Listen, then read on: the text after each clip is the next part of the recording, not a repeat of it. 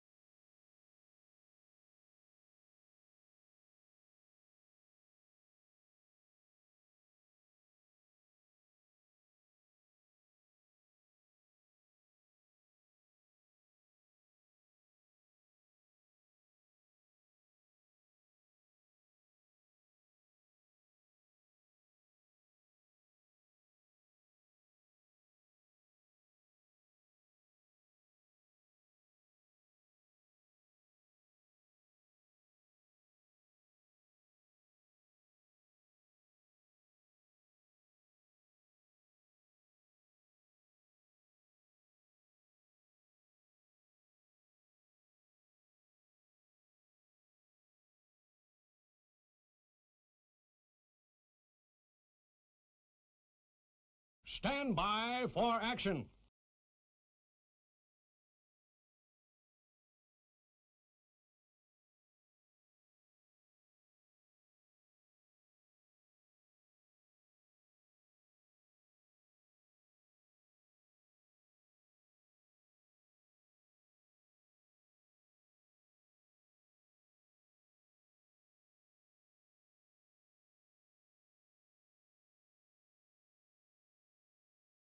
So, hello, and welcome back to Bescheuertes Kurzes Bein. My name is Leah, and I'm very sorry to report that we have a rain delay. We do have a rain delay. Let me just get some stuff out of the way. There we are. So, there is some rain delay, unfortunately. There's no toss. No toss has taken place. That's what I can tell you about that. Let me have a look at what ESPN Cricinfo is saying. Nothing new to report, unfortunately. The rain continues to fall and it looks quite steady too. The toss, if you had missed out, has officially been delayed, and this downpour is washing away chances of an on-time start too. So, yeah, very sorry, everyone. This is definitely out of my, of my sphere of influence, basically. So, yeah, just in case, welcome to the IPL coverage from Bescheuertes Kurzes Bein in cooperation with Guerrilla Cricket, who are doing the midweek matches. They are doing, I think the Bears said last Wednesday they will stick to the Wednesday matches, and I said, okay, then I will try to cover as much as I can here on this channel, so the people don't have to go too long without guerrilla style cricket commentary on the internet and without geo-blocks and stuff like that. So yeah, if you are new here, welcome everyone. If you are from Guerrilla Cricket, you know how this works. You write in the chat, and in between overs, I will read out your social media posts, stuff like that. So, and to everyone who is new here, go ahead, use the YouTube chat, and I will read out your messages. Any suggestions, any questions that you have, put them in the chat, and I will go over them whenever the time allows, or just hang out with fellow cricket badgers, cricket enthusiasts, stuff like that. If you are new, don't forget to like and subscribe so you don't miss anything. We will have another match coming up on Sunday. It will also involve the Royal Challengers Bangalore.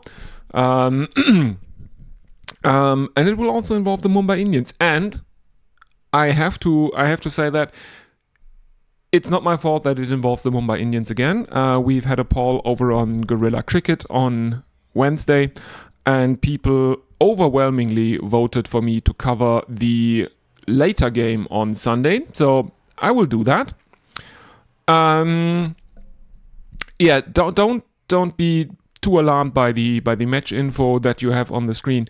It is because it's always a bit tricky with overzealous copyright trolls here on YouTube that will strike down anything that even smells like using IPL branded visuals and stuff like that, or names in the video.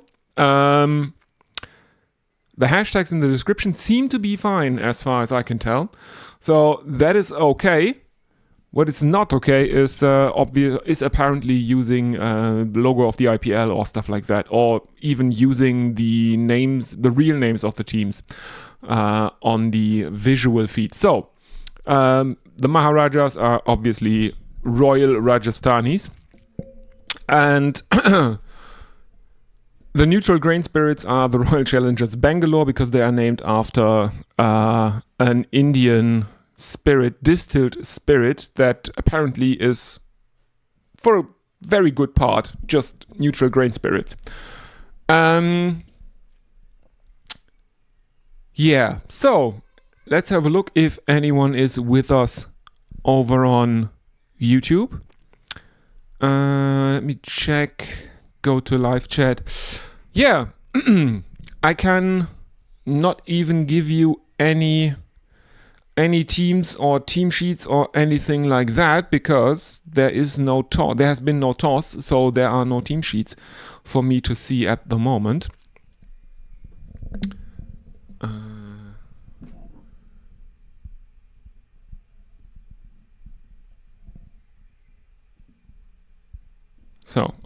This is better. I was thinking, what's going on with the sound? Feels a bit strange, but apparently the gain from my microphone has been lower than it usually is. So now I'm feeling much better. Yeah, the match is delayed by rain. Apparently, the surface on which this match was going to take place is the same one that was used during the match on Tuesday that I also covered, which was the one that was also rain shortened, in which the Rajasthan Royals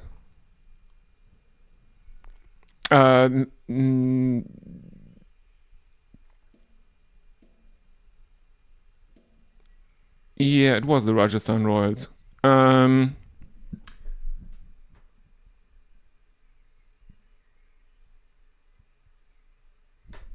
Where they demolished the Mumbai Indians. 152 in 11 overs the Rajasthan Royals made in that match, and then Mumbai got off to a very, very slow start and couldn't get to the 153 that was the target set by Rajasthan Royals, led by very, very good innings from Yashasvi Jaiswal and Vaibhav Suravanshi. He was also very, very good. Another update yesterday. Delhi Capitals lost against the Gujarat Titans on the last delivery of the innings, or maybe on the penultimate delivery of the innings, when David Miller, I think it was, declined a single to secure a super over because he did not trust who was out with him at that time. Let me have a look.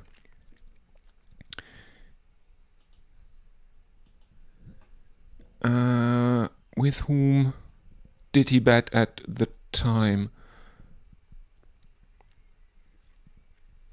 Oh no, it was the Lucknow Super Giants. I'm sorry, not the Gujarat Titans. It was the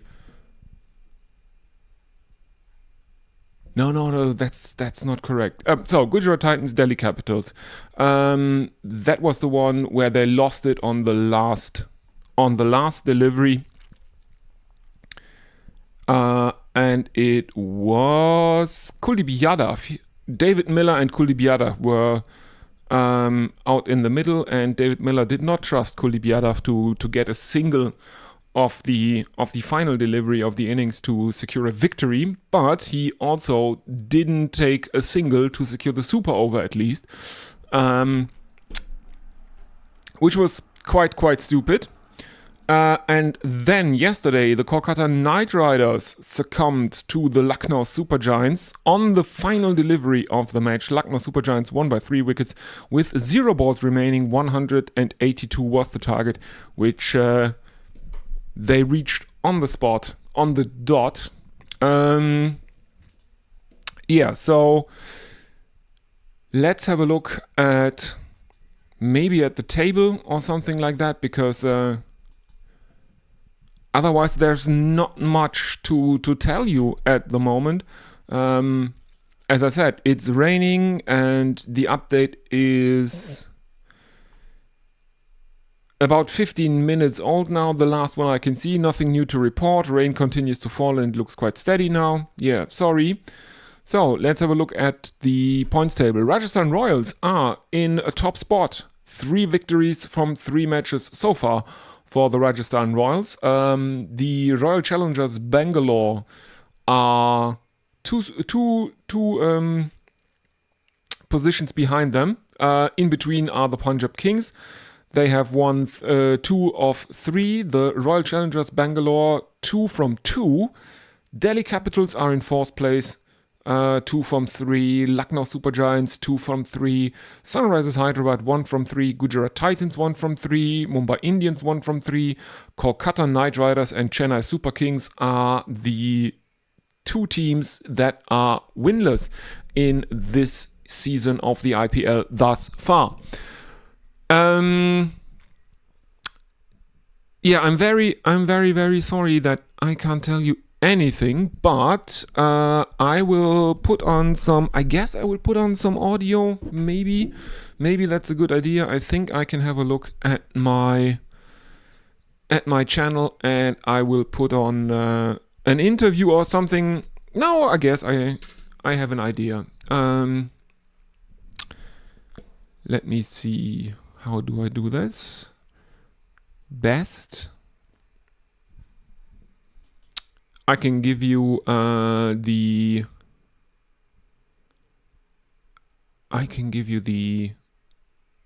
the German cricket commentary explanation video, or I can give you one of the Christmas or the Ashes specials that I did over Christmas and New Year's. Those are some possibilities. Or I can, I can have a look at putting on. Oh no, I can put on the rain delayed match between Rajasthan Royals and the Mumbai Indians, because most people were probably not listening to that one. And I will put on that as long as there is a rain delay. And as soon as I hear anything about any news from the ground, I will obviously keep you up to date, and I will update you in the...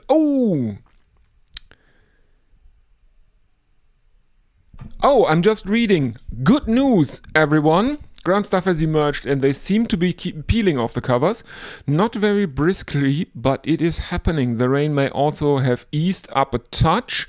The Super Supper is in operation now. So, the Super Supper seems to be in operation. Let's have a look at my video feed. Do I see anything yet? No, they are showing the table of the competition at the moment, but good news that the Super Supper seem to be out, at least according to Cricinfo.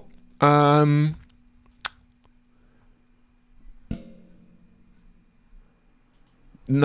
am now seeing pictures of the pitch on my screen. They've been taken before the rain started, and yeah, it looks like it's the same pitch as the one from the Rajasthan Royals versus Mumbai Indians match, which was a belter. So if that is the case, if they are using the same pitch as the one that they used during that rain-shortened match between Royals and Indians, get ready for a very, very high-scoring match, because this is a batsman's pitch.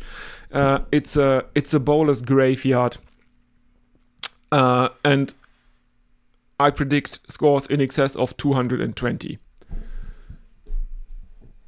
I can see the Rajasthan Royals players sitting in the dressing rooms. Ravindra Jadeja was there. Now I'm seeing, scenes from the ground. The Super Suppers are in action, and they have these very Indian Super Suppers. The one where the operator or the driver is rotated 90 degrees to the direction of travel, which I always find fascinating. This kind of construction for a vehicle. Now they are showing a shot of the floodlights, and that looks pretty good too. The floodlight shots are generally the ones where you can see if the rain is still coming down or not, because of the length of the lenses and stuff like that. It's sometimes really, really hard to see rain in the in the close-up shots because the focal length is so because of the focal length. You are very far away and you are zoomed in on the players' faces, for example, and you don't see anything in between. Yeah, but anyway, I will go to the last match that I did. Hopefully I can find where that started, because there was a lot of rain delay. And I will play that one for you until we get pictures from the ground, or before I get news from the ground. Let me have a look. Where is it? Here we are. Now I just have to find where it starts.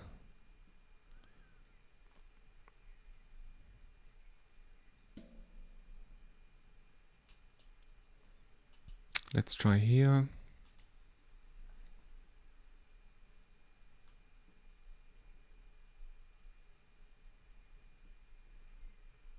Give me a second.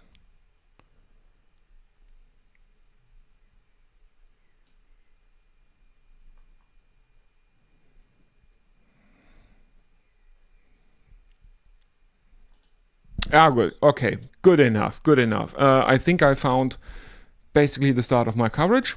And yeah, I will be with you in a very, very short while when I get news from the ground.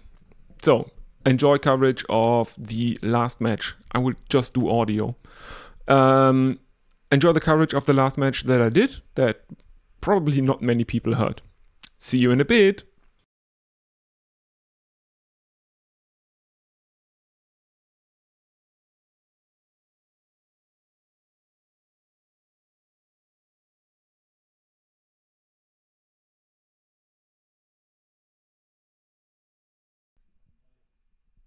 But we do have a match. The Mumbai Indians are going to bowl first. So let's have a look at. We have pictures now. Yeah, if you are watching this, you probably know how this all works from Guerrilla Cricket. Do write in the chat and I will read out your comments in between overs or when there's a delay in play. So I'm now seeing the team sheets on the screen as well, so got them right. The impact sub options. Shubham Dubey is a batting option for Rajasthan Royals. Pretorius and Ravi Singh are all-rounders. Ravi Bishnoi, the spin option, and Brijesh Sharma, the pace option. Sherfan Rutherford and Robin Mins are the batting options for Mumbai. Corbin Bosch, all-rounder, as well as Raj Angad.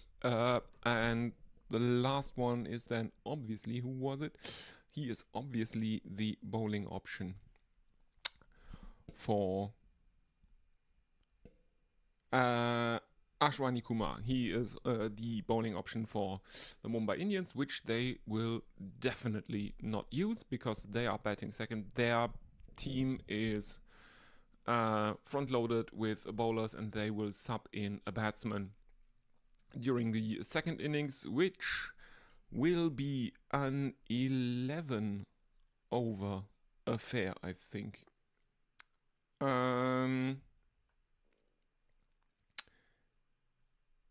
Yes, 11 overs per side, power play 3.2 overs. This is not a glitch. That is the number of deliveries. So 20 deliveries of power play, basically. And I feel a bit like commentating the 100. One bowler, a maximum of 3, 4, a maximum of 2, 10-minute break, reduced to 11 overs per side. Yeah. Obviously, it's a bit annoying that the one match that or the match that I'm doing. I find the time to do the match, and then it gets affected by the rain. But here come Kumar Damasena and Mohit Krishnadas, the on-field umpires.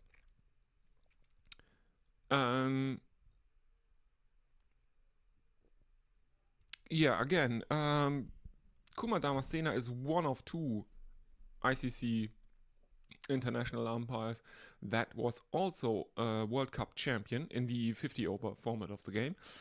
Which one is the other? Do let me know. I'm taking or write your best guesses into the chat. Also, we are doing this in cooperation with Gorilla Cricket, so check them out over at gorillacricket.com. They will be live on air tomorrow for Gujarat Titans versus Delhi Capitals. So do check that out as well. Out come the opening batsman for the Rajasthan Royals. There's this the weird robot dog running around that is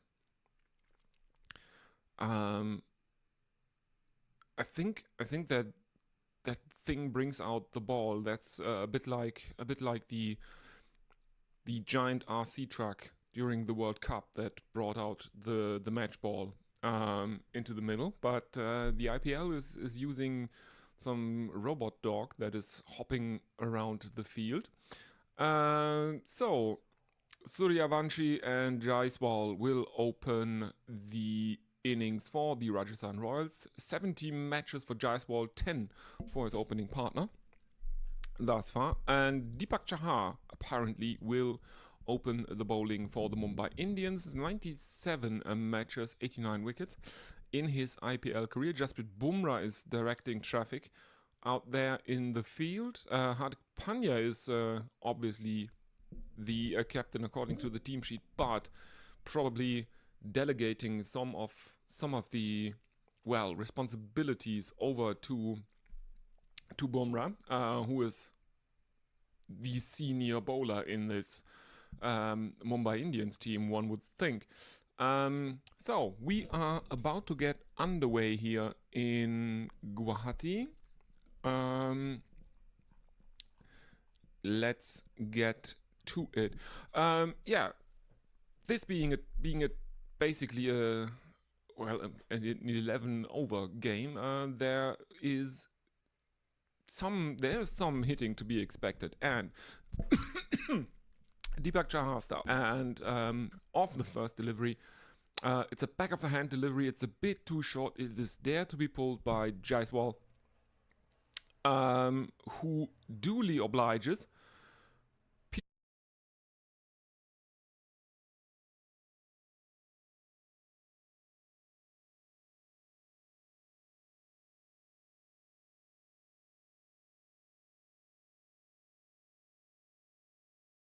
Alright, so technical difficulties here with the connection. Jasprit Bumrah is bowling the second over, and I'm very, very sorry. Let me have a look at the scorecard. We had 22 runs off the first over, and now Bumrah has conceded a 6, 2 singles, and another 6, and Hardik Pandya is looking very, very enraged with what's going on here. Oh, what happened now? There is an appeal. I don't know for what the batsmen have gone back, and someone fell over his own stumps. Suryavanshi. Bumrah again. A lot of full tosses here from Jasprit Bumrah. This one is tapped towards mid-wicket, and Bumrah ends the very expensive over thus far with 2 more dot balls. So 14 runs of the second over. The current run rate is 18 because the Rajasthan Royals are 36 without loss after 2. This is it's what's to be expected, basically. The shorter the match, the higher the expected run rate will be, because It won't. You are rewarded more for your high risk shots the shorter the match is, or the shorter the format is. So yeah, obviously it will play havoc with the bowlers' figures, but we are having a third bowler brought on.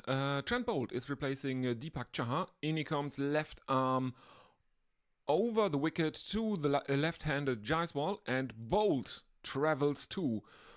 He is shoveled over the leg side for 6 more runs for the Rajasthani cause. 42 without loss, the Rajasthan Royals. Well, the Mumbai Indians batting will have to come up with something. Rohit Sharma can't do his customary, I'll get my eye in for a few balls and then start hitting. That's definitely not an option here. Looking at the run rate, that is wild. Currently 19.38 the run rate.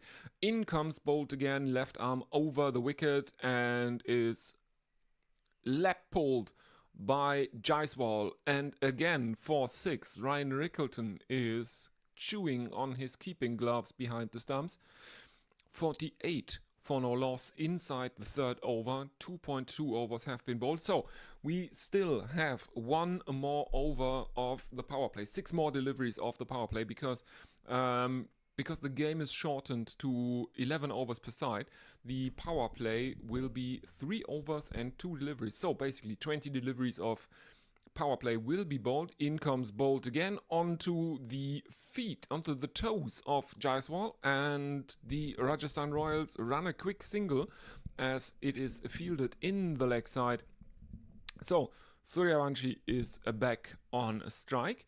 49 without loss, and Yashasvi Jaiswal has brought up 100 IPL sixes with that second 6 of the first Trent Boult over.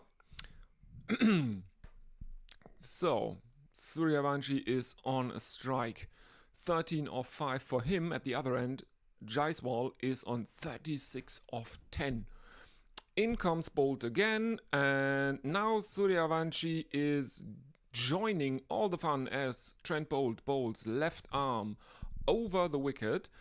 It looks to go down the leg side, but he gets some bat under it and disposes Trent Boult over square leg for another 6 runs. This one went 80 meters deep, and the Mumbai Indians are in trouble here. The fans can't believe it, what they are seeing. We are now seeing slow-mos of the fan reactions in the stands to all this batting that's going on here. Hardik Pandya is fiddling around with his field. And we are seeing that Suryavanshi is taking 5 deliveries per 6, or has a fifth of his faced deliveries result in a 6.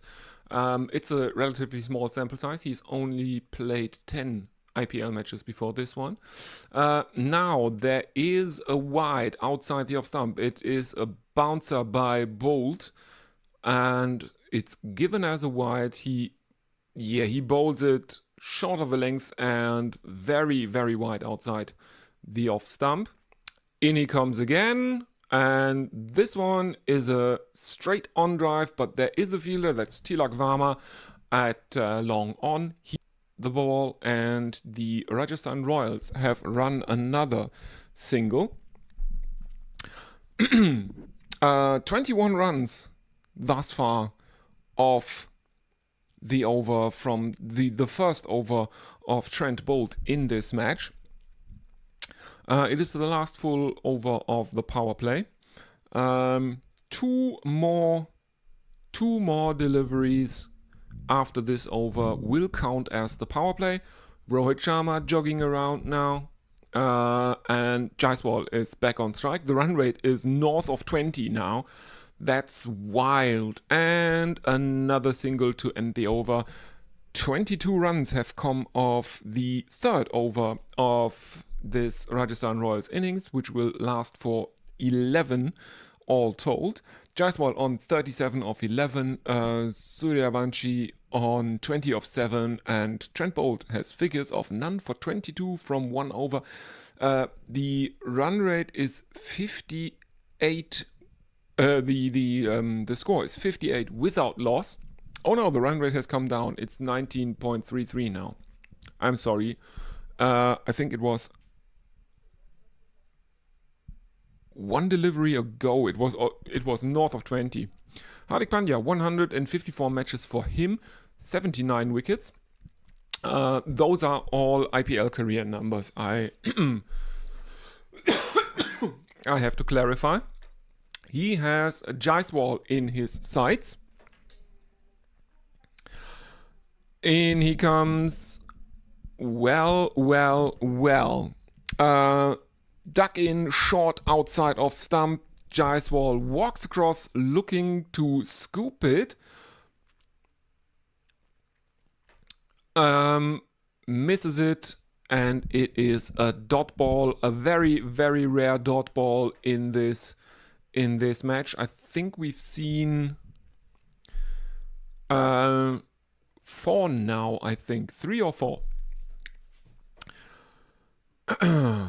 In comes Hardik Pandya again, right arm over the wicket onto the toes of Jaiswal, who clips him towards deep backward square leg.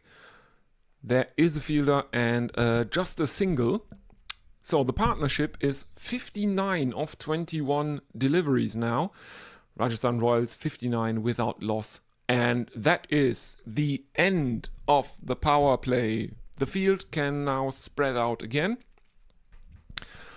The power play is not whole overs this time because the match is 11 overs aside. In comes Hardik Pandya. And this one is cut by Suryavansh.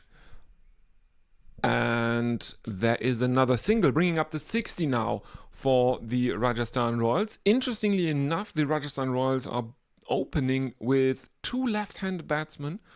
Common wisdom would suggest you start with a left-handed, right-handed batting option or partnership to open the innings. But can't argue that much with the results in this shortened and extraordinary match thus far. Hardik Pandya now stemming the flow of runs a bit.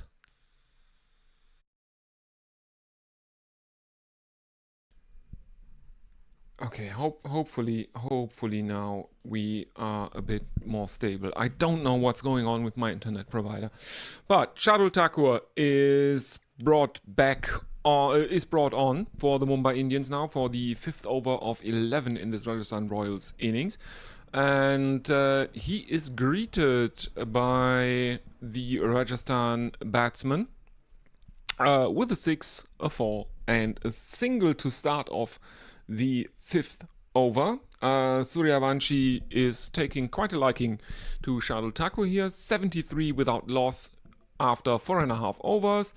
And now he comes in, Shardul Thakur comes in to Jaiswal, cut.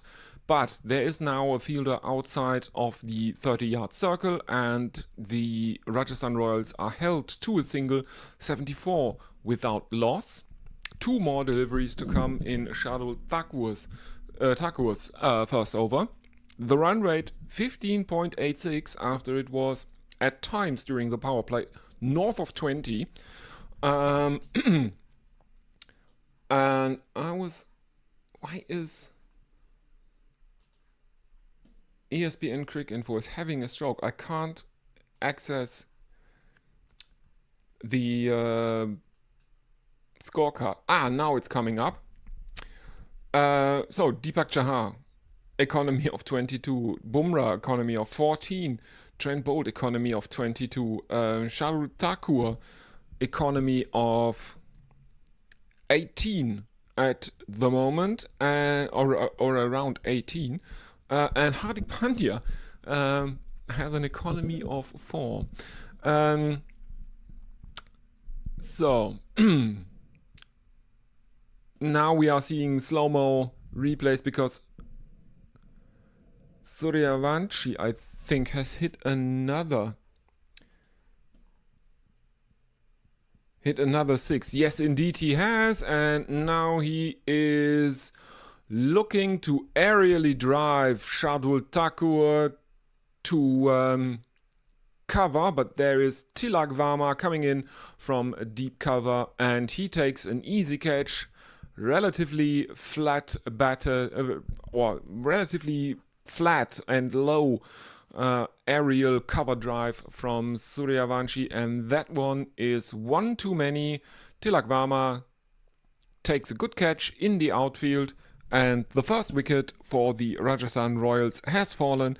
5 overs gone, 18 runs, and 1 wicket came from the 5th over, and Rajasthan Royals are 80 for 1.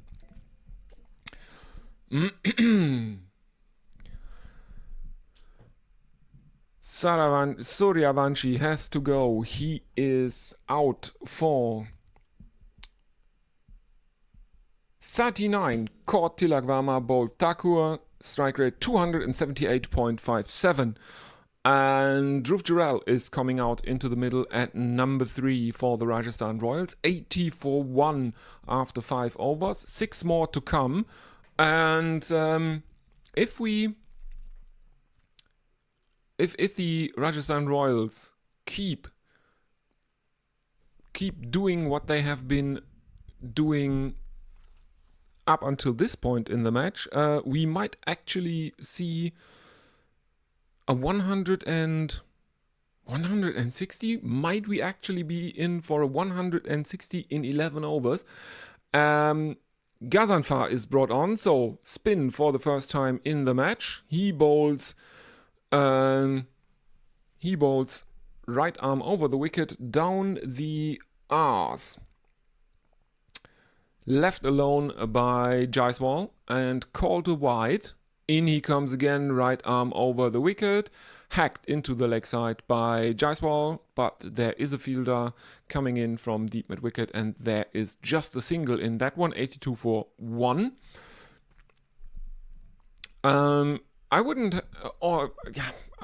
Probably they will probably have to use Ghazanfar's over, because he is in the team, and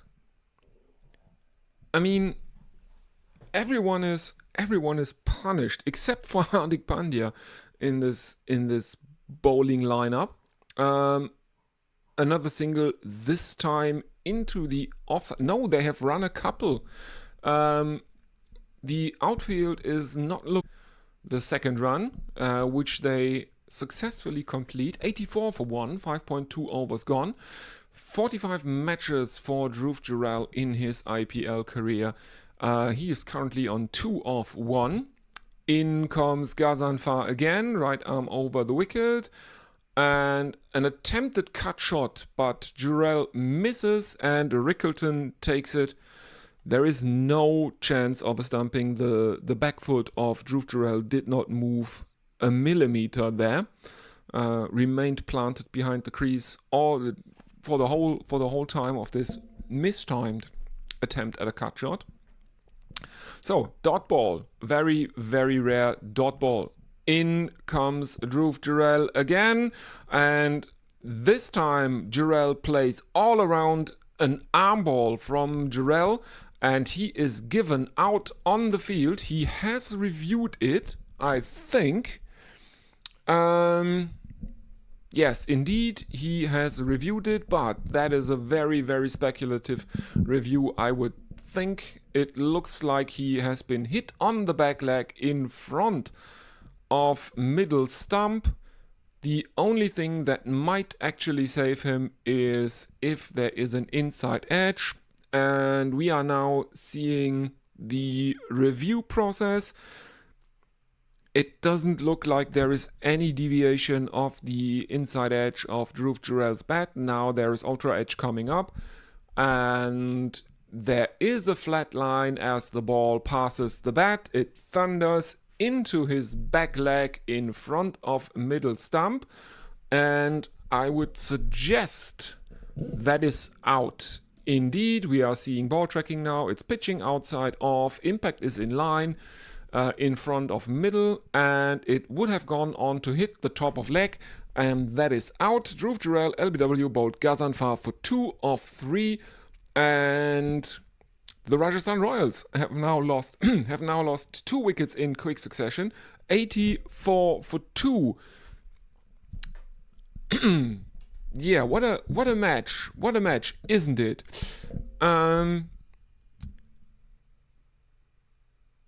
If you are listening on YouTube, please do use the chat. It's always fun to talk to you, whoever is listening out there. And Riyan Parag has come in at number 4 for the Rajasthan Royals. He will have to face 2 more deliveries of Ghazanfar's first over, who has figures of 1 for 4 so far. The pace attack of the Mumbai Indians has been taken to the cleaners during the power play, as in comes Ghazanfar, right arm over the wicket, and played out to mid-off by Riyan Parag, who has a career strike rate in the IPL of 142, 87 matches, 1,588 runs. And he is off the mark with the single, so Yashasvi Jaiswal is back on strike. 41 of 17 for him. The run rate, which was over 20 at some points in the power play, is now down to 14.57. In comes Ghazanfar, right arm over the wicket, angles one across Jurel, who plays him out to extra cover, and there is no fielder out there in the deep on the offside, and that is another 4 to the total for the Rajasthan Royals. 89 for 2, 9 runs and a wicket coming off this 6th over. Yashasvi Jaiswal ends it on 45 of 18, and Riyan Parag is at the non-strikers end, 1 of 1 for him. Ghazanfar, 1 over, 1 wicket for 9 runs. The run rate 14.83 again. 5 more overs to come here in Guwahati. And Jasprit Bumrah is replacing Shardul Thakur, and he starts with a single as he is bowling a right arm over the wicket to the left-handed Dhruv Jurel, who basically defends it back into the offside.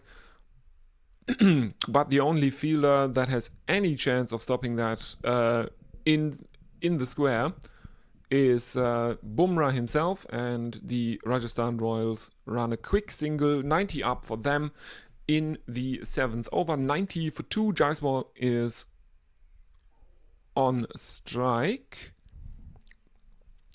Bumrah switches to around the wicket for the left-handed Jaiswal. And there is a rare dot ball. There is a very, very rare dot ball as Bumrah bowls back of a length just outside off, as Jaiswal runs it down to short third man, and there is no run. So that's, I think, 19 trees being planted by some sponsor. In comes Bumrah, right arm around the wicket, and hacked towards a deep mid-wicket by Jaiswal for another single. Riyan Parag is on strike. The run rate is exactly 14 now. as we are seeing replays of Dhruv Jurel's wicket. That was a very, very good delivery from Ghazanfar, and it was a very, well, it was a timely wicket for the Mumbai Indians, let's put it that way. In comes Bumrah to Parag, and he is switching back to over the wicket, right arm over the wicket, and this is guided just past Ryan Rickleton, the keeper, and running down towards very fine third man, almost to backstop.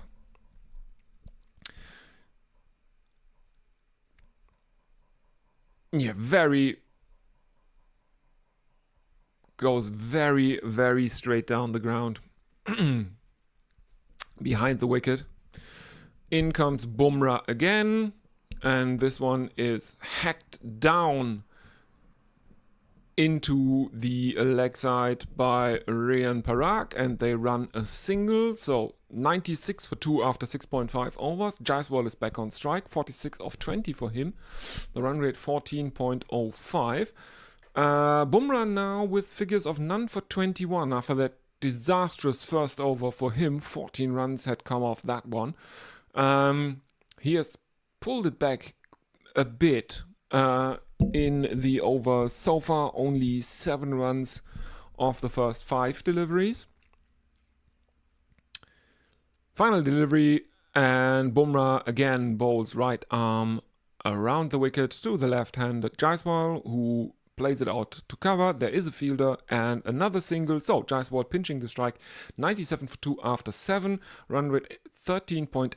Jaiswal is on 47 of 21. Parag on 7 of 4. And Bumrah figures of 22 runs conceded from 2 overs. No wickets taken, so none for 22.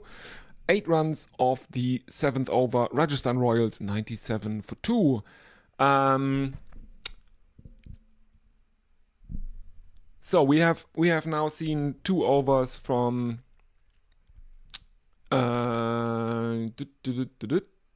Bumrah. He is the one who has bowled 2 overs.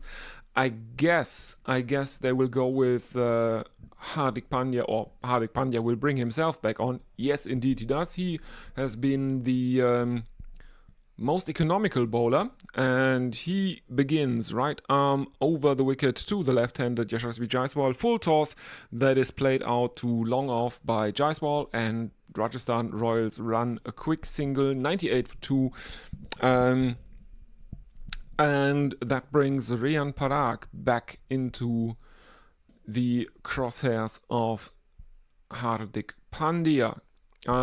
So right-hander is taking a strike. Pandya surveys the field, thinks about any corrections to his field settings. There is a slip. There is short third man. No, there's no slip anymore. It was on the graphic, but slip has come out. There is backward point. There is short third man. There is short fine leg, and Riyan Parag can find a single of his second delivery of Hardik Pandya's second over. Jaiswal back on strike, 99 for 2, and Mahela Jayawardena is he is marching out there. So let's have a look at the field. Long on, deep mid wicket, deep square leg, short fine leg, backward point, deep point, extra cover, and long on. Jaiswal is on strike. Hardik Pandya steaming in now, right arm over the wicket, angles it across Jaiswal, who cuts him past short third man, and that is another 4, and that brings up Yashasvi Jaiswal's half century of 23 deliveries. Rajasthan Royals, Stand by for action.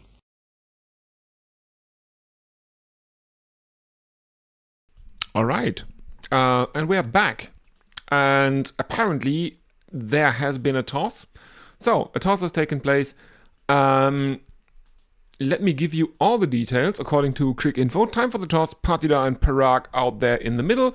Parag, by virtue of being the home captain, will give the coin a spin. Partida calls head, but tails it is. Rajasthan Royals will bowl. They have won the toss and they have decided to bowl. So, we have a match only basically 45 minutes of delay this time around due to the rain. Let's see if we can get some teams. I don't have any yet. Ian Bishop is currently talking to Rian Parag out there in Guwahati. I am not listening to the audio, so I can't tell you what he's saying exactly, but hopefully you are still with me. And I hope we can have an uninterrupted match from here on out in this, the 16th match of the IPL 2026, the Rajasthan Royals and the Royal Challengers Bangalore face off. Both teams have won 2 matches thus far. Rajasthan Royals have played 1 more as of today, though. So, yeah, the net run rate for the Rajasthan Royals is... Oh no, the Rajasthan Royals have won all of theirs. So, the Royal Challengers Bangalore, that's my error. Both of them have won 100% of their matches in the season thus far, but Rajasthan Royals have played one more match than the Royal Challengers Bangalore. The Royal Challengers Bangalore actually have a better net run rate than the Rajasthan Royals. So, looking at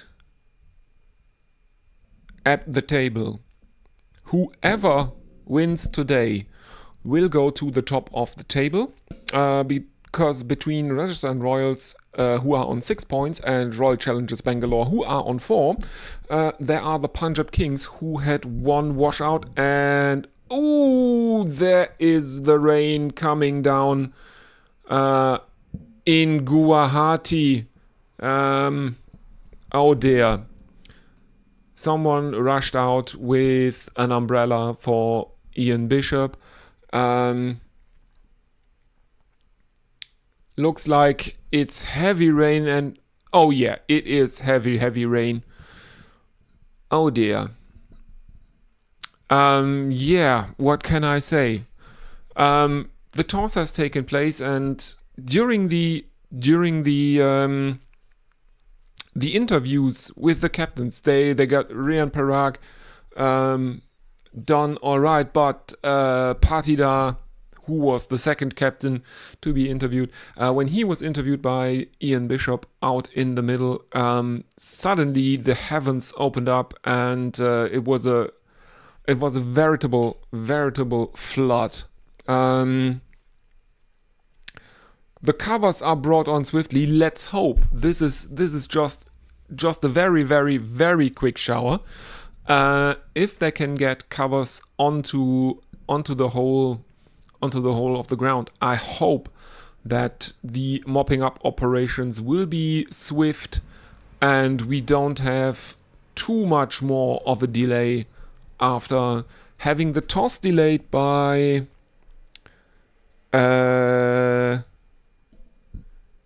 I think about 45, half an hour, 45 minutes, something like that. I can't tell you anymore because there are advertisements on at the moment. But I can tell you the following. If you are listening,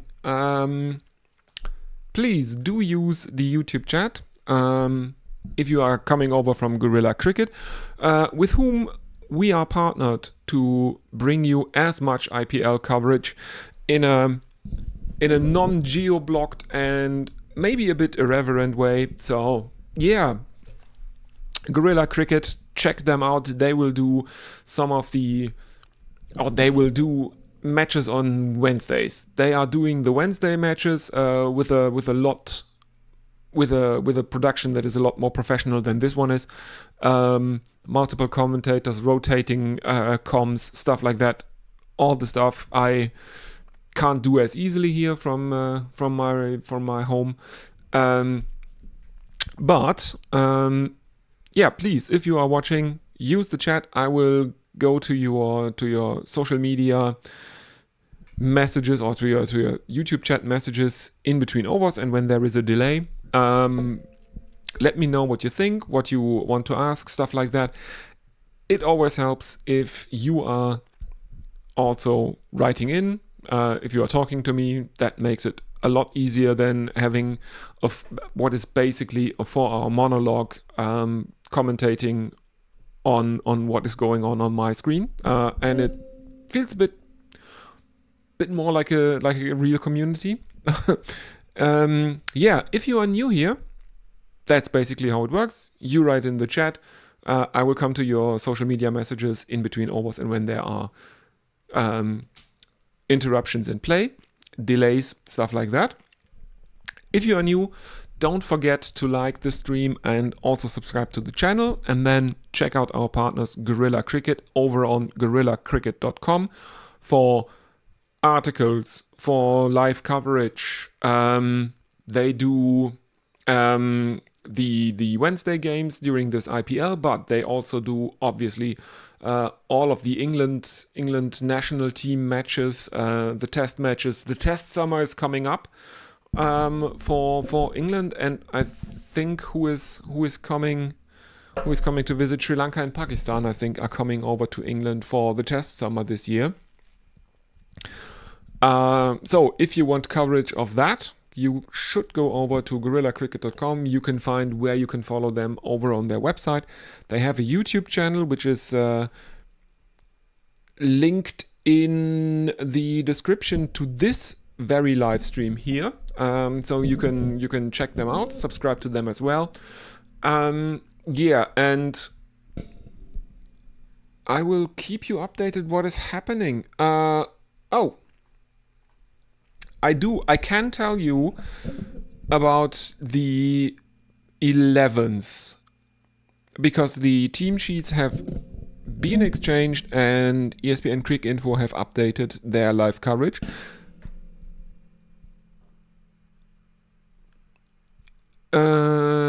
Just a second. I got pictures from the ground again. They are showing the floodlight towers. They are saying that the match is delayed due to rain. Now we are getting replays of the England v India ICC Women's World Cup finals at Lord's, which India lost to England. But let's get into it. Rajasthan Royals, their bowling first 11 consists of Yashasvi Jaiswal, Dhruv Jurel, the wicketkeeper. They are opening the batting. Suryavanshi has been left out after that performance during the rain-shortened match against the Mumbai Indians, but he has been moved to the Rajasthan Royals bench. So I am pretty confident that he will be the impact sub when they bat in the second innings. So Yashasvi Jaiswal and Dhruv Jurel, the wicketkeeper, seem to be opening. Captain Rian Parag is at number 3, followed by Shimron Hetmeyer at 4. Donovan Ferreira is at 5, Jadeja at 6, then Jofra Archer, Sandeep Sharma, Nandre Borga, Brijesh Sharma, and Ravi Bishnoi. So I guess Ravi Bishnoi will be swapped out after the first innings for Vaibhav Suryavanshi. The rest of the Rajasthan Royal bench is Luandre Pretorius, Ravi Singh, Shubham Dubey, and Tushar Deshpande. So there is a good mix of bowling options, but mostly, I think there should be mostly batting options, but just in case, Deshpande is a spinner, I think. Anyway, the Royal Challengers Bengaluru batting first 11 is Virat Kohli and Phil Salt opening. Devdutt Padikkal is at 3, Rajat Patidar the captain at 4, Tim David at 5, Jitesh Sharma the keeper at 6, followed by Romario Shepherd at 7, Krunal Pandya, then Bhuvneshwar Kumar, Josh Hazlewood. So Josh Hazlewood is back in the team, and Abhinandan Singh brings up the tail. The RCB bench, which is just now the 5 impact sub options that they have, is Suyash Sharma, Jacob Bethel, Rasik Dar, Kanishk Chauhan, and Venkatesh Iyer. Apparently, good news as far as I can tell, because people that live by their own or are telling me that they're living 10 minutes away from the ground. I don't know if that is by foot, by bike, rail, or whatever. Apparently there is no rain there, so they think, or they reckon, that it's just a passing shower, which would be good, but I can tell you that we won't start on time, because about 5 minutes ago ESPN Cricinfo said that not entirely sure, but the rain might just have increased in intensity. Looks like we won't be starting at 8:15 local time. The fourth umpire apparently is chatting to a couple of members of the ground staff. Umbrellas up this time though. So yeah, we do have a toss, we do have the team sheets, but apparently the rain has intensified again. What shall we do? I can't tell you anymore because my video is just showing replays of the Women's World Cup final from 2017. And ESPN Cricinfo, the only update I can get there is that the umbrellas are up, whereas the fourth umpire is chatting to the ground staff. I'm sorry, I can't tell you anymore, so let's have a look at the YouTube chat if anyone is with us. Again, I will read out your social media messages, which in this case is basically I will read your YouTube chats. So get typing, get chatting. That really helps, especially in these rain delay times.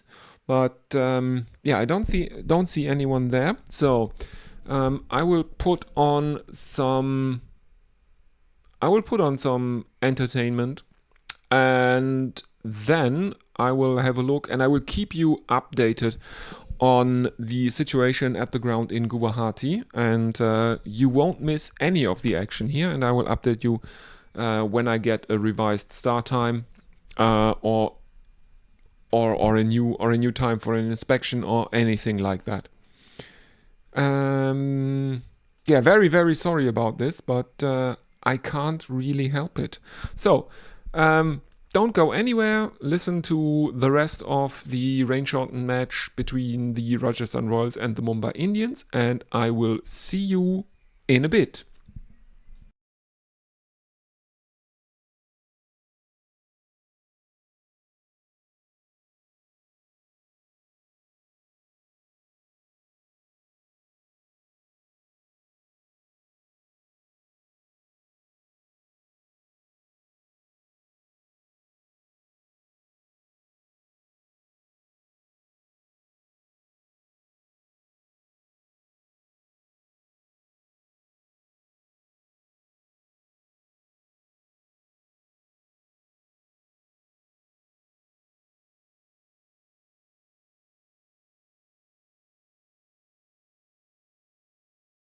3 deliveries. Rajasthan Royals 103 for 2 after 7.3 overs.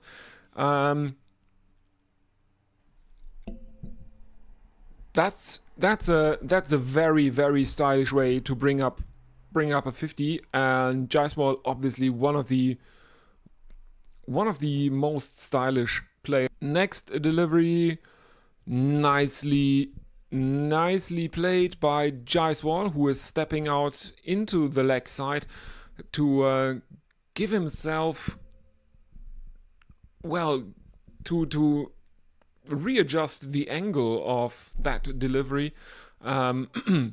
Aerial straight drive, but there is a fielder, that is again Tilak Varma, who is standing behind the non-striker in the deep, and Rian Parag is on strike. Yeah, and I mean, oh yeah, I didn't even think about it, but yeah, the Mumbai Indians coach is Mahela Jayawardena, and the Rajasthan Royals coach is his very, very good mate Kumar Sangakkara.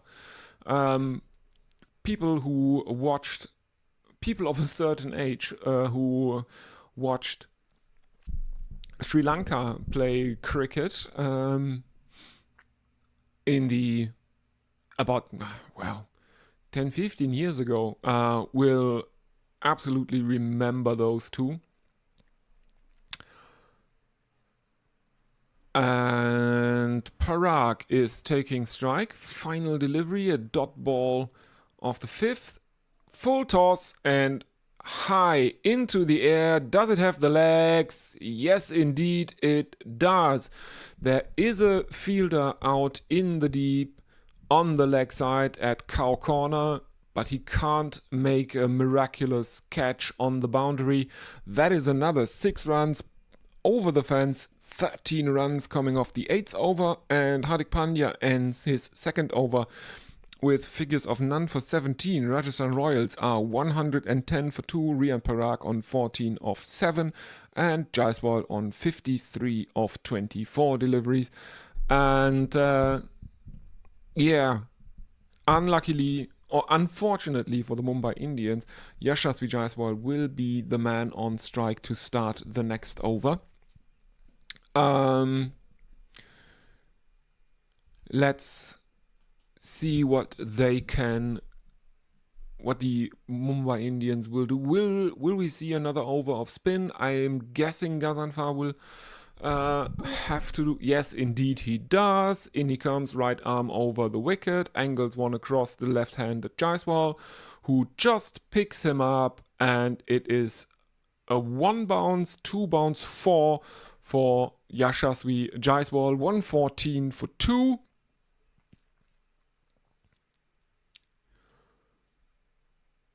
Oi, oi, oi. There were 2 fielders converging, one from long on and one from long off, but they couldn't stop it. Next one hacked straight to fine leg by Jaiswal, but not aerially, so they run through for a single. Parag is back on strike. I couldn't even tell you if since this match has been or is rain shortened, it's a shortened match, 11 overs per innings. I don't even know if there are strategic timeouts. I don't think there are. Attempted late cut from Rian Parag, but he cannot make contact with the ball.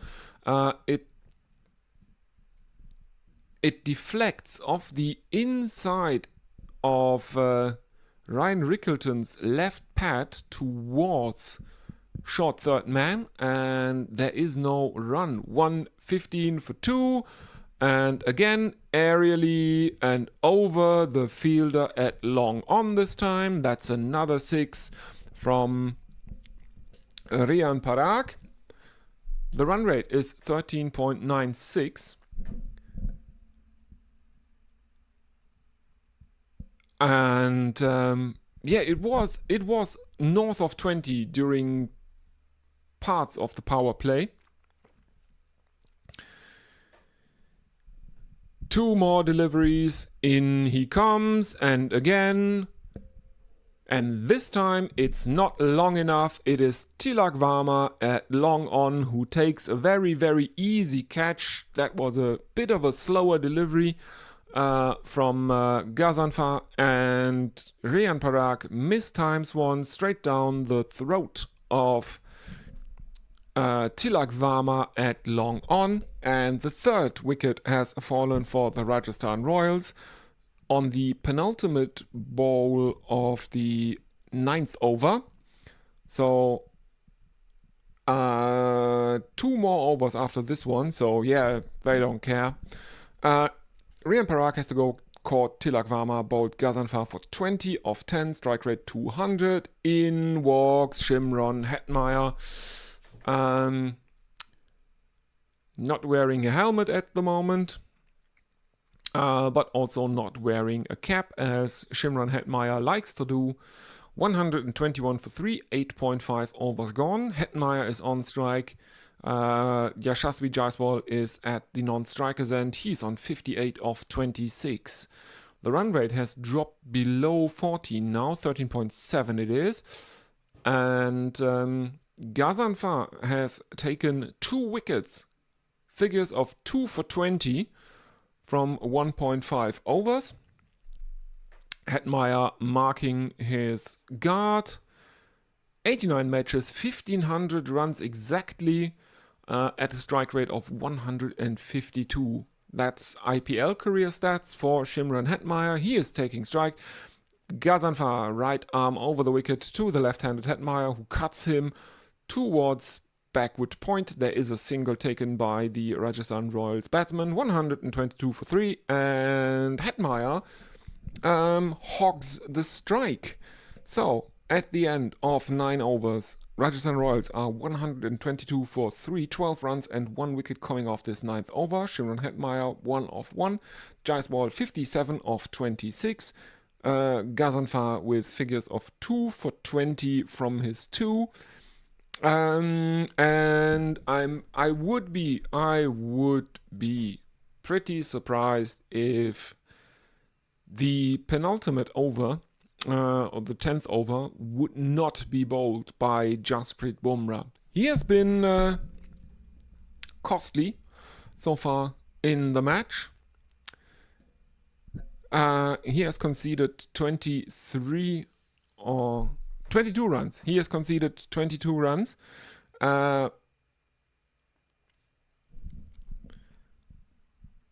Which is a 3-way tie for the most runs conceded in this innings. But Bumrah is the only one who has bowled more than 1 over.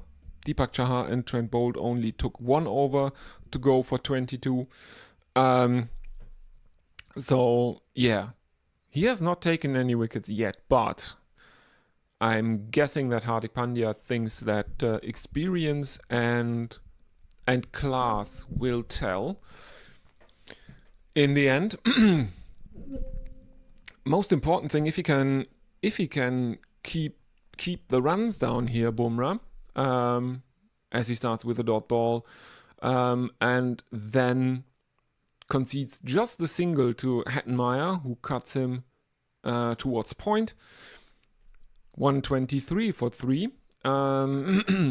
If he can limit the damage the Rajasthan Royals batsman can do, that is probably more important right now. You're not going to bowl out a side in 11 overs, except if you are the Royal Challengers Bengaluru. Sorry, Kai.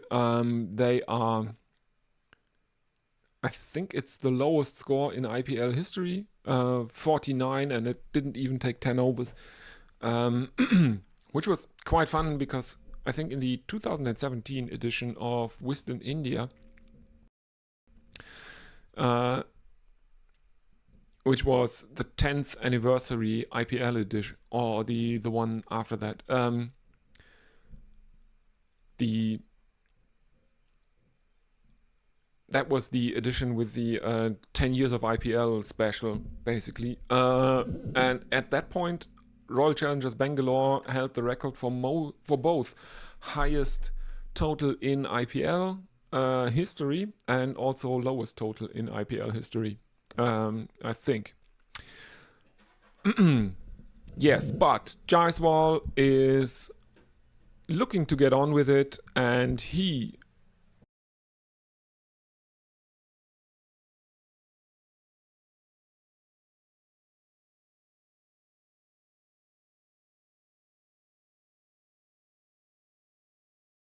Anything can happen in the next half hour. So, welcome. Apparently, we are about 10 minutes away from the first ball to be bowled. According to ESPN Crick Info, the covers are coming off and we are set to go in 10 minutes time. Hopefully that is true. To give you the update again, we have had a bit of a delay. The toss was delayed because it was raining in Guwahati. Not a good omen. The last match that was held in Guwahati, I did that live too. That was on Tuesday. It was between the Rajasthan Royals and the Mumbai Indians. That one turned into an 11 overs aside, well, slugfest, let's put it that way. Rajasthan Royals made 152 in 11 overs. Mumbai Indians were unable to chase down 153 in their 11 overs. And what then happened? The toss was delayed by about 45 minutes. We had the toss. The Rajasthan Royals won the toss, and they put RCB in. The Rajasthan Royals chose to field. Then Ian Bishop conducted the interviews with the captain after the toss. And the interview with Rian Parag went off without a hitch. And then when Rajat Patidar came out to talk to Ian Bishop, it started pouring it down. Attendants came running out into the middle with an umbrella for Ian Bishop. And that was that. They put the covers back on, but apparently it was just a very, very short and sharp shower. Because only the pitch was covered, the outfield remained open. And we now have a start time. It is 8:40 p.m. local time, which means we do not lose any overs. The cutoff time for a full match was 8:40 p.m. local time, and that is now the start time. So any further interruptions will result in the loss of overs in this match. And let's get through the teams once again. So the Rajasthan Royals, their 11 for bowling first consists of Yashasvi Jaiswal and Dhruv Jurel, the wicketkeeper, opening. Rian Parag, the captain, is at number 3. Shimron Hetmeyer at 4, Donovan Ferreira at 5, Ravi Jadeja at 6, Jofra Archer at 7, Sandeep Sharma, Nandri Boga, Brijesh Sharma and Ravi Bishnoi make up the 11. The Rajasthan Royals bench contains, or the bench that is the 5 possible impact subs for this team in this match. That bench contains Vaibhav Suryavanshi, the hero of the last match. He didn't score as many as Yashasvi Jaiswal, but he scored them at an even faster clip. The 15-year-old, he's 15, I think. So he is a possible impact sub, and I would say he's the most likely impact sub. Luandre Pretorius, Ravi Singh, Shubham Dubey, and Tushar Deshpande make up the rest of the possible impact subs for the Rajasthan Royals. The Royal Challengers Bangalore 11, batting first, is Virat Kohli and Phil Salt to open the innings. Devdutt Padikkal is at number 3. Captain Rajat Patidar is at number 4. Tim David at number 5. Jitesh Sharma, the wicketkeeper, is at number 6. Then it is all-rounder Romario Shepherd, followed by another all-rounder in Krunal Pandya. Then Bhuvneshwar Kumar, Josh Hazlewood, who is in the playing 11 this time around, and Abhinandan Singh. People were talking about Josh Hazlewood. He was out for the first 2 matches of the Royal Challengers Bangalore, and there was speculation if he was available for this match. He was seen doing some light warm-up work in the run-up to this match, but people were thinking that it's probably still too early for Josh Hazlewood to play in this match. Apparently it is not. Josh Hazlewood is in the 11. The 5 possible impact subs for Royal Challengers Bangalore are as follows: Suyash Sharma, Jacob Bethel, Varasik Dar, Kanishk Chauhan, and Venkatesh Iyer. So,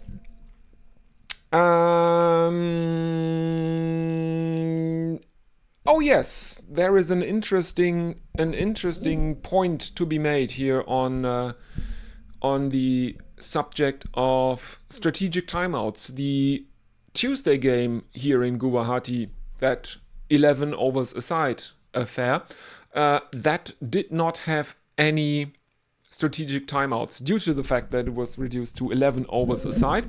There won't be any shenanigans with power plays that last 3 overs and 2 deliveries or something like that. Apparently we will have a full match of 20 overs aside, so the usual power play and power play restrictions will apply. So the first 6 overs will be the first power play, and we are 5 minutes away from the start of play according to my clock, to my timekeeping. Anyway, that gives me a bit of time. We are doing this to supplement the coverage of Guerrilla Cricket, or in cooperation with Guerrilla Cricket. Here, over there, you see the logo, the web address guerillacricket.com. They will cover mostly the Wednesday afternoon matches here in Europe, and I am doing whatever I can to bring the people that are in the market for Guerrilla Cricket style cricket coverage to keep the withdrawal symptoms at bay. Let's put it that way. I will concentrate on giving you something on the weekends. And this weekend we are actually having 2 matches. We have the one today, and we have one on a Sunday. We had a poll for that, for which Sunday game to cover on Guerrilla Cricket on Wednesday, and most people wanted me to cover the second RCB match of the weekend, which is against the Mumbai Indians, and that will be on Sunday at 4 p.m. my time, so 4 p.m. Central European Summertime. And I will cover that on this channel, so if you don't want to miss that, subscribe to the channel and also activate notifications. Then you will be notified of the live stream. I have already scheduled it, so if you want to go look at the live stream tab on this channel here on YouTube after this stream, you will find that there. It has already been scheduled. You can activate. You can click on notify me if you don't want to activate notifications for the whole channel. You can click on the notify me button on that specific stream for Sunday, so you will get a notification for that one. And Guerrilla Cricket will probably be live on air next time for, let me have a look what the fixture on Wednesday will be. I think the Bear was talking about keeping a regular schedule so that people know that every Wednesday Guerrilla Cricket will be online, and I will cover whatever I can cover to supplement that coverage. Don't worry, if I will do a stream, if I will do coverage, I will schedule it on this channel, so you won't be surprised. So you don't get you won't be surprised. You will know at least 1.5 days in advance. Let's have a look. Monday, Tuesday, Wednesday. I think, interesting. The Guerrilla Cricket will probably also cover the Royal Challengers Bangalore. So a lot of RCBs love from Guerrilla Cricket and Bescheuertes Kurzes Bein this week. They will cover Royal Challengers Bangalore versus the Lucknow Super Giants. Yeah, and if you are new here, you know how this, or I will briefly explain how this works. Go ahead, use the chat, the YouTube chat on this live stream. I will read out your social media messages, write anything you want to tell us. If you have any questions, any suggestions, stuff like that, if you have any predictions or stuff like that, put it in the YouTube chat. I will get to it, to your social media posts. You can also obviously talk amongst yourselves, but it's always much more fun if you interact with the stream. It also makes it a bit easier for me, because otherwise this would be basically a 4-hour monologue from me, and it is much more interesting if it is a kind of a dialogue between me and you.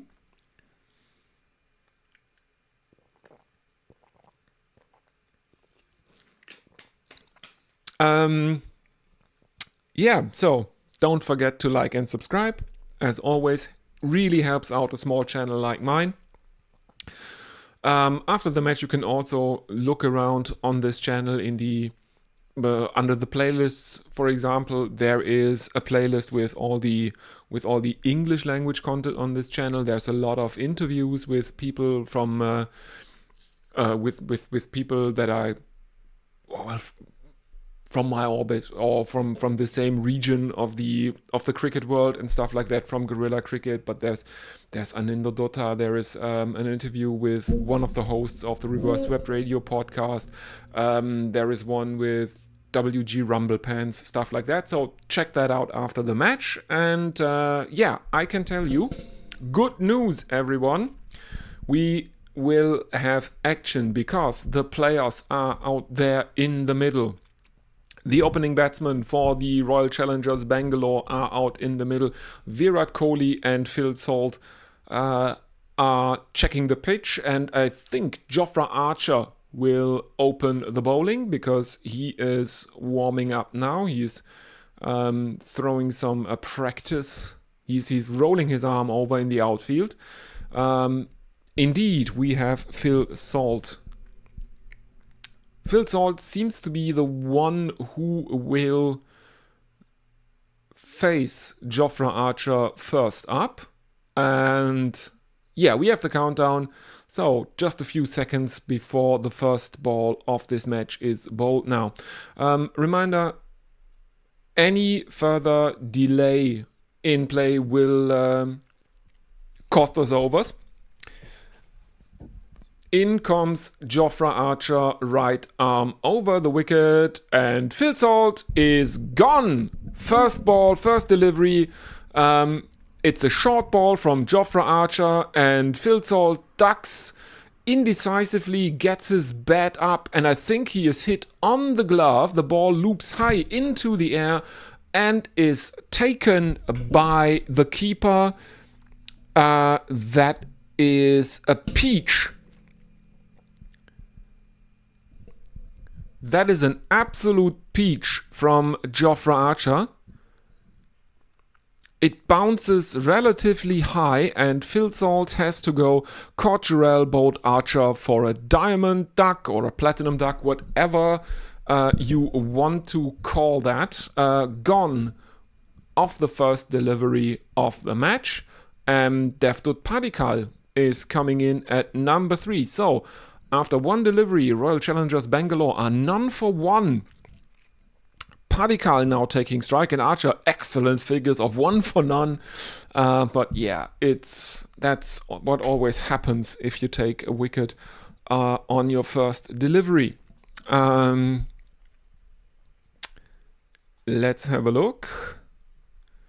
There is no one in the chat right now. Okay, but reminder, do use the chat as we see Padikkal's stats. 77 matches at a strike rate of 129 his IPL career. So he is now marking his guard. There are 2 slips in place for the left-hander Devdutt Padikkal, and Archer bowls right arm over the wicket, angles one across Padikkal that beats his outside edge, and there is no run. So, yeah, Phil Salt we are seeing here in replays. He underestimates the bounce that Jofra Archer gets and splices it high into the air to be taken by Dhruv Jurel. Easy catch for Dhruv Jurel. That. In comes Archer again, right arm over the wicket and dabbed past second slip by Devdutt Padikkal, who is off the mark with a 4 because there is a fielder at deep third man who is coming around trying to stop the boundary but is unable to. And RCB are on the board for 1. So, I don't know if it is a good thing that that Rajasthan Royals chose to bowl here. Next one by Archer is uppercut by Devdutt Padikkal, and he finds the second boundary of the over behind backward point. And Royal Challengers Bangalore move on to 8 for 1. Yeah, there has been a lot of talk about the dampness in the pitch helping the side batting first in these conditions, and one of the main arguments was the last match when Rajasthan Royals made 152 in 11 overs and Mumbai Indians couldn't really get anywhere near that. So maybe a miscalculation, the choice to bowl first.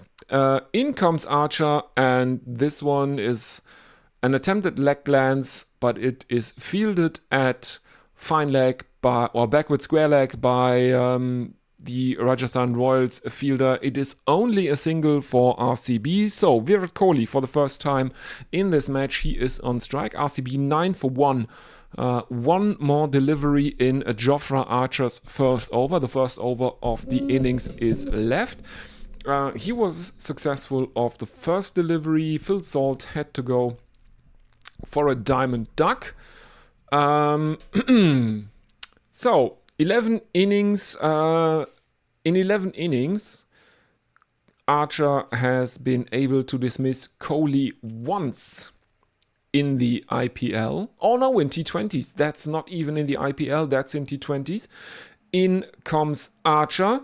Outside edge through the now vacant slip area from Virat Kohli, because slip is out and there is either a gully or a short third man. Somewhere in that region there's a lone fielder stationed, and Virat Kohli edges Jofra Archer through first slip. Dhruv Jurel, who was jumping to his right or diving to his right, couldn't get even the tips of the gloves onto that one, and Royal Challengers lose a wicket in the first over, but they also make 13 runs. Padikkal 9 of 4, Kohli 4 of 1, and Nandre Borger will continue from the other end. He is opening the bowling in tandem with Jofra Archer here in Guwahati. Padikkal will be on strike. for Nandre Borga. Let's have a look at some of Nandre Borga's stats.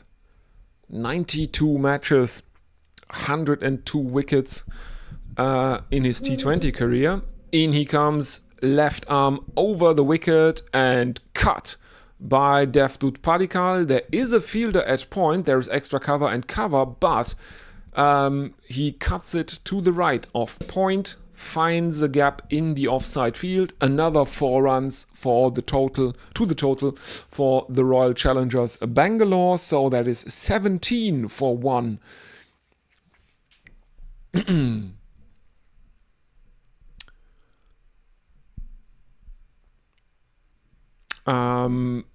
Yeah, Kohli and Padikkal out in the middle, bumping fists. Now there is a slip in place to Padikkal, who pulls Borga, and they run a single. Kohli wants a second, but Devdutt Padikkal sends him back because there is a fielder who throws the ball back in towards the keeper, Dhruv Jurel, and that can actually keep RCB to a single. So 18 for 1 after 2 deliveries of the second over have been bowled. RCB look probably like, I think they are the best lineup in this competition this year, I would say, even though they are not on the top of the standings. In comes Borga. There is a slip. There is short third man as Borga bowls left arm over the wicket to the right-handed Kohli, angles one across him, beats his outside edge, and it is taken by keeper Dhruv Jurel, but not even an appeal for caught behind.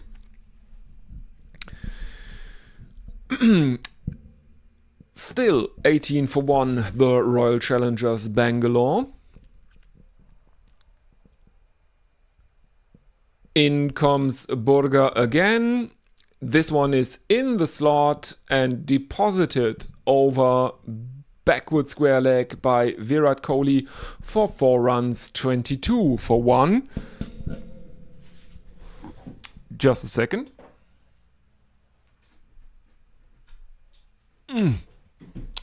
Had to retrieve my fidgeting thingy. Yeah, 22 for 1. Phil Salt, the lone wicket to fall. He was out first ball to Jofra Archer. Virat Kohli finds the boundary 26% of the time with that flick. In comes Borga, and this one is down the leg side. I don't think that Kohli got anything on that. He looked to play a leg glance, but I don't think he got anything on it. Dhruv Jurel was also surprised by the delivery. He got the tips of his glove onto it, but couldn't hold on to the ball, and it runs away to the boundary for 5 wides. So, 27 for 1, the Royal Challengers Bangalore. In comes Borga again, and he angles one across the right-handed Kohli, and this one seams in hard and through the gap of Virat Kohli, and it evades keeper Dhruv Jurel and runs away to the boundary again. So, 4 wides for Royal Challengers Bangalore. And after that early shock of the Phil Salt wicket, they have recovered marvelously. They are going along very, very well at a run rate around 15, something like that. Final delivery, and this one is pushed out into the offside by Virat Kohli for another single. So 32 2 for 1, and the run rate is 16 currently. 19 runs have come off the second over. RCB 32 for 1, current run rate 16. Virat Kohli on 9 of 5, Devdutt Padikkal on 14 of 6, and Nandre Burger ends his first over with figures of none for 15.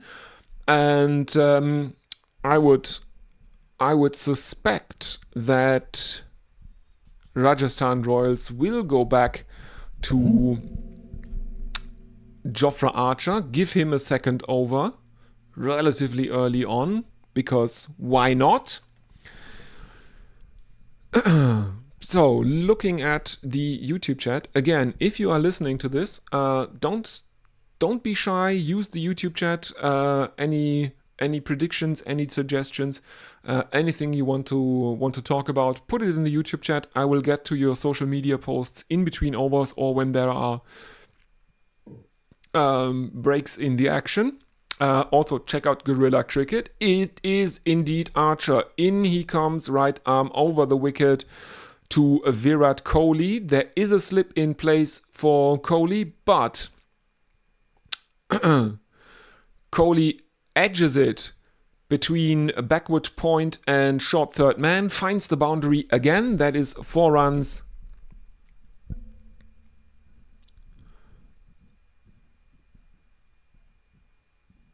Oh yes, there was a gap of about maybe 4 meters between backward point and short third man, and Kohli threads it perfectly through in the middle, right in between the two. 36 for 1. Kohli remains on a strike. Run rate 16.64. Kohli now on 13 of 6. Archer 1 for 17. In he comes again. Archer. And this one is defended into the offside by Virat Kohli. Archer fields it himself. There is no run. So that's a dot ball, and there is some kind of promotion in this season of the IPL where for every dot ball, one of the sponsors is planting 19 new trees. So that's good.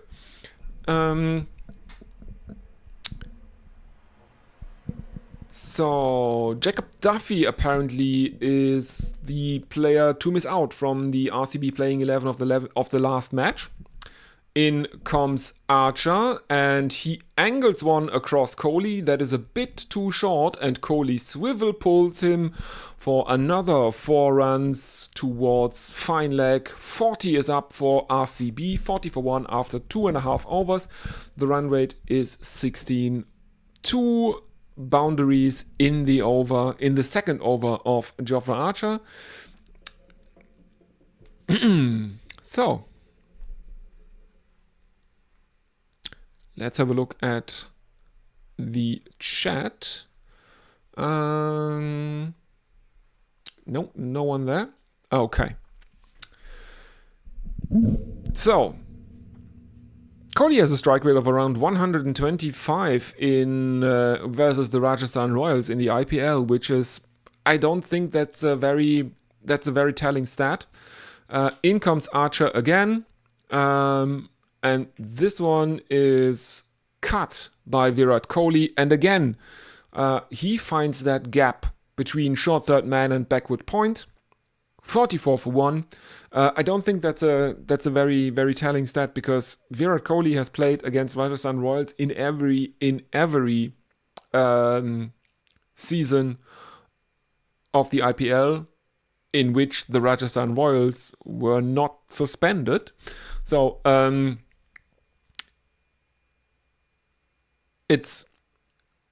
because every 3 years now the teams change quite dramatically. A strike rate against a certain franchise, I don't think that is something that is very telling. Punched into the offside by Kohli. This time it is fielded at point, and Rajasthan Royal Challengers Bangalore take a single. 45 for 1 after 2.5 overs.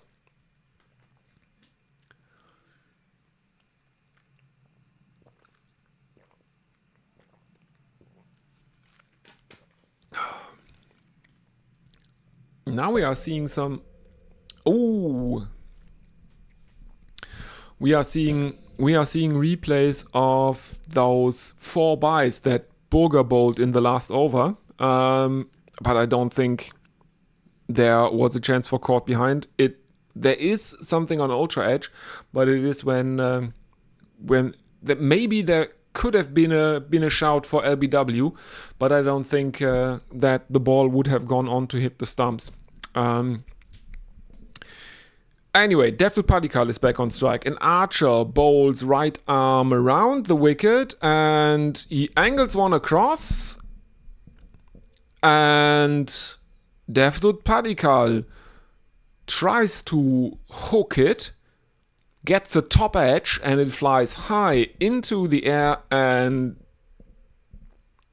there is Romario Shepherd running in.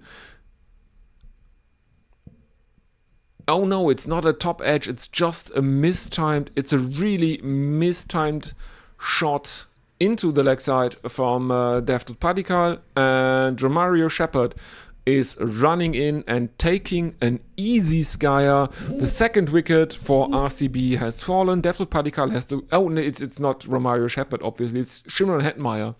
Hetmeyer is the catcher here. So Devdutt Padikkal has to go.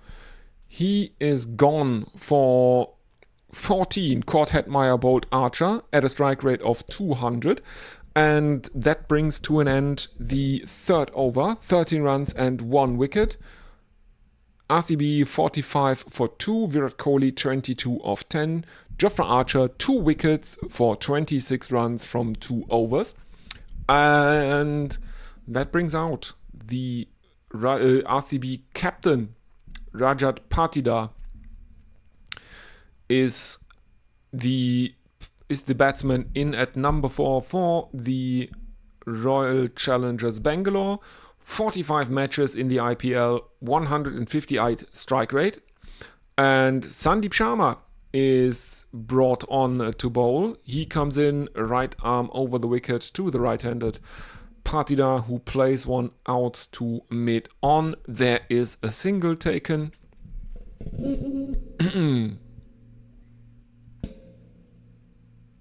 Oh no, it's Kohli who is... Kohli should be on strike right now. Yeah, it's Kohli. The scoring ribbon, they are having a bit of a problem. Who is on strike? Sandeep in right arm over the wicket, defended back to the bowler by Rajat Patidar. There is no run, 46 for 2.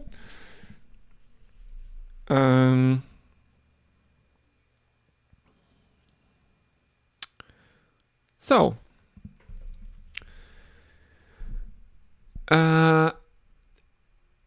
we are seeing a graphic. Shimron Hetmeyer had to run in 12 meters, somewhere around that, to take that catch of Devdutt Padikkal. And in comes Sandeep Sharma again. Patidar plays it again to mid-on. There is no run. 141 matches for Sandeep Sharma and 149 wickets in those 141 matches. Those are his IPL stats. And we are now seeing there's short third man, backward point, extra cover, and of course mid-off for Sandeep Sharma. But he comes in right arm over the wicket and Rajat Patidar plays it out to mid-on. They take another single, 47 for 2. Virat Kohli, who is on 23 of 11, is back on strike. The run rate has come down to 12.82. Sandeep Sharma with figures of none for 2 from his first 4 deliveries. Kohli taking strike as Sandeep Sharma is coming in again. Right arm over the wicket and up and over cover by Virat Kohli. That is a 1 bounce, 4 runs. That delivery was in the slot. He misjudged his length there. And that is 4 runs for Virat Kohli, who brings up the 50 for RCB. 51 for 2. Kohli moves on to 27.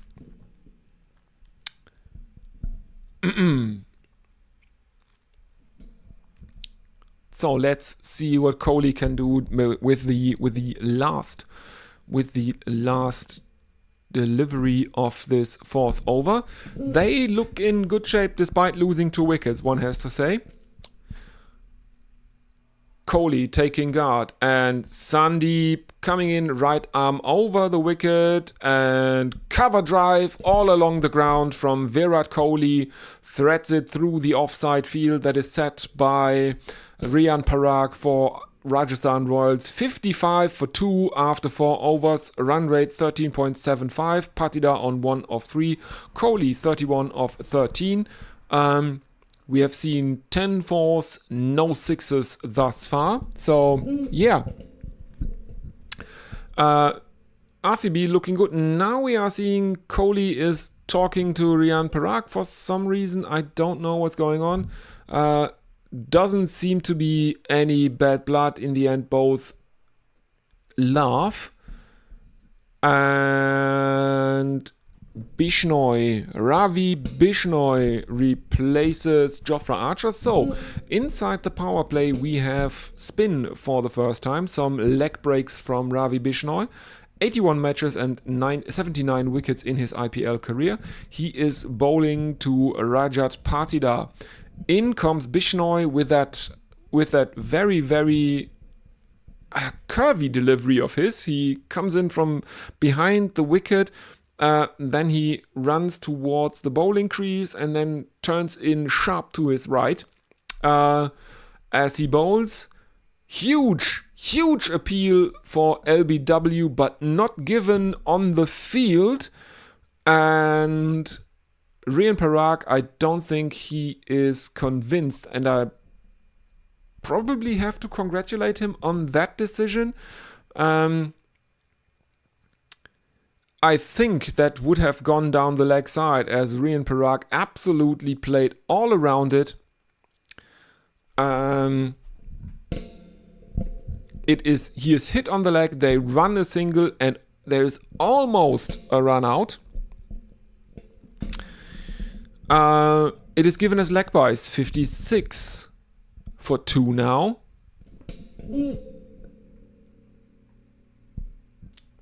Kohli on strike now, as we are seeing replays of that cover drive, his last cover drive that brought RCB 4 runs. Kohli on 31 of 14, he is taking strike, he is marking his guard. Bishnoi at the top of his mark, in he comes, there is no fielder in close, and Kohli clips one out towards fine leg. There is a single, 57 for 2, Patida on strike.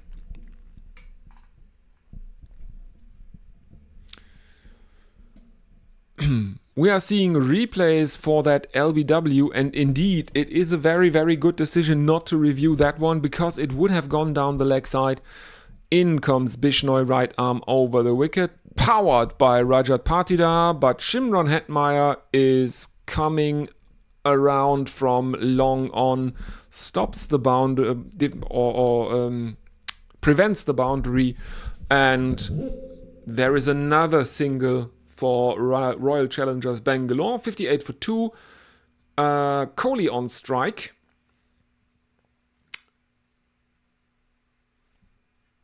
And Ravi Bishnoi has Virat Kohli beaten. All ends up. He is out bowled. Virat Kohli bowled Ravi Bishnoi for 32, and there is no discussion about any of that one. He was looking to sweep Ravi Bishnoi, misjudges. No, he was not looking. He was looking to drive him. What was that? He was looking to drive in, but he ends up on one knee, and it looks like he wanted to sweep him, but that was an attempted drive. He misses the ball completely, and Bishnoi hits the top of Kohli's middle. RCB 58 for 3, and apparently there's a slight rejigging of the betting order because RCB have sent out Krunal Pandya at number 5. And as everyone knows, Krunal Pandya is best Pandya. Yeah. Anyway, 58 for 3. So that is a huge wicket for Ravi Bishnoi. RCB, despite losing 2 wickets early on, they were looking really, really good.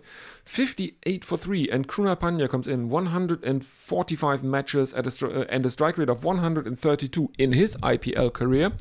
In comes Bishnoi, final delivery of the over, and he bowls right arm over the wicket to the left-handed Krunal Pandya, who defends it back towards the bowler, and there is no run. So after 5 overs, RCB are 58 for 3. Let's have a look at what that 5th over brought. It brought 3 runs and 1 wicket. There was also a leg bye in there. RCB 58 for 3. The current run rate is 11.6, and the batsmen out in the middle are Krunal Pandya and Rajat Patidar. Ravi Bishnoi ends his over with figures of 1 for 2. And let's have a look at the YouTube chat. Again, if you are coming in from Guerrilla Cricket, you know how this works. You write in the YouTube chat, and in between overs, I will read out your messages. Everyone else, write in the YouTube chat, and I will read out your messages. And check out Guerrilla Cricket after this stream. We are doing this in cooperation with them. Nandre Borga is continuing. He is bowling left arm over the wicket, punched out into the offside by Rajat Patidar, and Krunal Pandya is back on strike. 59 for 3, the Royal Challengers Bangalore. So yeah, the runs look good for a power play score, but they have lost 3 wickets.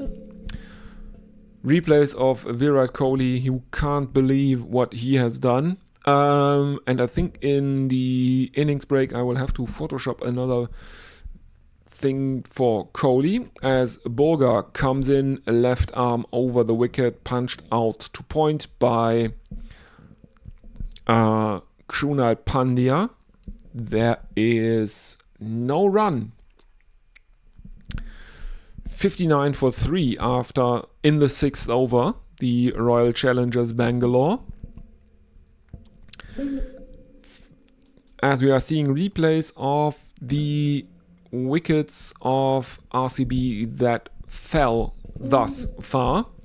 The run rate 11.06. In comes Borga again, left arm over the wicket, short, bouncy, and Krunal Pandya is leaning backwards looking for a ramp shot. Can't make contact. Dhruv Jurel takes it, and the umpire reminds Borga, that's your one bouncer for the over, mate. Krunal remains on a duck of 3 deliveries. RCB 59 for 3, Patidar 3 of 6. Borga with figures of none for 16 from 1.5 overs that he has bowled. Krunal taking strike again. In comes Nandre Borga. Left arm over the wicket. And I think he sneaks one beneath Krunal Pandya's attempt at a defensive shot. Misses the stumps though. Let's see the replay. It's not beneath his toe, but he beats the outside edge very, very low there. Krunal Pandya looking to play a back foot defensive. Dhruv Jurel takes it, no appeal for LBW. In he comes again, cut out by Krunal Pandya, but there is a fielder, that is Shimron Hettenmeyer, who is standing at deep third man, or Yes, that is deep third man. There is a single in it though that should bring up the 60 for Royal Challengers Bangalore. Indeed it does. So Krunal Pandya is off his duck. That's good. In comes Burger to Patida, another single into the leg side to end the over. 61 for 3 after 6. Krunal Pandya 1 of 5. Rajat Patida 4 of 7. That's the end of the power play. The run rate is 10.17 though. Burger ends his second over with figures of none for 18. 3 runs have come off the 6th. So Burger able to silence the RCB bats here quite a bit. End of the power play, and I think that means that the strategic timeout is now available for RCB. Ravi Bishnoi is given another over, and why not? He has figures of 1 for 2 from 1. In he comes, right arm over the wicket to Rajat Patida, who taps one towards Shimron Hetmeyer, who is fielding at long on. There is a single. 62 for 3. The Royal Challengers Bangalore now. After losing Phil Salt off the first delivery, Devdutt Padikkal had to follow him. Then it was Virat Kohli's turn. And now Ravi Bishnoi, right arm over the wicket. And Krunal Pandya spoons one straight down the throat of Shimron Hetmeyer at now long off. Because the left-hander, well, that's the 4th wicket. It's an easy catch for Shimron Hetmeyer.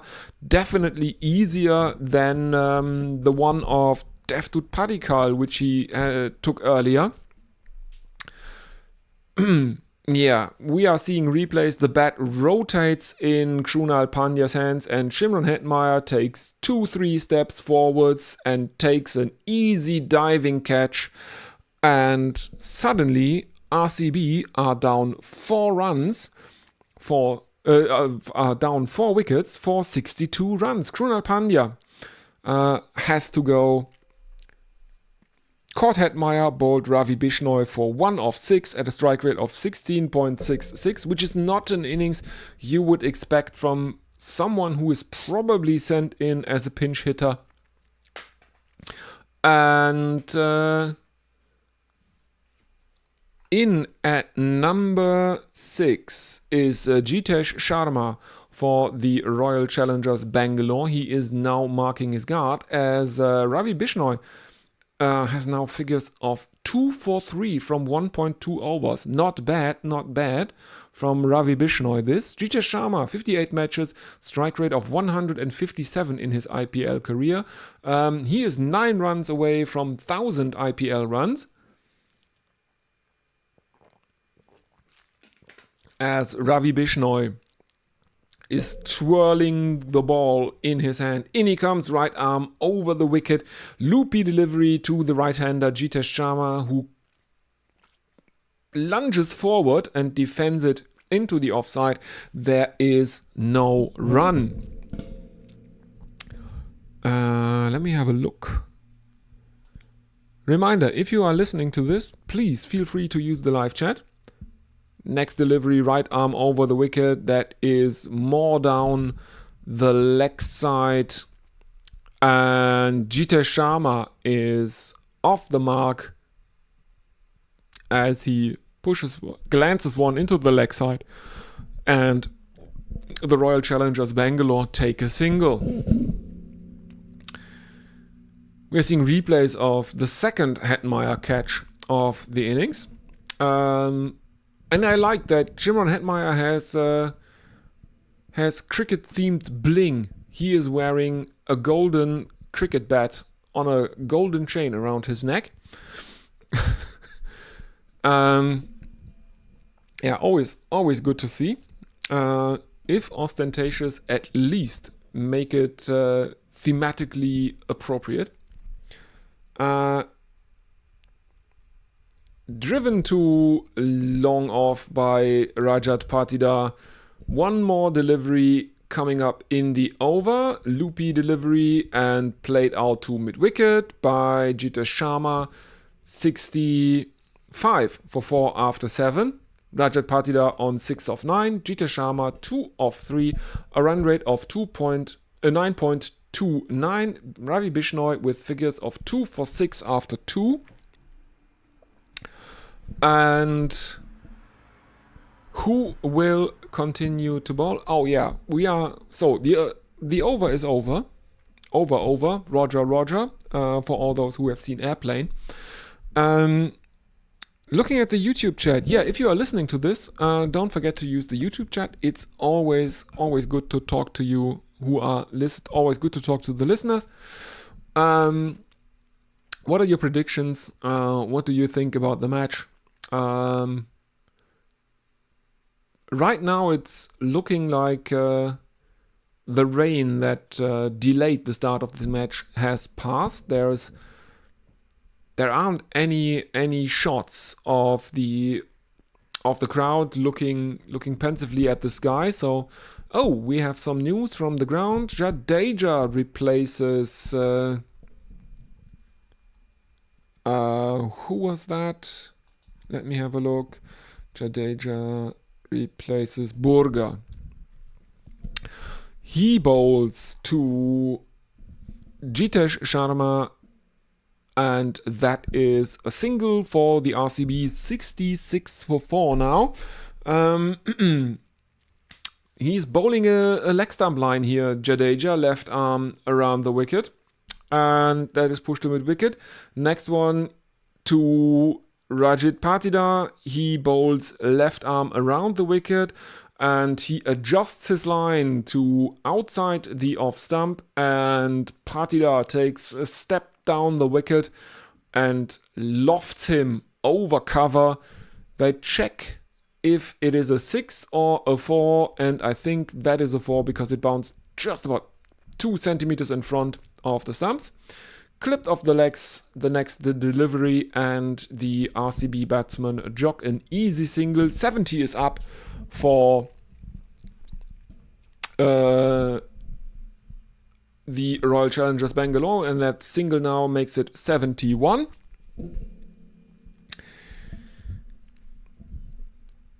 Jitesh Sharma defends the next delivery back towards Jadeja. Yeah, and it's you can tell it's always hard. It's always hard to keep up with Jadeja. Left arm over the wicket, angled across. Jitesh Sharma pitches on leg, would have gone down leg side, but clipped off the pads by Jitesh Sharma, and they take another single. 72 for 4.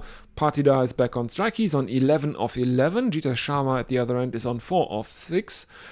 In comes Jadeja, left arm around, and again played out to, I think that is Shimron Hetmeyer at long on by Rajat Patidar.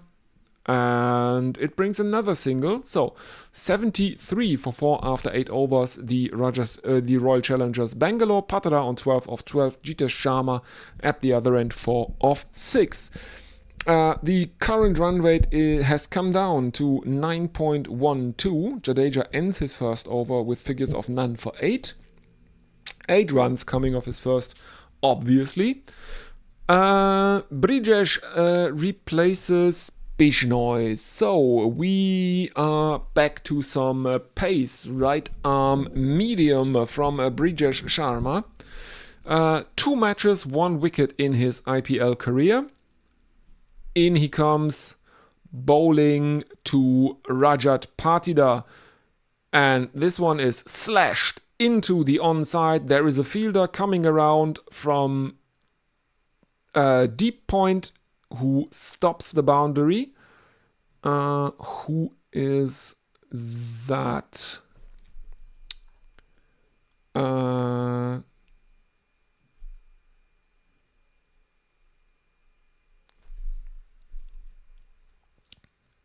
Can't tell you.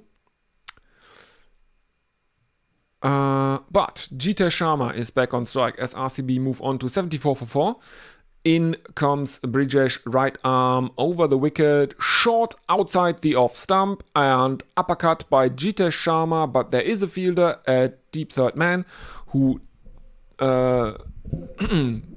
feels it. It's straight to him, bounces about 5 meters in front of him. It is stopped, and the Royal Challenge, the RCBs, die arschigen Bienen, as we would say in Germany, are held to a single, 75 for 4, 8.2 overs gone.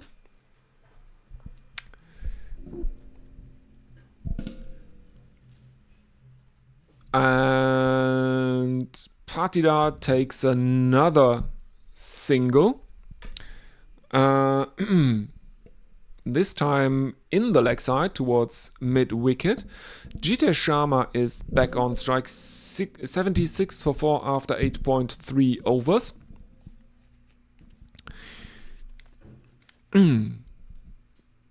In comes Brijesh, right arm over the wicket. Appeal for LBW as Jitesh Sharma is playing all around that one. He is pinged on the front pad. The appeal is given on the field. And are they going to review this?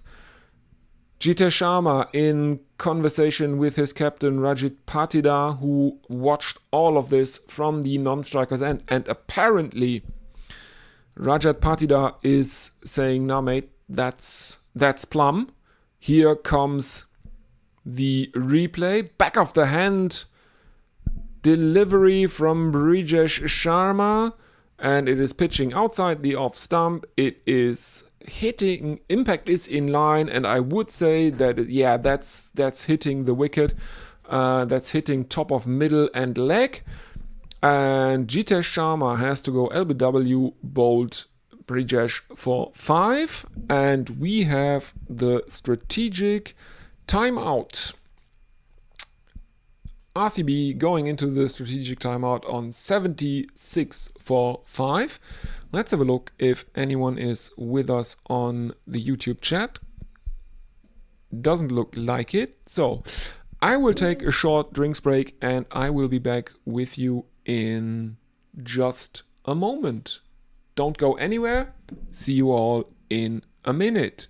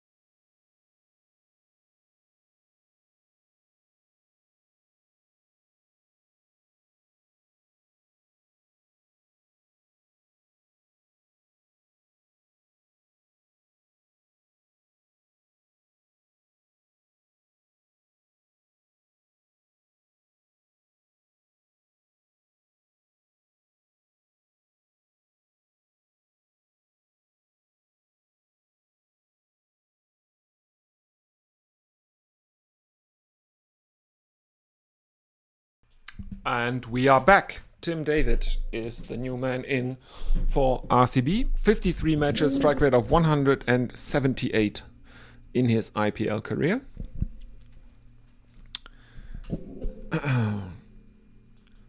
And Brijesh continues his over, full toss, and that is driven, and there are two fielders converging at the boundary after it evaded the fielder at cover, and Tim David is off the mark with a couple of his first delivery. We are now seeing replays or the ball tracking of the LBW for Jitesh Sharma. The ball tracking confirms it was a good decision indeed not to review that one, because it would have gone on to hit the stumps.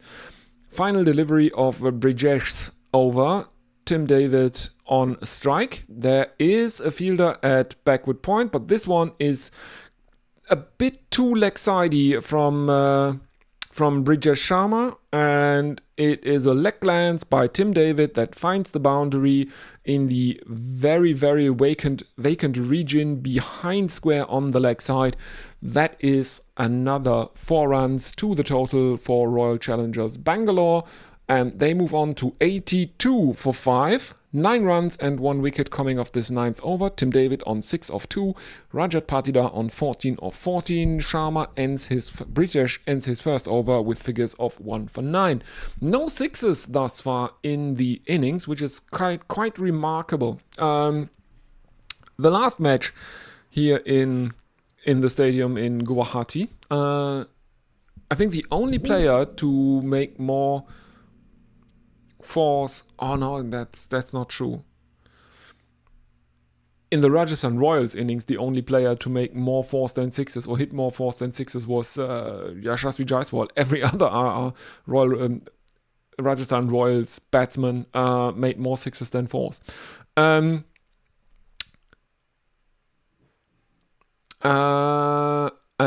who is bowling? Archer is continuing to Patidar.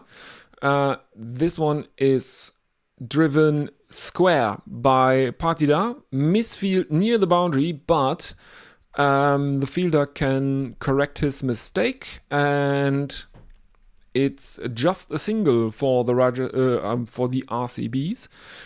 83 for 5, 9.1 overs gone. We see Trevor Penny, who is an assistant coach for Rajasthan Royals, now interviewed. I don't know why we need pictures of that, because there is action going on the pitch.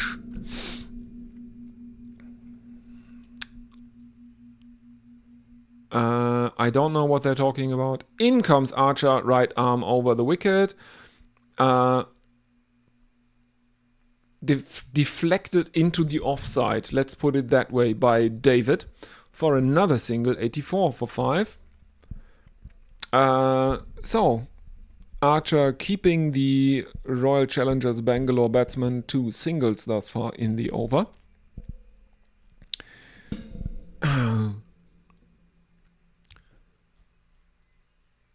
We are seeing Shimron Hetmeyer, who is patrolling out near the boundary, arms crossed. In comes Jofra Archer, right arm over the wicket, outside edge by Rajat Patidar, that goes down to deep third man, and another single for the RCB. 85 for 5.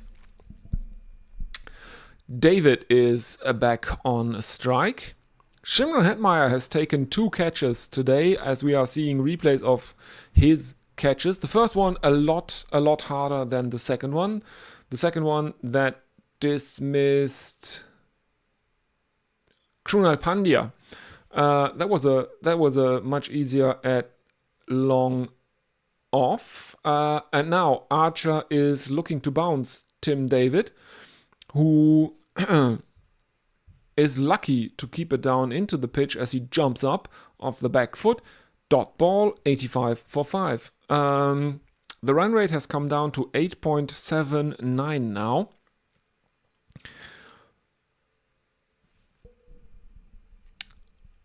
Fifth delivery of the 10th over is coming up. Jofra Archer is bowling his 3rd over. In he comes, right arm over the wicket, and this one is dug in too short, and a swivel pull from Tim David finds the boundary at Cow Corner. 4 runs for Royal Challengers Bangalore, 89 for 5. One more delivery left in the 10th over, Jofra Archer's 3rd. David moves on to 11 of 5. Rajit Patidar, his captain, is at the other end on 16 of 16. And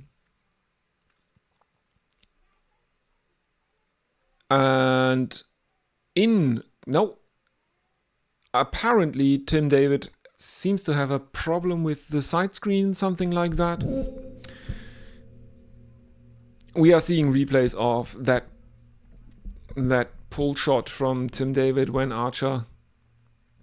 Oh, no. Next delivery, Archer coming in, right arm over the wicket, tapped into the offside by Tim David, fielded by Archer, and there is no run. So the score remains 89 for 5. Let's have a look at the YouTube chat. Come on, people, if you are watching, use the YouTube chat. It's just like in Guerrilla Cricket, you know that. Write in the chat and I will read out your social media messages in between the overs.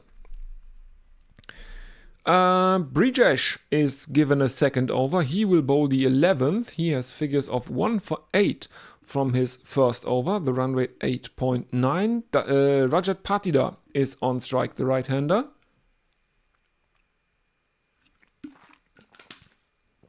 In comes Brijesh, right arm over the wicket, slashed towards deep backward point. And they have run a single. So the 90 is up for Royal Challengers Bangalore. And Tim David is back on strike. 11 of 6 for him. Rajat Patidar is currently playing the role of anchor, while everyone around him is there for a good time, not a long time. Short third man is in again, hacked into the ground, bouncing into the onside by Rajat Patidar, and another single is taken by the RCB batsman. 91 for 5, 10.2 overs gone. Patidar is back on strike as David moves on to 12 of 7. Run rate 8.81. Brijesh Sharma coming in again, right arm over the wicket, and tapped this time by Patidar towards Shimron Hetmeyer, who is coming in from long on, and another single, 92 for 5. We are seeing replays of the wickets to fall. There were 2 catches,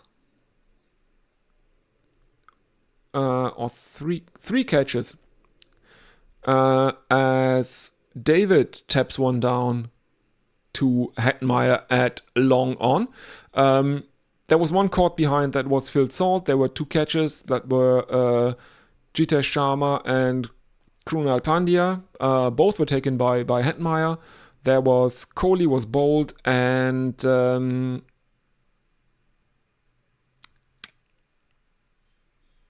Padikal. Oh, no, just a second. I don't think that's right. Oh, the rain is back. Jitesh Sharma coming in bowling to Patidar. Squeezed onto his own pad from an inside edge. And no, there is no edge involved. It is now given as leg byes by the umpires. Took him quite some time to deliberate about that. And David is back on strike. Let's have a look at the scorecard. Who was out what way. But first, final delivery of the 11th over. Brijesh is bowling to Tim David. In he comes, right arm over the wicket, and David pulls him straight down Hetmeyer's throat, who has taken 3 catches. This time he's taken the catch at long on, and Tim David has fallen as well. He will have to go. Caught Hetmeyer, bowled Brijesh Sharma for 13, strike rate of 144.44, and Royal Challengers Bangalore are 94 for 6 to end the 11th over. 5 runs and 1 wicket coming off this 11th over. Rajat Patidar 18 of 19. Brijesh Sharma figures of 2 for 13 from 2. And now I think it should be Romario Shepherd walking in at number 8 for the Royal Challengers Bangalore after Krunal Pandya was basically sent in as a bit of an underwhelming pinch hitter. He made 1 of 6, which is definitely not what you want from your pinch hitter. You expect a little bit more from your pinch hitters.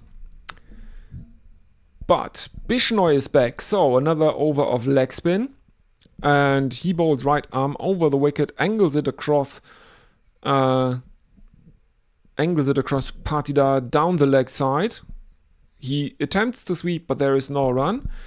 Romario Shepherd, 21 matches, strike rate of 213 in his IPL career. In comes Bishnoi, right arm over the wicket again, played out to Hetmeyer at long on, and they take a single.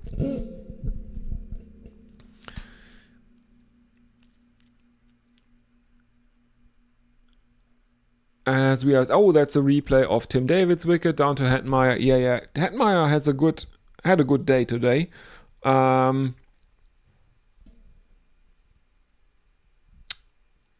no, Hetmeyer caught Padikkal.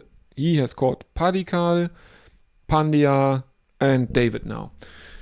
In comes Ravi Bishnoi, and oh, hello! This one is pitching outside the off stump, and Romario Shepherd sees it, hits it, and disposes of it for 6 runs.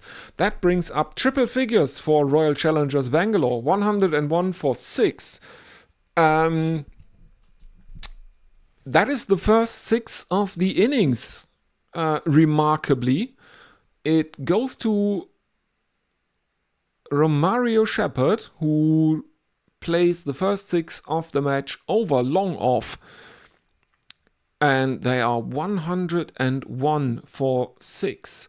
In comes Ravi Bishnoi, right arm over the wicket. He corrects his line towards the middle stump and is tapped into the onside for a single by Romario Shepherd, who moves on to 7 for 2 of 2.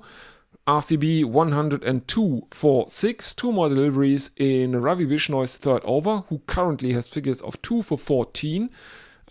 In he comes, right arm over the wicket, and another tap into the leg side of the pads, this time by Patidar. Another single, 103 for 6. As we are seeing slow motion of Ravi Bishnoi's idiosyncratic, let's call it idiosyncratic run-up. He starts basically on the tram line, then runs a hook out towards the bowling crease and comes in again, and when he plants his front foot, he does so basically on the tram line. Single to end the over, 104 for 6. Let's see if anyone is with us. Again, people, if you are listening, use the YouTube chat. Don't be too shy. Also, remember, Gorilla Cricket. We are doing this in partnership with Gorilla Cricket to bring you as much cricket radio commentary in England as possible without any geo blocks. Because I think I saw that the only other live commentary in English is done by TalkSport Cricket. They started doing cricket commentary, live IPL commentary as well. They're not doing every match, but they did the Wednesday one, I think. Brijesh Sharma is continuing, short and pulled by Romario Shepherd, but there is a fielder at deep fine leg who stops it, keeps RCB to a single, and Rian Parag is a bit, I don't know, he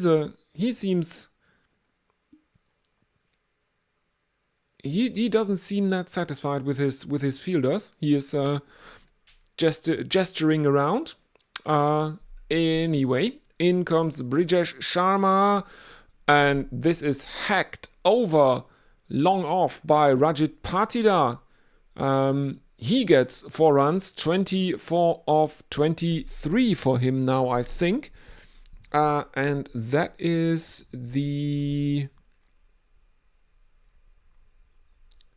first. That's the first boundary for Rajit Patida in this innings.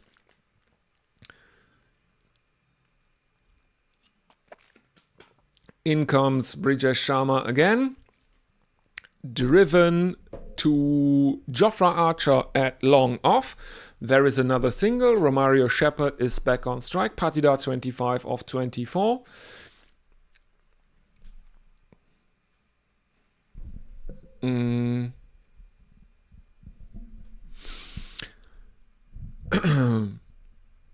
After Shepherd, there is only Bhuvneshwar Kumar and Josh Hazlewood who have records of an IPL strike rate. Late cut by Romario Shepherd and threaded through the gap between backward point and short third man, finding a boundary, 4 runs, 114 for 6. Or maybe it was the second for Rajat Patida, but he hasn't hit that many 4s.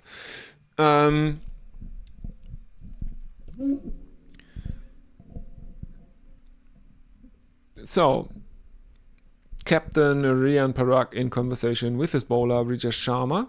15 4s and 1 6 only in the innings so far. Shepherd taking strike, and he plays a leg glance, finds the boundary at deep fine leg because there is only a fielder at backward square leg, and that is another 4 runs to the total for Royal Challengers Bangalore, 118 for 6. And let's have a look at what win probability is saying. They currently have Rajasthan Royals as favorites at around 60%. Yeah. Let's see. A single into the offside from Shepherd. Now of the 5th. No, to end the over. That's the end of the 13th. 119 for 6. Patida will be on strike. No, Shepherd will remain on strike. That's it. 9.15 the run rate. And Brijesh Sharma ends his 3rd over with figures of 2 for 28. 15 runs coming off the 13th. Romario Shepherd on 18 of 7 and Rajat Patida on 25 of 24. And I think we will see another over of Jadoo. Yes, indeed we will. Jadeja is back for a second. In he comes, left arm around the wicket. Down on one knee goes Shepherd and sweeps him, but there is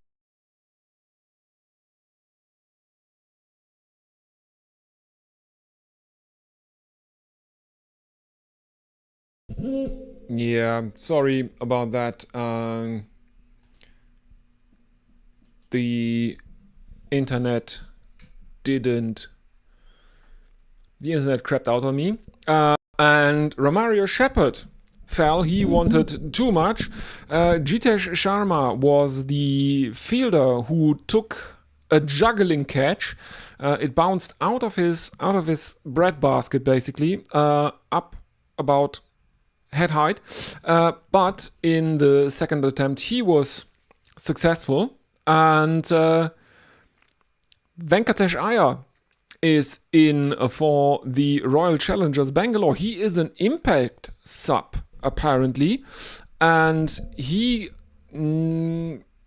is off the mark straight away. 1-1 for him. And now Patidar is facing Burga. And he makes the second 6 of the innings. A lofted cover drive for him. That is the 250th 6 of the tournament, as Burga continues left arm around the wicket to the right-handed Rajat Patidar, who misses it. It goes through to Dhruv Jurel, the keeper, and there is no run. RCB are 133 for 7 after 14.4 overs.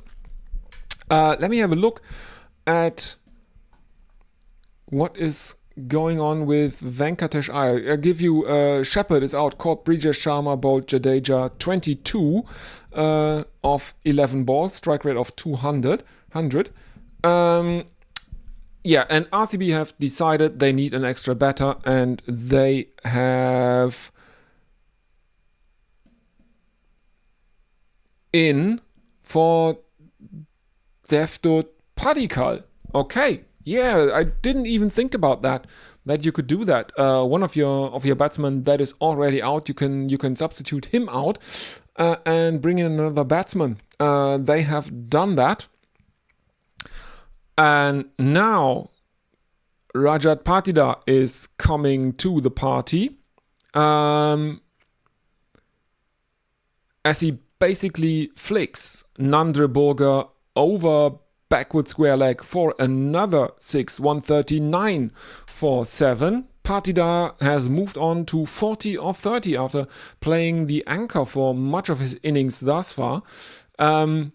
Attempted drive now from Rajat Patidar gets an under edge. Burga fields it. There is no run. 15 overs gone, 139 for 7. Patidar on 40 of 31. Venkatesh Iyer on 1 of 1. The run rate is 9.27.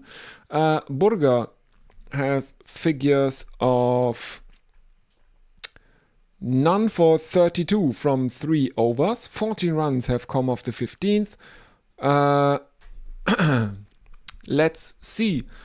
Last 18 balls have brought 35 runs, 1 wicket, 3 fours, 2 sixes, and a run rate of 11.67. Field is reset for the 16th over now, and who will bowl it? It is Sandeep, who has figures of none for 10 from his first over. He will bowl to Venkatesh Iyer. If they go along at 11, they will bring up 194. Currently, they are headed for 185. So I was hoping, or I was saying earlier, that I expect a 200 plus game. Doesn't look like it right now, as Venkatesh plays one out too long off, as Sandeep Sharma is bowling right arm over the wicket to the left-hander. Another single for RCB brings up the 140. 140 for 7. Rajat Patidar on strike. Run rate 9.23. So Rajat Patidar is back on strike. The right-hander now. RCB having a right-left combination out in the middle is probably not the worst thing they can hope for at the death. But first, Sandeep comes in, right arm over the wicket, and this one is driven to cover by Rajat Patidar, and it is misfielded by Ravi Bishnoi, who is in front of point there. He goes down on one knee, looking to stop the ball, and it bursts through his hands, and that is another boundary. Then we have another aerial cut by Partida, but this time Bishnoi makes no mistakes, stops the ball in front of the boundary. 146 for 7, 15.3 overs gone.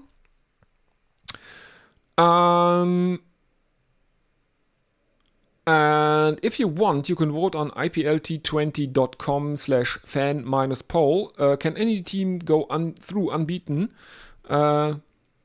Yes, no, or very slight chance. Anyway, dot ball as the fourth delivery of the 16th over, 146 for 7 RCB. Looking at the points table, Rajasthan Royals are in the first spot, net run rate 2.4 positive.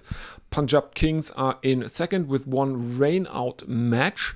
RCB are in third, but their net run rate is better at the moment than the Rajasthan Royals. So whoever wins this match tonight, he will go top of the table. In comes Sandeep Sharma, and this is a full toss and driven by Rajat Patidar to cover.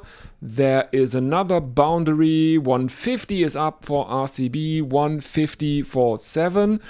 And it is also the 50 up for Rajat Patidar, half century of 34 deliveries. That's his 10th 50 of his IPL career.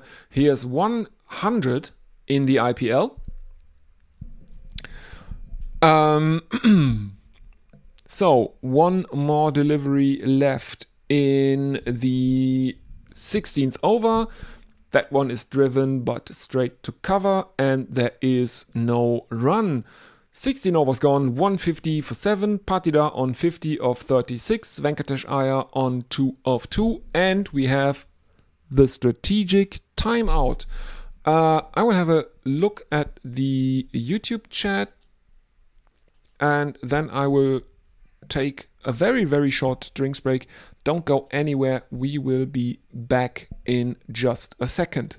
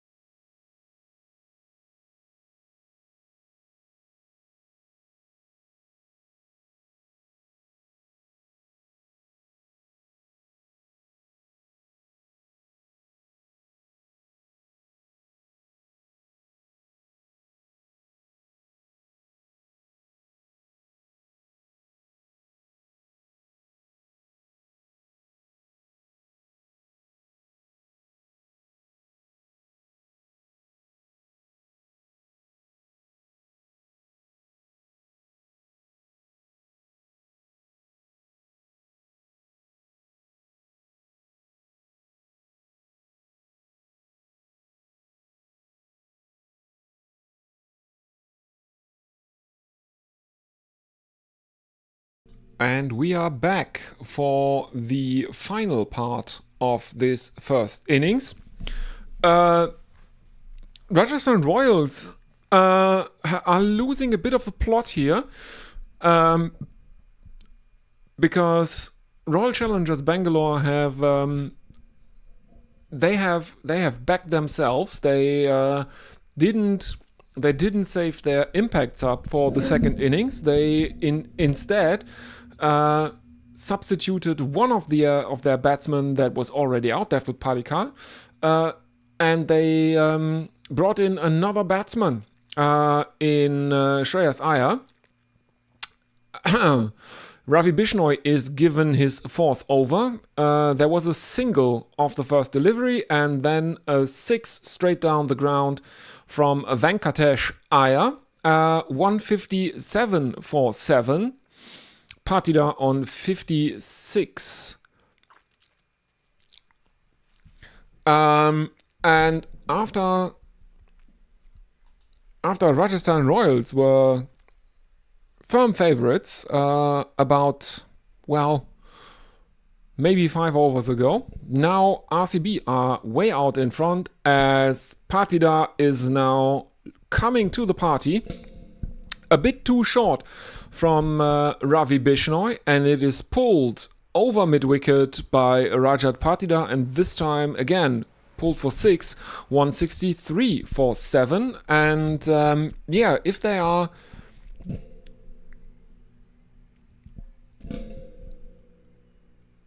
I guess on this pitch and with the bowling attack that RCB have, 185, 190 is probably not a bad score to defend. They have a very good bowling attack. But I don't know how to value the fact that, or factor in the fact that they decided to go for another specialist bat in the first innings after they have been sent in to bat. I guess they are okay with the bowling options they had in their batting first 11.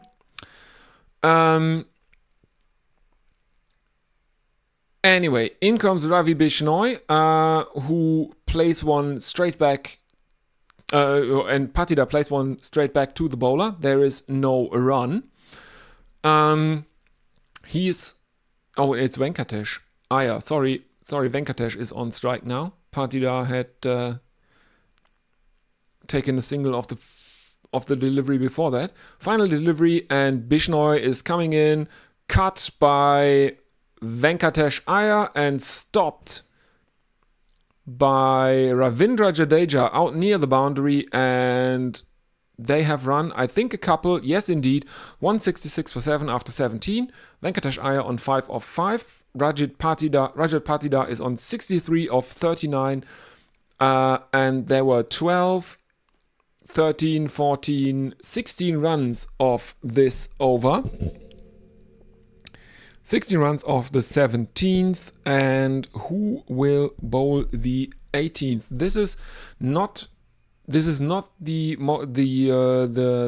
highest scoring over of the innings. That was the second when they made 19 runs, but it's the second highest scoring over of the innings with 16 runs coming off the 17th now. Let's have a look at the YouTube chat. If you are listening, please don't forget to like and subscribe.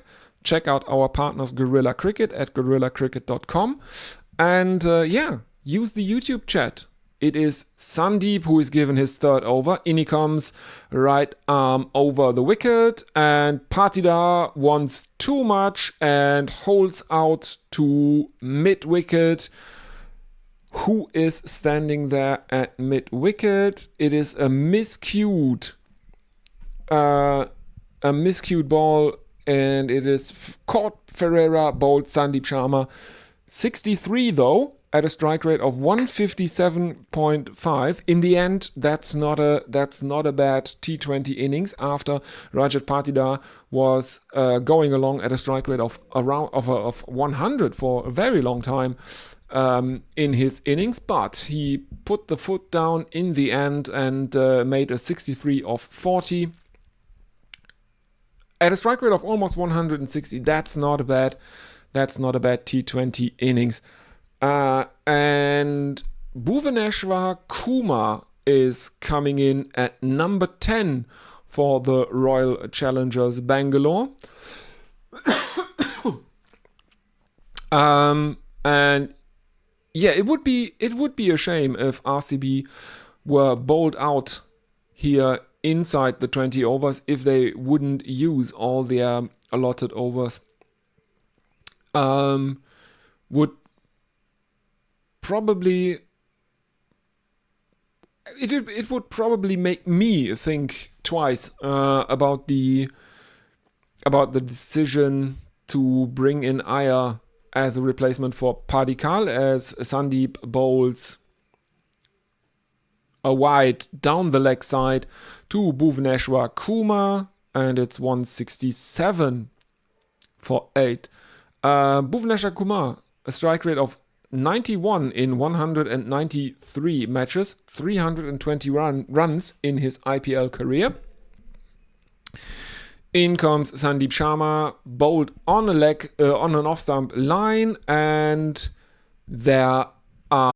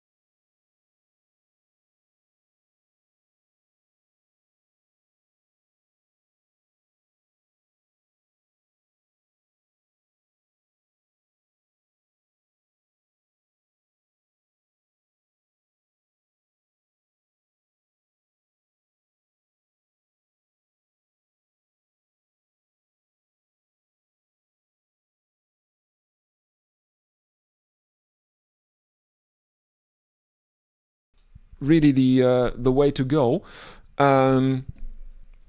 He was substituted in for another batsman, and I think I can talk about this a bit. Since the impact sub rule has come in, captains come out with two team sheets, one for bowling first and one for batting first, and so generally the pattern is that the team that is batting first has more bowlers in the 5 impact subs that are possible for them in the match, and they will sub in a bowler for the second innings. RCB didn't do this here. They instead substituted one of the dismissed batsmen out, Devdutt Padikkal in this case, and substituted another batsman in their first innings, after giving the opposing captain the batting first sheet, which is almost by definition lighter on the bowling, heavier on the batting. So they must really trust the players they have in the current 11. The bowlers they have in the current 11 to be able to defend this score, and Venkatesh Iyer has not played the best of T20 innings, not at the death. He's currently on 8 of 8. Bhuvaneshwar Kumar has now played a dot ball, and we are in the 19th over, which is bowled by Brijesh Sharma. Venkatesh Iyer finds the boundary again, this time at cover. And that is 4 much needed runs for RCB's total. 176 for 8. 18 and a half overs gone.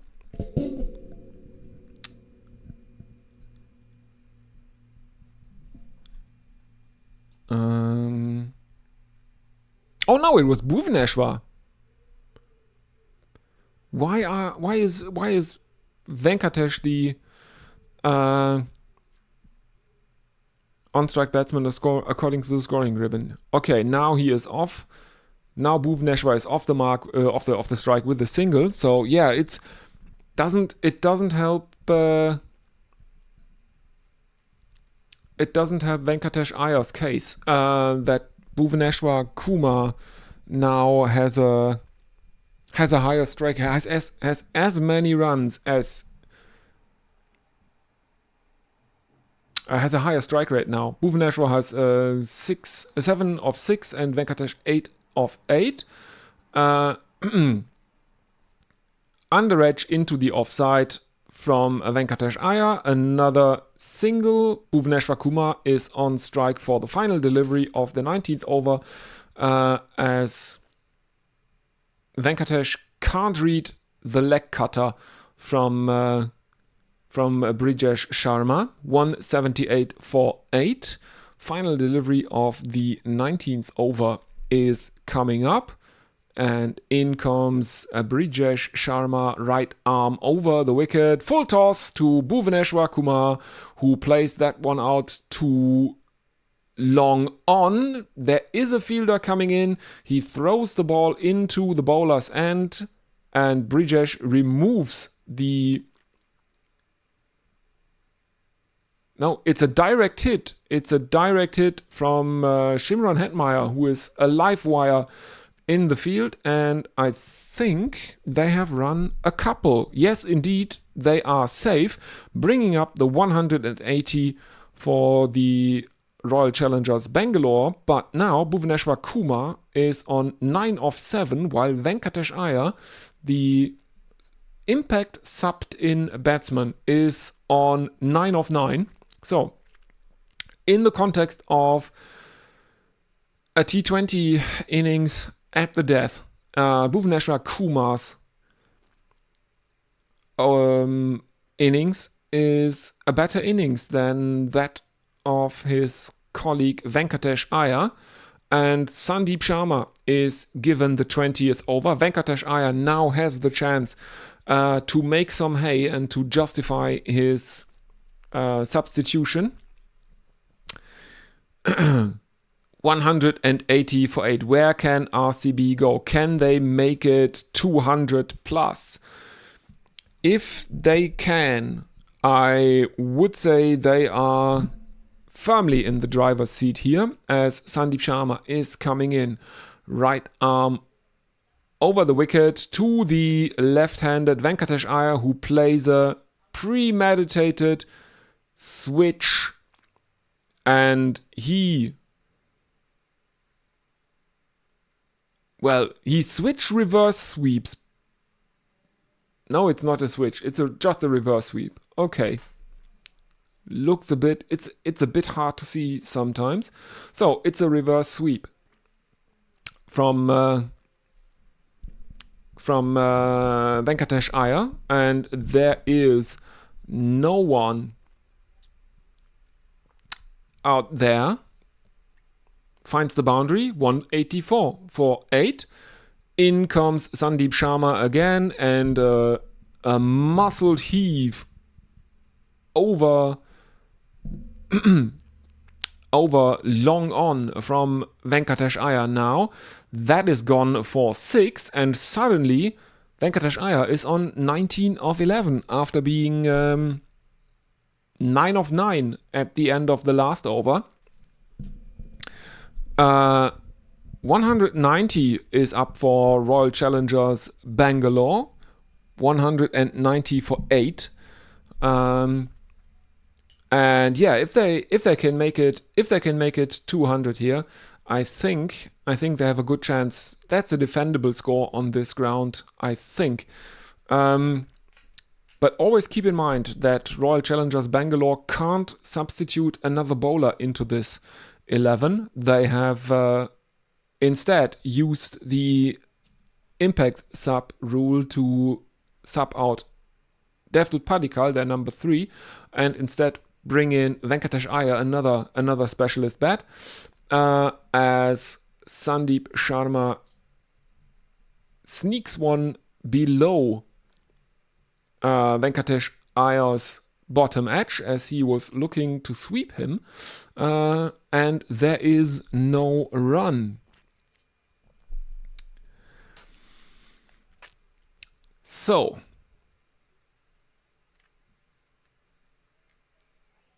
yeah, Sandeep Sharma is now had now switched to around the wicket, and again he comes around the wicket, and this one is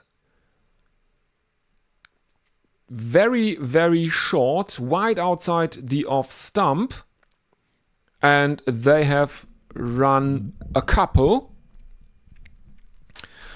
It's not given as a wide because he got the toe end of the bat to that one. If he had left that alone, I guess it would have been given as a wide.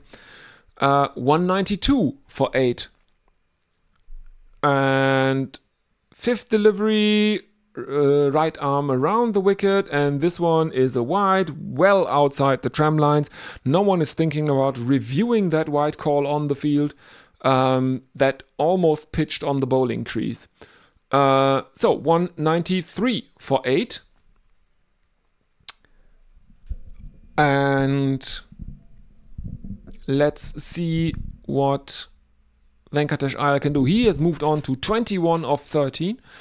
And Kumar Sangakkara in the Rajasthan Royals dugout looks a bit concerned now, has taken off his glasses. Top-edged pull shot by Venkatesh Iyer, but it falls safe in the onside between two fielders, one of which is Jadeja. They run a couple of runs, so Venkatesh Iyer retains the strike for the final delivery of the innings, and a 6 would bring their total across the line, that magical line of 200. Can they do it? If so, they should be firm favorites in this match, I would think. Sandeep Sharma, right arm over the around the wicket, and yeah, that is a 6. It's a lofted cover drive from Venkatesh Iyer. 6 runs, bringing up the 200 for Royal Challengers Bangalore. 201 for 8 after 20. They end their innings. Venkatesh Iyer on 29, not out of 15. Bhuvneshwar Kumar, 9, not out of 7. Let's have a quick look at the highlights of the innings. Captain Rajat Patidar with the lone 50 in the innings. He made 63. Virat Kohli made a quick-fire 32. And then Venkatesh Iyer 29. Picks of the bowlers. I would say we have 3. We have Jofra Archer, we have Ravi Bishnoi, and we have Brijesh Sharma with 2 each. Then we have Jadeja and Sandeep Sharma with 1 each. Nandre Burga, the only one unlucky. A very special mention goes out to Shimron Hetmeyer, who was having a great day out in the field. He took 3 catches today, some of them spectacular. Let's have a final look at the chat over on YouTube. No, looks like I am up to date there. Just to be sure, let me reload the page because it's a bit suspicious, I think.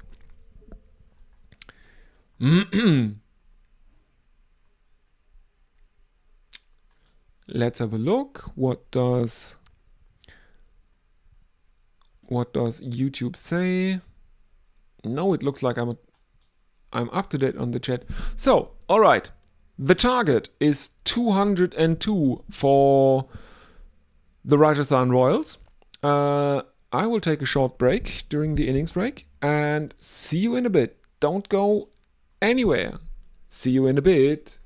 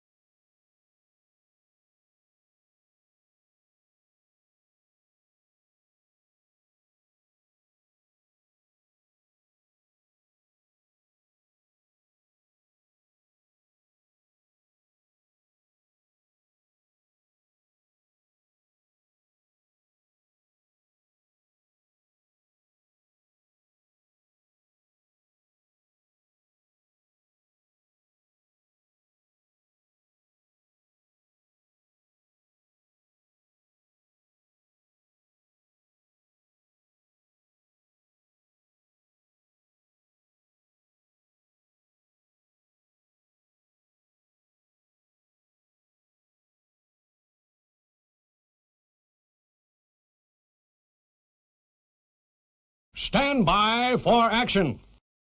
And we are back with the chase. Reminder, it looked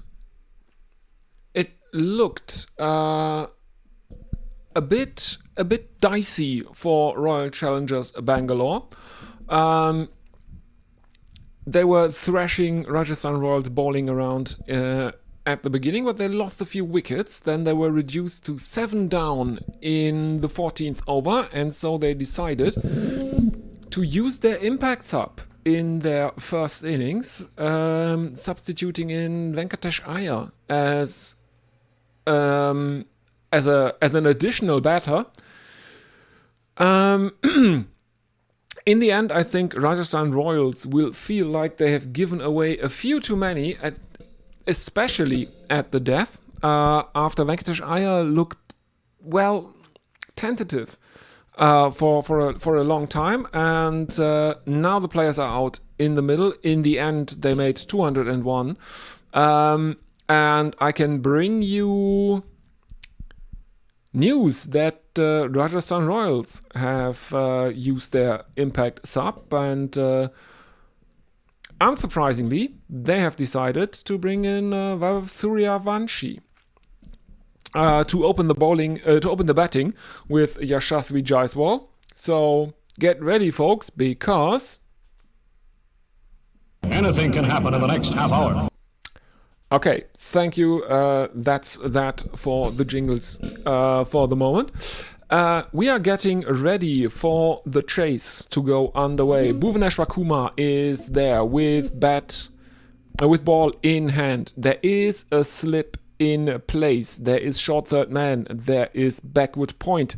And Bhuvaneshwar Kumar is bowling to the left-handed Yashasvi Jaiswal, who attempts a cut shot, can't get the ball off the square or through the field. None for none. At least they did not lose one of their opening batsmen to the first delivery of the chase, as RCB did. In comes Bhuvaneshwar Kumar, cut and stopped at deep backward point. There is the first single. Yashasvi Jaiswal is on the board. Rajasthan Royals are on the board, 1 without loss. The target, again, is 202, and now teenage sensation Vaibhav Suryavanshi is on strike. There is a slip, there is backward point, there is extra cover and cover for him. And Bhuvaneshwar Kumar is getting ready to bowl the first delivery to Suryavanshi. In he comes, right arm around the wicket and driven straight down the ground. Captain Rajat Patidar is diving after it.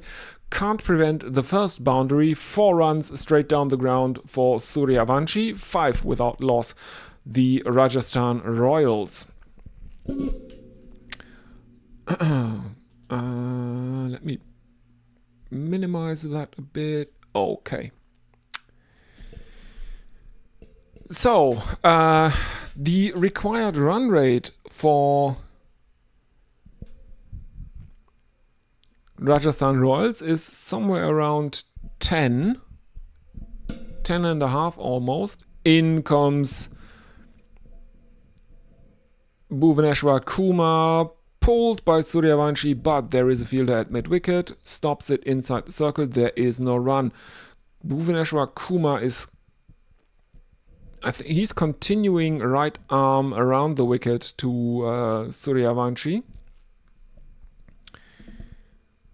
Back to his mark now, Bhuvaneshwar Kumar. Jaiswal on 1 of 2, Suryavanshi on 4 of 2. And he was an absolute man. Oh, now back to over the wicket. Short ball, and Suryavanshi is looking to ramp it over the head of Jitesh Sharma. misses it. There is no run. So 5 runs thus far of the first over. RCB are favorites around 70% at this stage or at this point. Final delivery of Bhuvaneshwar Kumar's first over is coming up. Suryavanshi is the batsman on strike. In comes Bhuvaneshwar Kumar, and he is switching back to around the wicket. And uppercut from Suryavanshi that bounces once at deep point over the boundary, and that is the second boundary of the over. 9 for no loss after 1. The Rajasthan Royals. And I think we will see Josh Hazlewood for the first time in this IPL. Didn't play in the first matches for RCB. I think he didn't.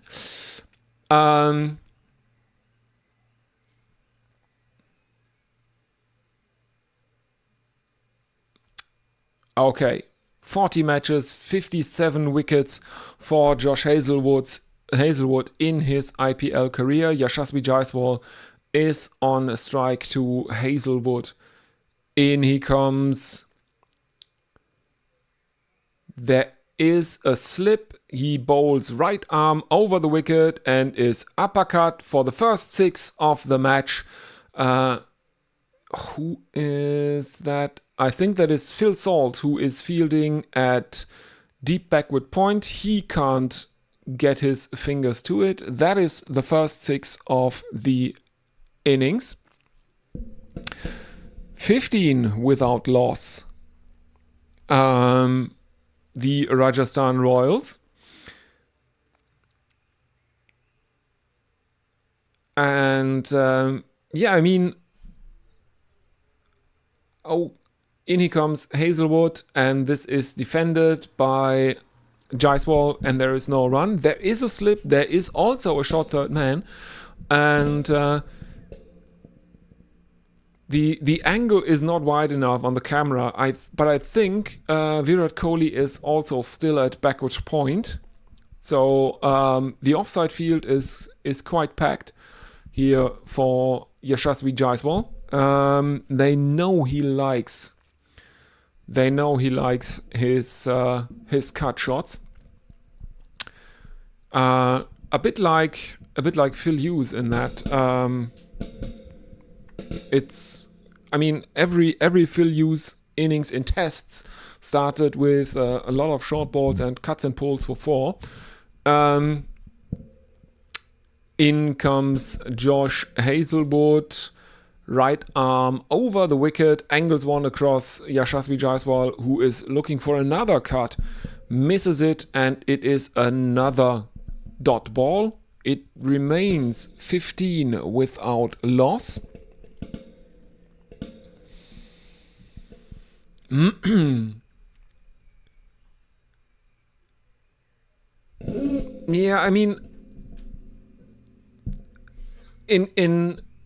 In comparison to the last match here at Guwahati, that was rain shortened to 11 overs aside, the Rajasthan Royals will probably have to play a bit more restrained here. In that match, they made 152 of 11.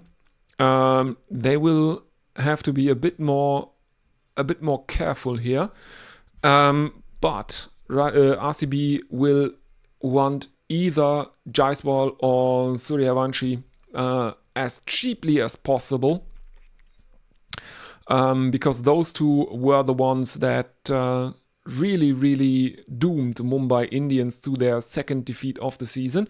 In comes Hazlewood, too short and pulled for 6 by Yashasvi Jaiswal. 21 without loss, and that is.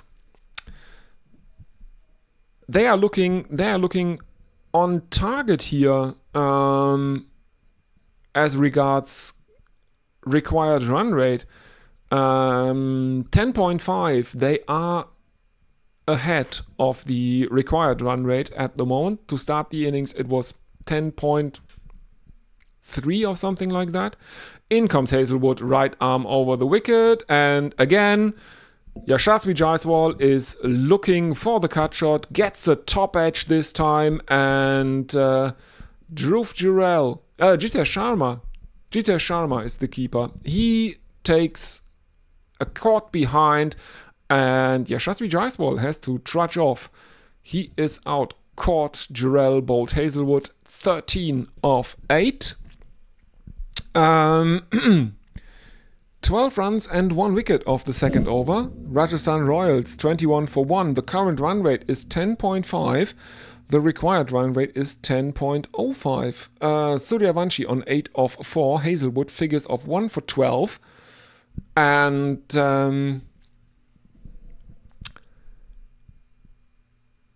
they need quick wickets now, the Royal Challengers Bangalore.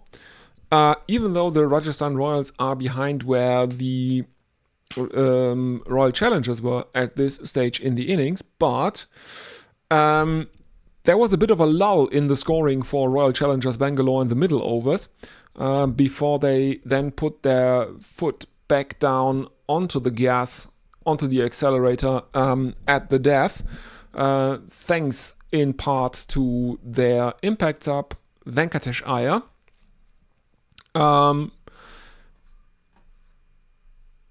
But I guess they want a bit of insurance here. Abhinandan to bowl, right arm over the wicket to left-hander Suryavansh. Appeal for LBW. It is not given as he is hit amidships. And I can tell you that it is Dhruv Jurel at number 3 in for the Rajasthan Royals, and but no one is looking to review that, and for good reason, as we see, we get the benefit of seeing the Hawkeye prediction, and it was pitching outside the leg stump of Suryavansh. Abhinandan comes in, and this one is driven very straight past the bowler towards long on by Suryavansh, and this is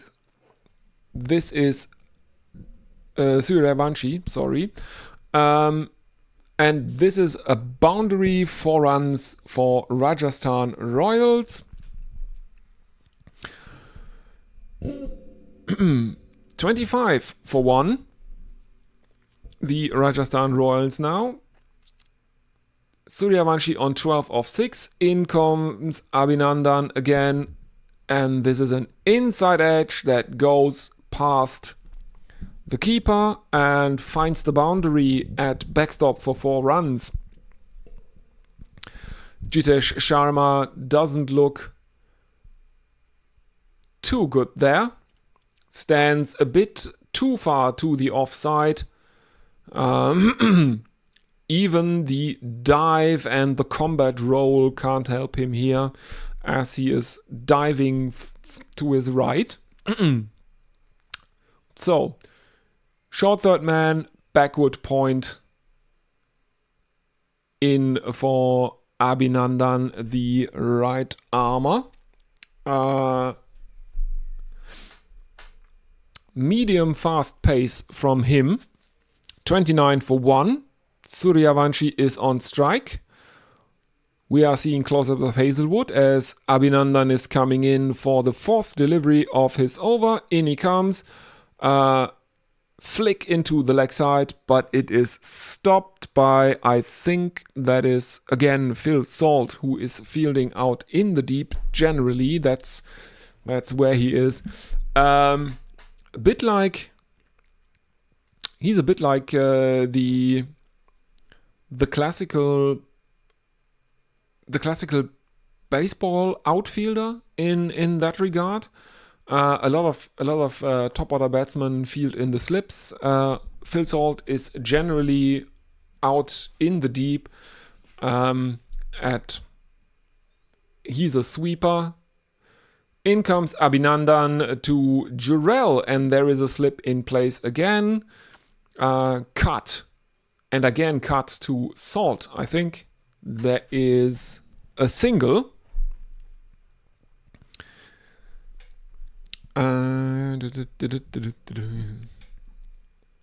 So, we are seeing replays of Yashasvi Jaiswal's wicket. So, 2 quick singles after the 4 and after the consecutive 4s. So, Suryavanshi is on a strike. 31 for 1. In comes Abhinandan, right arm around the wicket. And this is clipped for 6 runs over mid-wicket by Suryavanshi.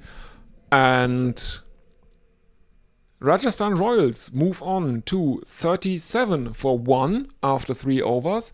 Way ahead of the required run rate. Not ahead of where RCBs were at this stage in the innings. But again, RCB need quick wickets here because in the middle overs of their innings they were slowing down quite considerably, and they also lost 3 wickets inside the power play. But for now, 16 runs have come off the 3rd over. Rajasthan Royals 37 for 1. The current run rate 12.33, the required run rate 9.7. They need 165 from 102.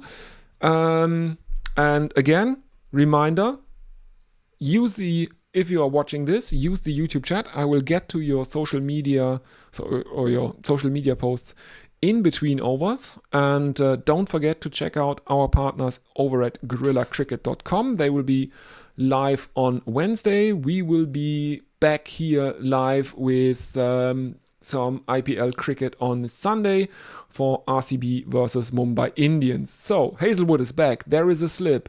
There is a short third man. There is a backward point. There is point. And Dhruv Jurel is on strike. He defends it into the offside. And I think they have not run a single. They were trying to run a single while the fielders from the offside converged on that ball that was played back into the ground, bounced high into the air, and that's a dot ball. So, yeah. Again, please use the chat. In comes Hazelwood again. This one is played to short third man who does not manage to stop it. It evades him a bit. They run a single and Suryavanshi is back on strike. He's on 23 of 9. The target is 202. Rajasthan Royals 38 for 1. And this is probably the make or break wicket. If Suryavanshi gets a chance to score as he did in the last match, a quickfire 30 or something like that, Royal Challengers will be in trouble. Cut short, and this bounces in front of the infield, bounces over the head of backward point, and finds the boundary at deep backward point. 4 runs, 42 for 1. Suryavanshi is coming ever closer. Strike rate of 270 currently. He has faced 10 deliveries, is on 27. And if the RCB bowlers can't find a quick breakthrough here, I can't remove him quickly, as he now hacks one over long on from Hazelwood. He moves on to 31, 46 for 1. And I mean, all the hype that has been made around this kid, so far he has justified all of it. 15 years old, if I'm not mistaken. Let me check. Yes. turned 15 2 weeks ago. In comes Hazelwood, right arm over the wicket and driven to cover by Suryavanshi for another boundary, another 4 runs, and that brings up the 50 for Rajasthan Royals. He has played 21 T20s before this, 8 first-class matches and 8 List A matches. He might be the next big thing in IPL cricket. Hazelwood is now rearranging his field, and slip has come out. There is short third man, there is backward point, there is extra cover, there is cover. In comes Hazelwood, right arm over the wicket, too short and pulled by Suryavanshi, and it is pulled for 6 runs over mid-wicket, and that means the Rajasthan Royals are 56 for 1, and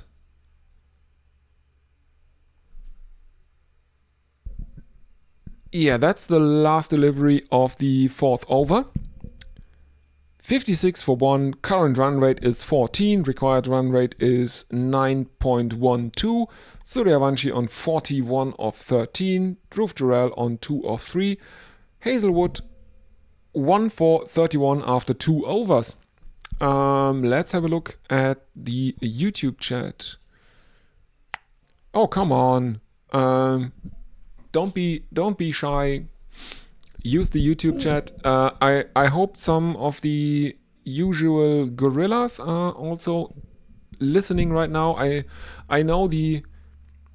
Oh, speaking of, is the... Have stumps been drawn in the county championship? Oh no, the county championship, they are still going. So maybe some people will come in after that. After that is over for the day.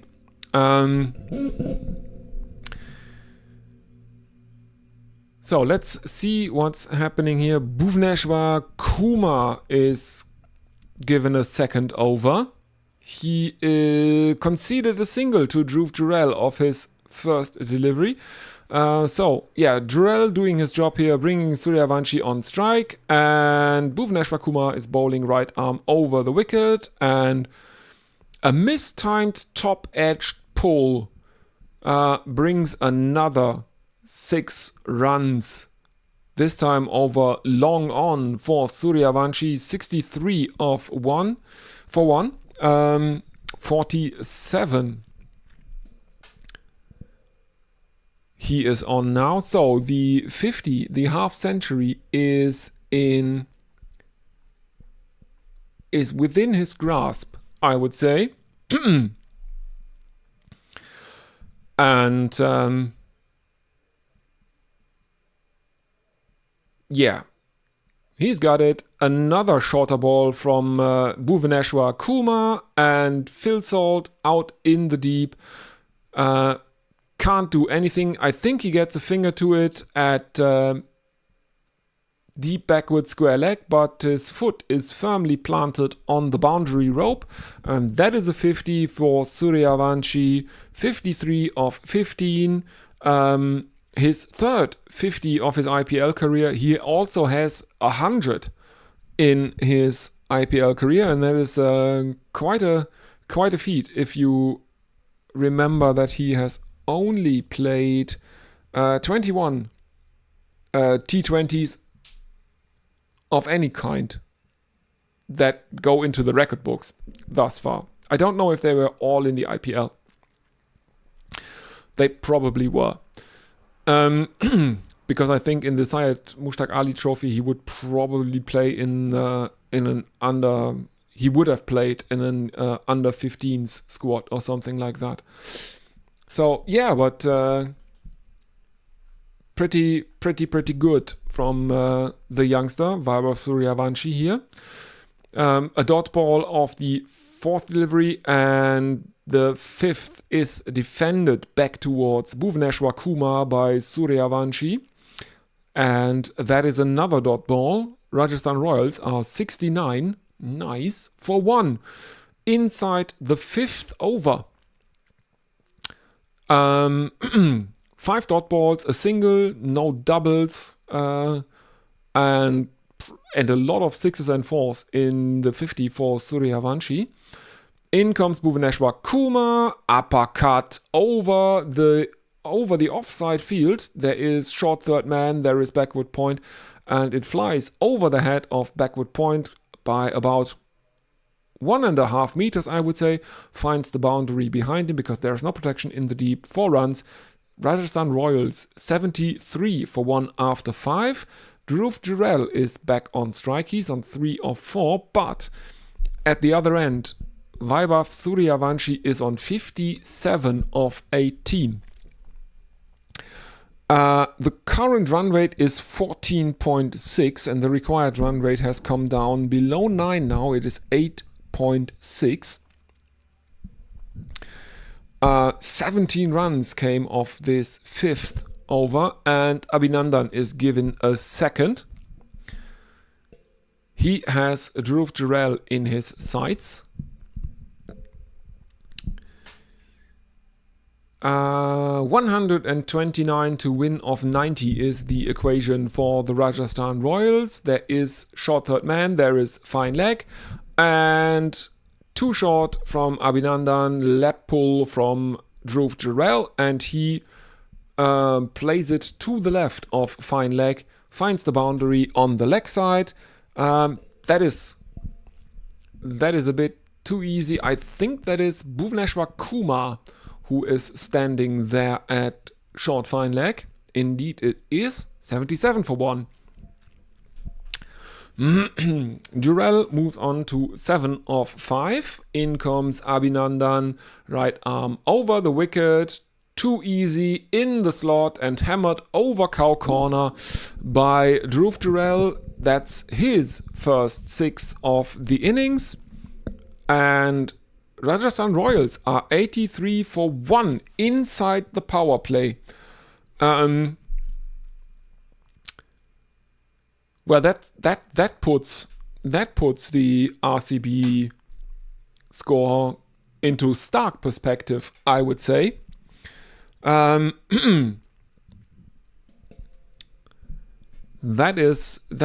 puts it into a perspective.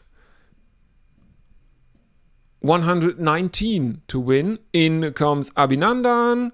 Cut through a very, very stacked offside field by Dhruv Jurel.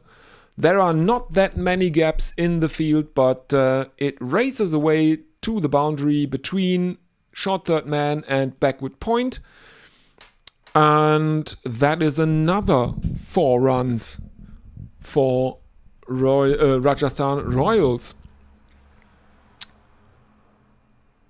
Some fist bumps out in the middle between the batsmen as Rajasthan Royals are 87 for 1 inside the power play. Keep that in mind.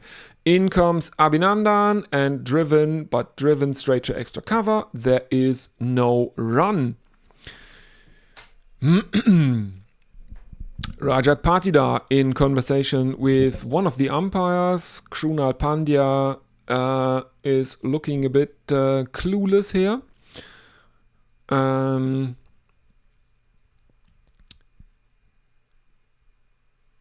Virat Kohli looks a bit tense, puts his glasses, his shades back on. In comes Abhinandan, full toss, on leg stump, and swivel pull by Dhruv Jurel off the front foot. This is extraordinary. He was looking to go on the front foot, leans forward and just swivels on his front foot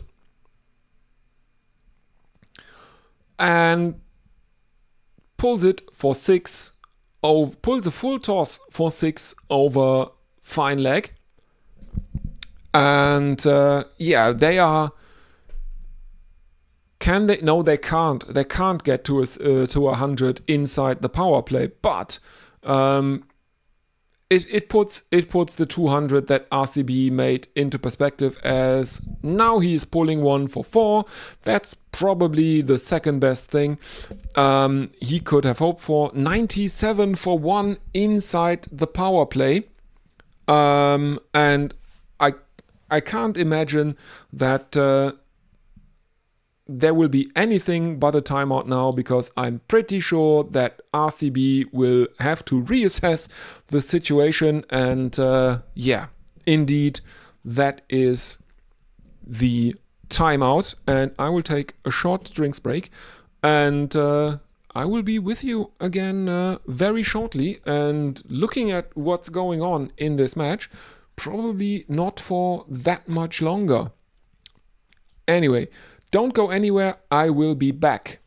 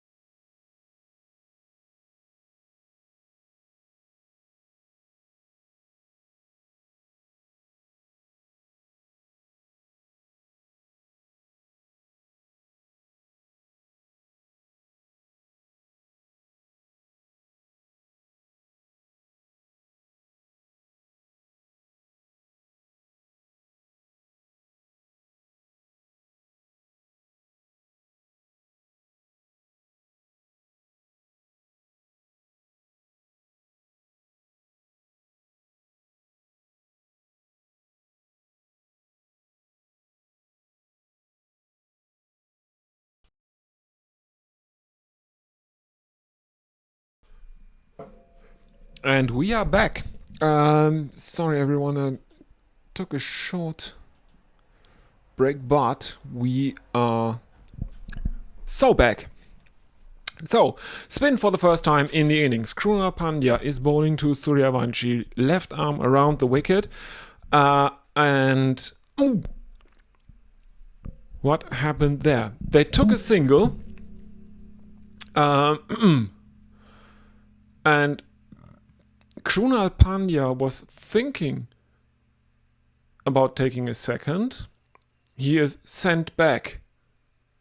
Suryavanshi was thinking about a second. And I think Krunal Pandya is hit by the throw-in from the outfield. In he comes again. Left arm around the wicket to Dhruv Jurel. This one is too short, and Dhruv Jurel is on it, pulls him 4 runs to mid-wicket for Royal Challengers, for the Rajasthan Royals. Two teams with Royal in their name. Does me head in. 100 is up for Rajasthan Royals.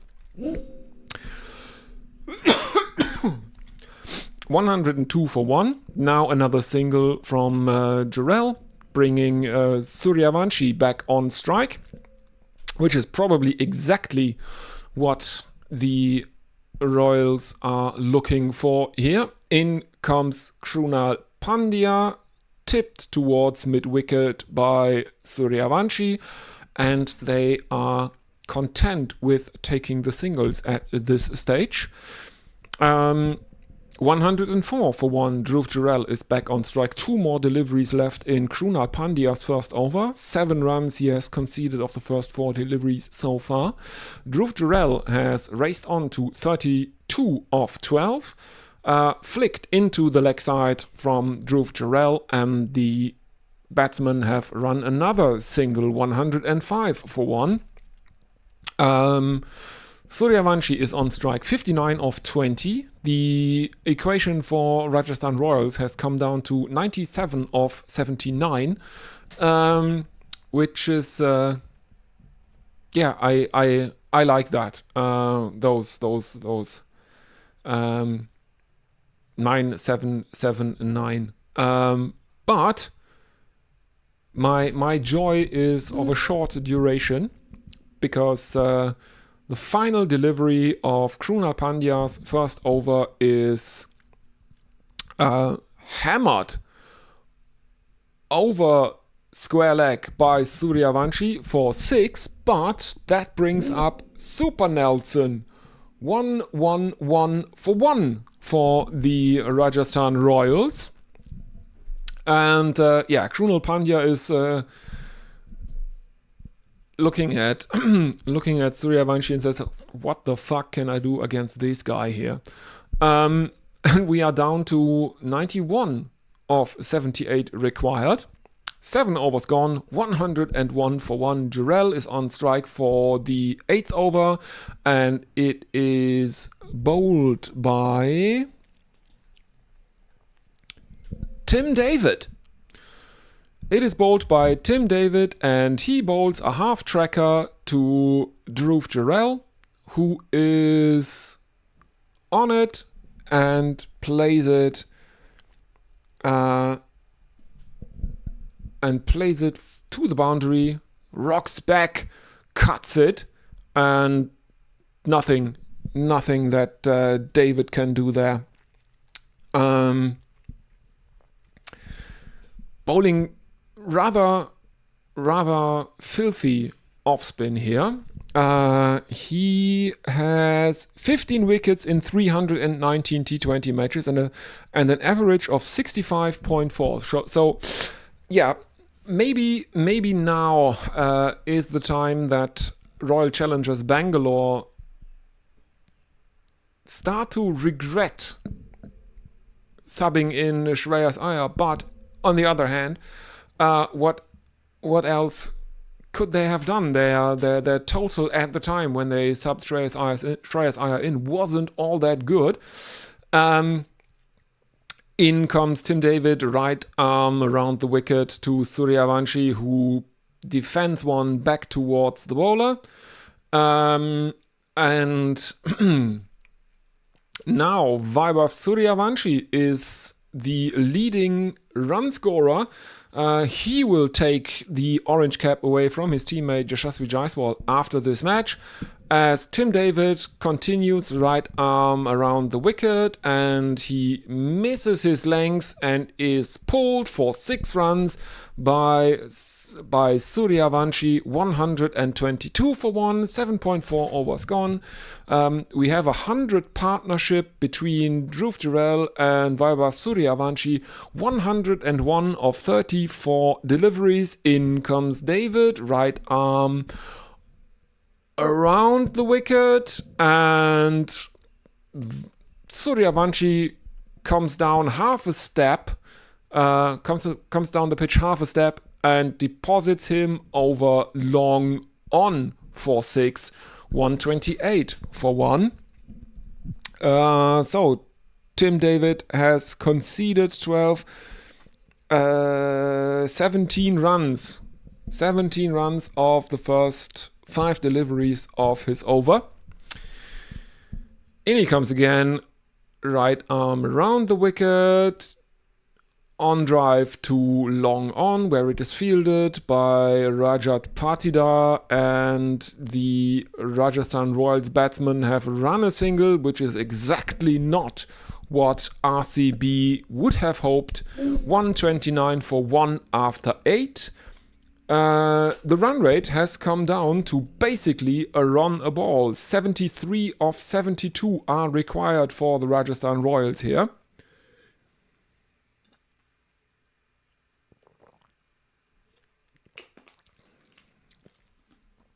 And Suryavanshi retains the strike, faces the first delivery of Krunal Pandya's second over. Pandya resetting his field, walking very, very closely behind the bowling umpire, who is looking to get back to his mark, walking backwards. Almost stumbles over Krunal Pandya there, or runs into him. I don't see what's going on right now. We are seeing pictures of Suryavanshi, who is surveying the field, but I don't see the field. The current run rate, I can tell you though, is 16.12. The required run rate is just a shade over 6.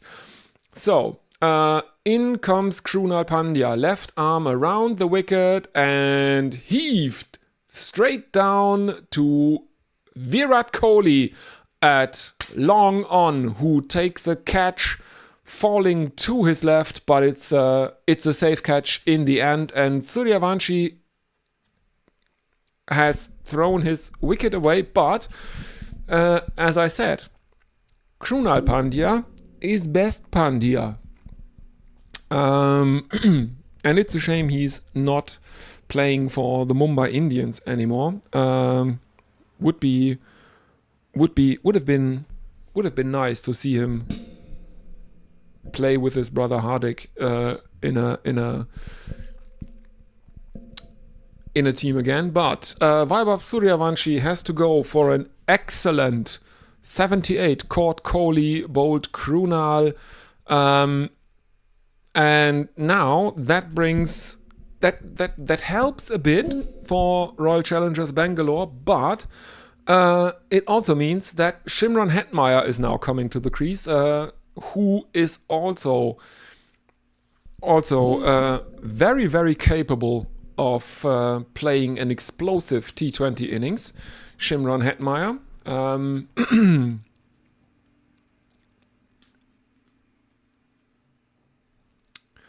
Oh, I forgot. Yeah, I'm also currently looking for jingles.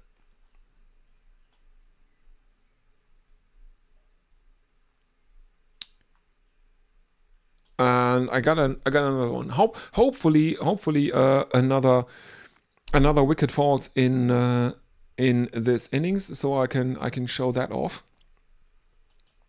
Yeah, let's have a look. So Krunal Pandya is continuing. He is bowling to Shimron Hetmeyer now. Left arm. Oh, and I'm going to play the jingle.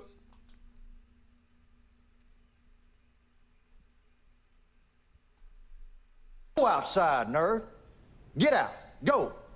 I ain't got time to be distracted by your worthless chime-ins. Go on.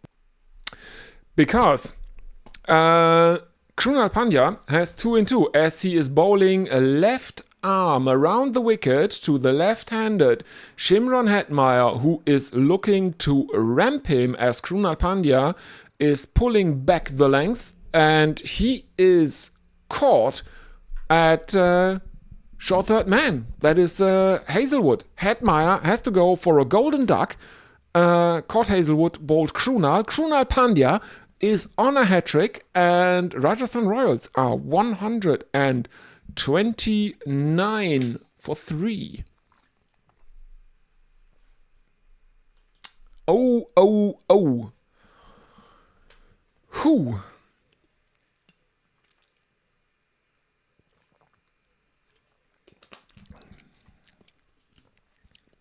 The problem for Rajasthan Royals is obviously that the required run rate is very, very low, and we are not even halfway through the possible overs for the Rajasthan Royals, but very, very good over thus far from Krunal Pandya, who is on a hat-trick, as captain Riyan Parag is coming out to the middle. There is a slip for Riyan Parag as Krunal Pandya is bowling left arm around the wicket to the right-hander Riyan Parag, who drives him very, very straight. It is fielded at long off, but no hat-trick for Krunal Pandya.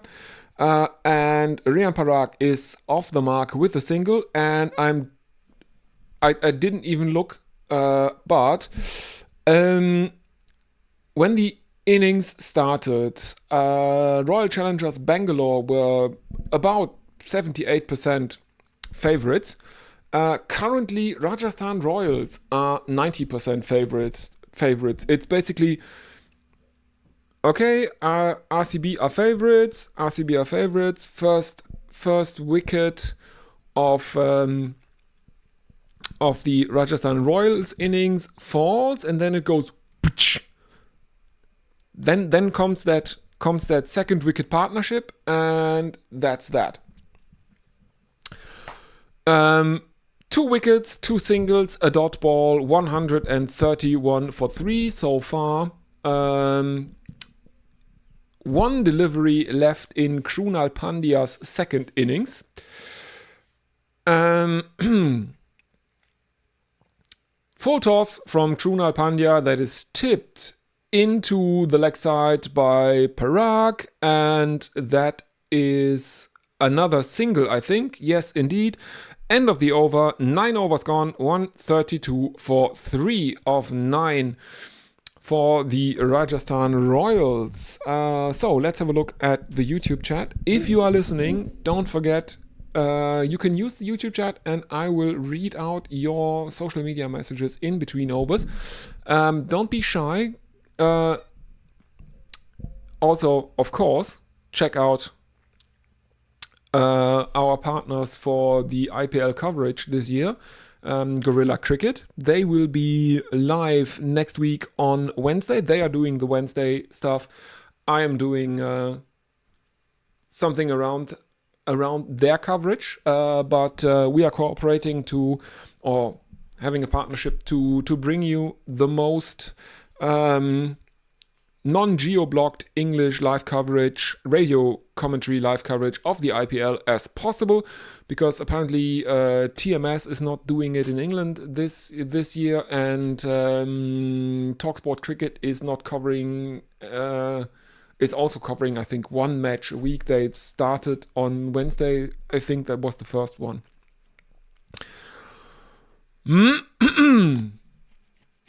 Let me have a look what is happening in this match. Hazelwood is back on. Currently I'm seeing highlights of Vaibhav Suryavanshí's excellent innings. A single of the first delivery of Hazelwood's over. It is the 10th, 133 for 3. Dhruv Jurel is back on strike. Hazelwood bowling right arm over the wicket, and he hits Dhruv Jurel in the box. Who is down? Who is down on his knees? Do we have a physio coming out? No, I don't know. Yeah, but Suryavanshi with a strike rate of 300. In second place is his partner in crime for the second wicket, Dhruv Jurel, who is currently sitting on a strike rate of 229. And Suryavanshi is probably like all 15-year-olds who were going along at 300 against an IPL level bowling attack and missed out on their century. He looks frustrated. But let's be honest. This that innings by Suryavanshi put this match to bed. Doesn't really matter what happens now. It's a bit of a shame. It's a bit of a shame because now the required run rate is just a second, and Hazelwood has one as Riyan Parag holds out to Krunal Pandya at cow corner. That was a very, very unnecessary. That was a very, very unnecessary wicket from Riyan Parag, and I think that deserves one of these. Go outside, nerd. Get out. Go. I ain't got time to be distracted by your worthless chime-ins. Go on. Yeah. But in the end, they need another 68 runs.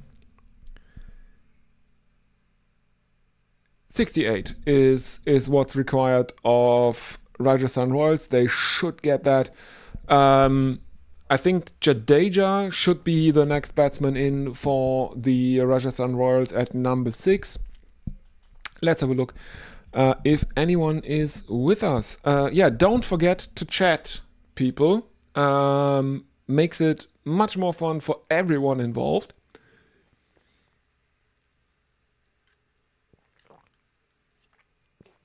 And it is indeed Ravindra Jadeja who is coming out at number 6 for Rajasthan Royals.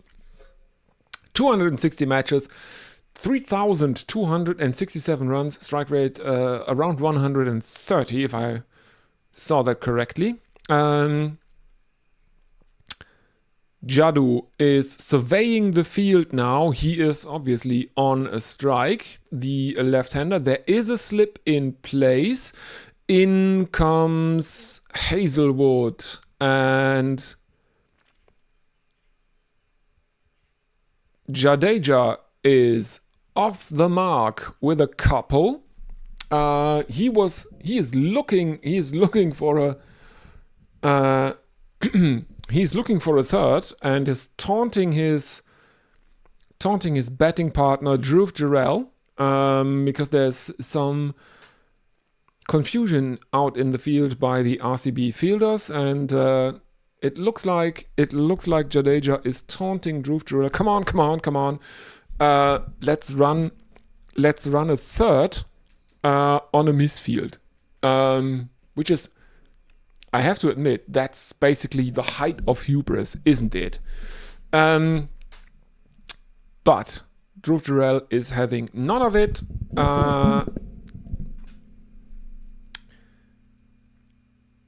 A single of the final delivery. So Jadeja is farming the strike. 137 for 4 after 10. Jurel on 40 of 18. Jadeja on 3 of 2.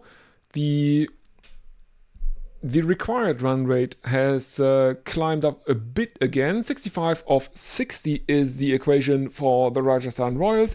After this 10th over brought 5 runs and 1 wicket. The current run rate is 13.7. The required run rate is 6.5 again. Yeah, so small victories for the Royal Challengers Bangalore. I guess the required run rate has not fallen below 6. That's a good one.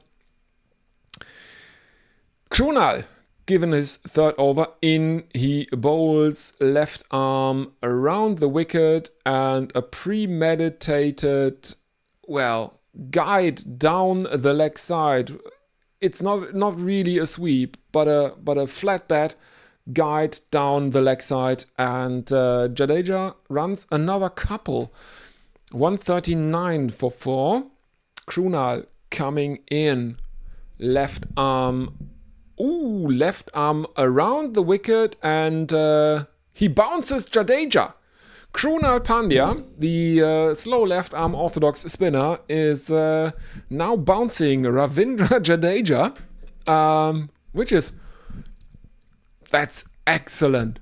Excellent trollery from Krunal. Now, during the last match, he transformed into a pace bowler for 1 or 2 deliveries as well, if I remember correctly. Which is he is such a good bowler to watch. Ages like a fine wine. In he comes again, played back in his direction by Jadeja. Krunal can't field it, and they run a single, as the fielder from cover has to come around and stop that delivery. 140 up for the Rajasthan Royals to win 62 of 56. There is short third man, backward point, extra cover, and chopped down towards backward point by Dhruv Jurel, who is setting off for a run, but his partner Jadeja is having none of it. He is sent back. That is a dot ball. 140 for 4 still the score. 10.5 overs gone. Jurel is on strike, 40 of 19. In comes Krunal Pandya, left arm around the wicket and pulled by Dhruv Jurel, and this time I think they have run the single. They did, and now Dhruv Jurel is farming the strike. 141 for 4 after 11 to win 61 of 54.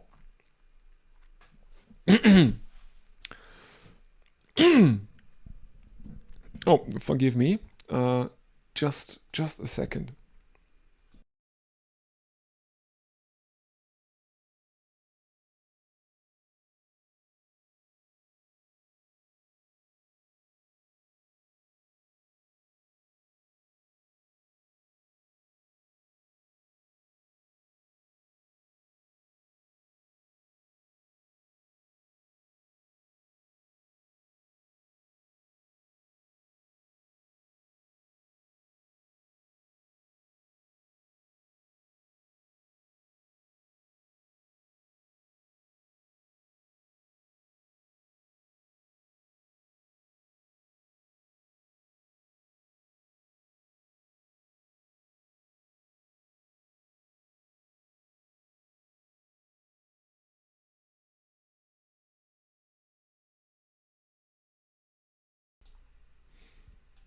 Oh, sorry for that. Okay, we are back.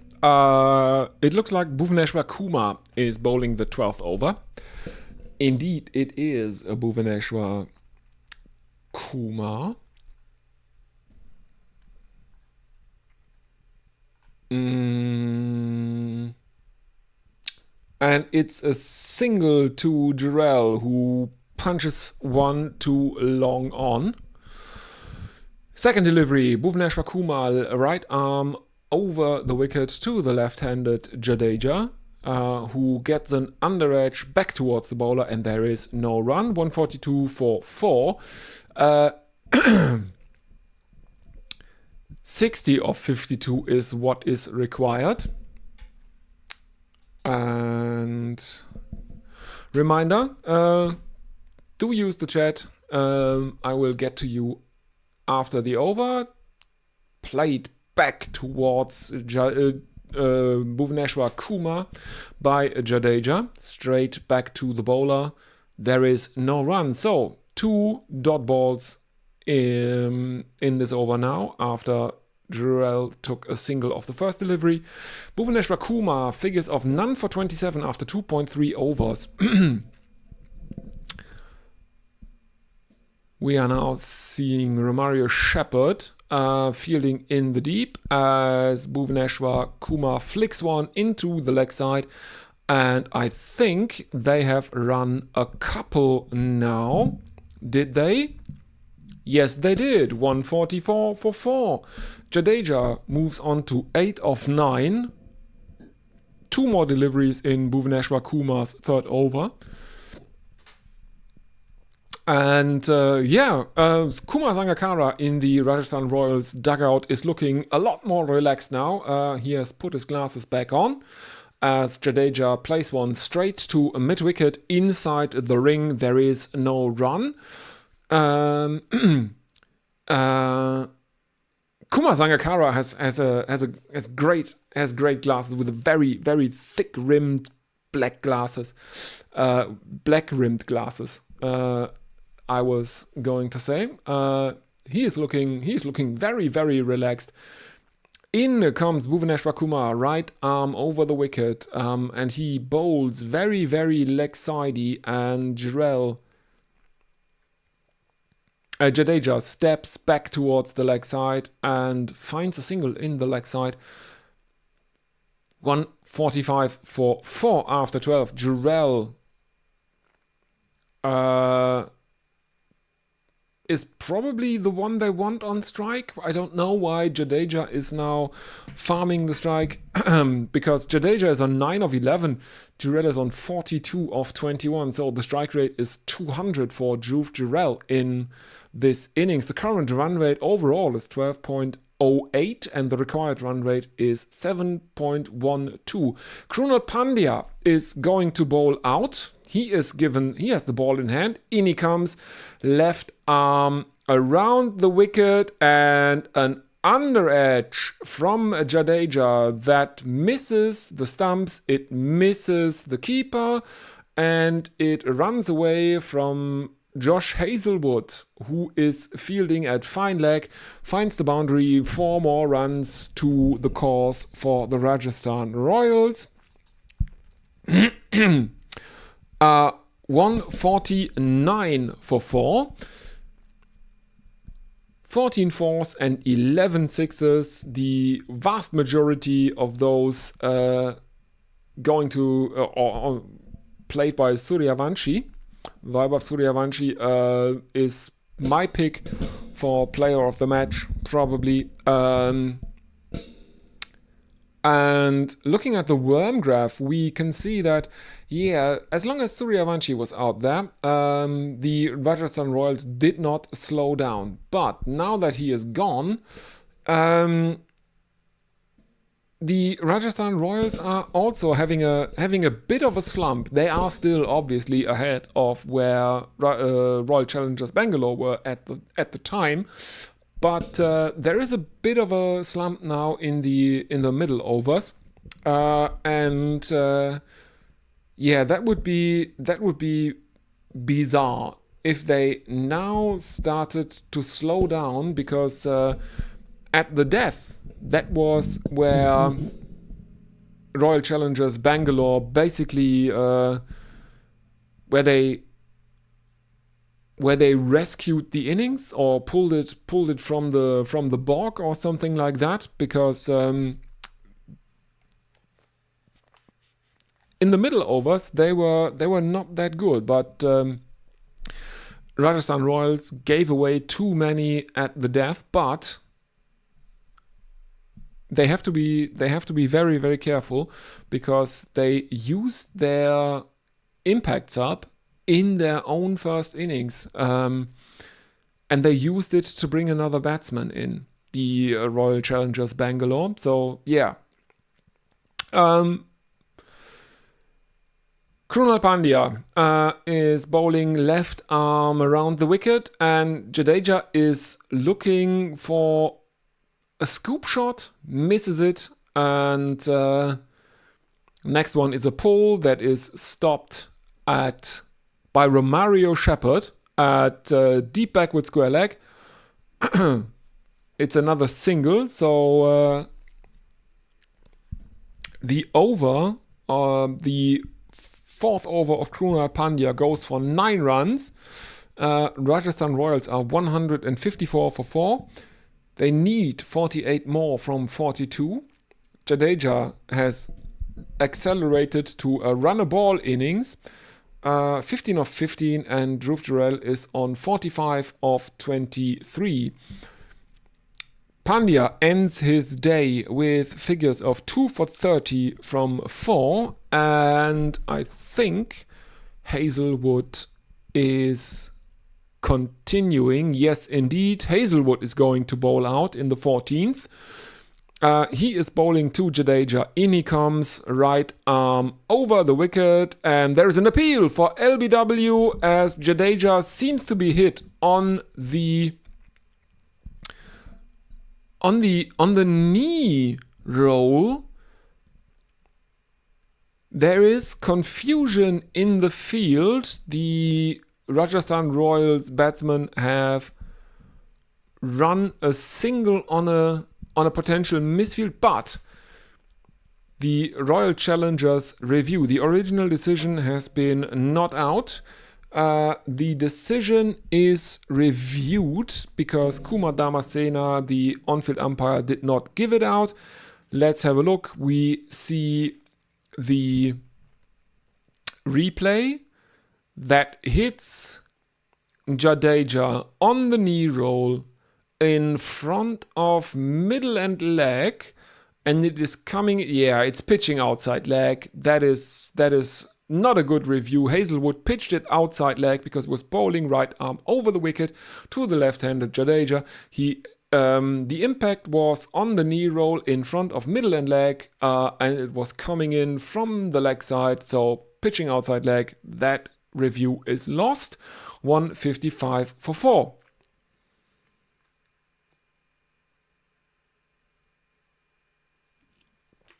Jurel now on strike because the Rajasthan Royals ran a leg by during the confusion. Too short from Hazelwood, outside the off stump, and Jurel gives himself room, pulls Hazelwood for 4 runs. And now Rajasthan Royals seem to be back on track again. Not as on track as they were during the time that the 15-year-old Wunderkind was out there, Suryavanshi, but the equation for them is 43 of 40 required, and another single in the leg side from Dhruv Jurel brings up his 50 of 25, a 50 with a strike rate of 200 is an excellent T20 innings, and it would probably be in the conversation for man of the match performance, but no, not in this match. It also brings up the 160 for Rajasthan Royals overall. 13.5 overs gone, 160 for 4, 42 of 39 required. Hazelwood coming in again, right arm around the wicket, this time to the left-handed Jadeja, who plays one out to mid-on. That is Captain Rajat, or to mid-wicket. That is Captain Rajat Patidar, who is fielding there. They run a quick single. Patidar tries a direct hit. He is not far away from the stumps, but he is very side on, and he misses a relatively easy run-out chance at the non-striker's end. But Jadeja is home safe, and Jurel is now on strike. Hazelwood, right arm over the wicket, tapped into the leg side by Jadeja. Another single, 162 for 4.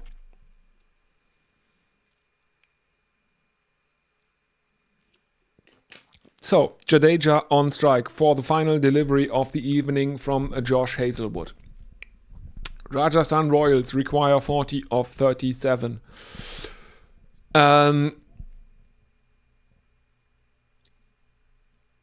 I know they should not take stupid risks, but more on that later. Guided down to third man by Ravindra Jadeja. as Hazelwood is bowling right arm around the wicket. They take another single, 163 for 4 after 14 overs. RCB were 125 for 7 after 14 overs. That's just that just as a comparison here. They shouldn't take any stupid risks, but given the fact that RCB had a better net run rate before this match, they should have an eye on the run rate. They shouldn't win it on the last delivery, I would think, or they should not plan to win it in the last over, probably, because these easy wins, and this is an easy win here, thanks to Suryavanshi, that you should probably try to improve your net run rate in matches like this, I would think. Abhinandan is given a third over. Economy of 20 thus far.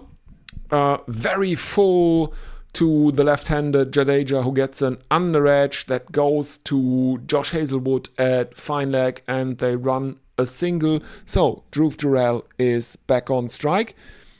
Let's have a look. Again, if you are listening to this, use the YouTube chat. Helps me out, makes it more interesting for everyone, and you can talk amongst yourselves. You know how this is. You know how that works from listening to Guerrilla Cricket or watching Guerrilla Cricket on YouTube. Anyway, Dhruv Jurel is on a strike. Abhinandan is switching to over the wicket. Full toss, and that is cut to the boundary for 4 runs by Dhruv Jurel. And I mean, they don't need boundaries necessarily at this stage of the match, but it's really not that. I mean, it really helps.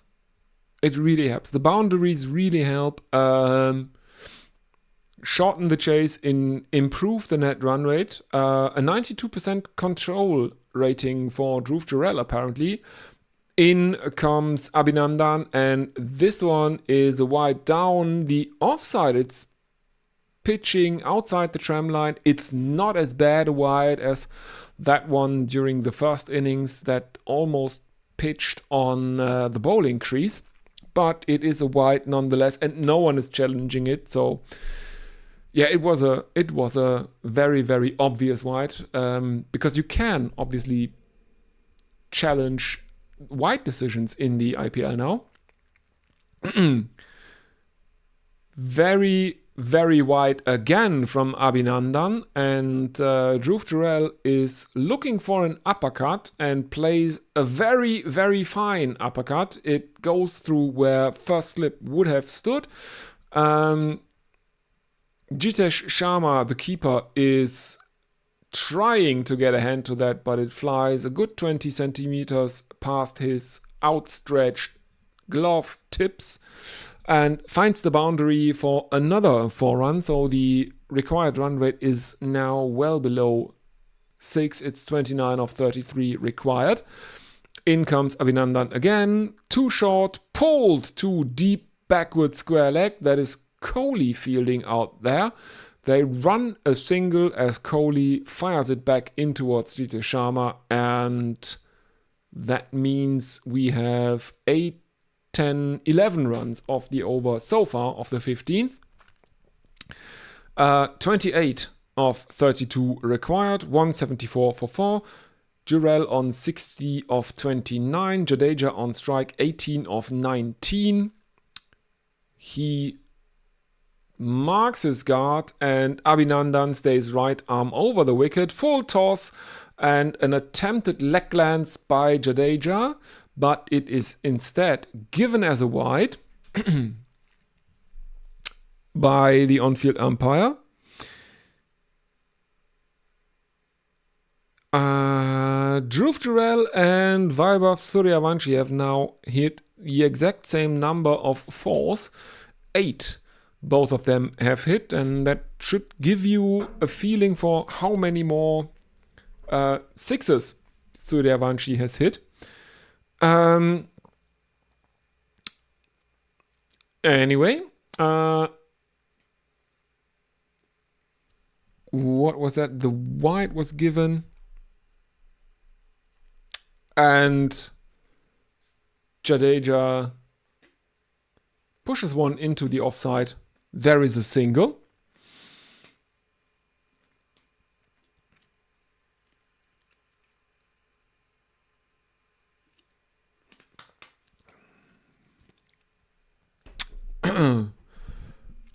And a single.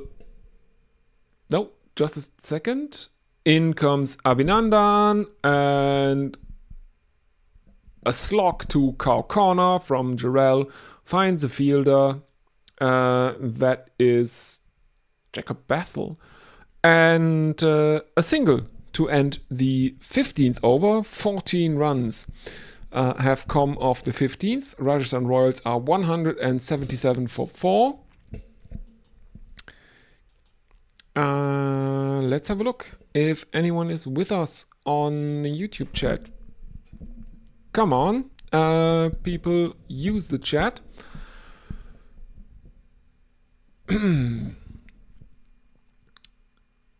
Anyway, 15 overs gone, 177 for 4. 25 required of 30. Kumar Sangakkara also has these yellow tinted glasses, which is I don't know what the exact name of the condition is that you need that for, but yeah. So Romario Shepherd replaces Josh Hazelwood. He is given his first over of the match.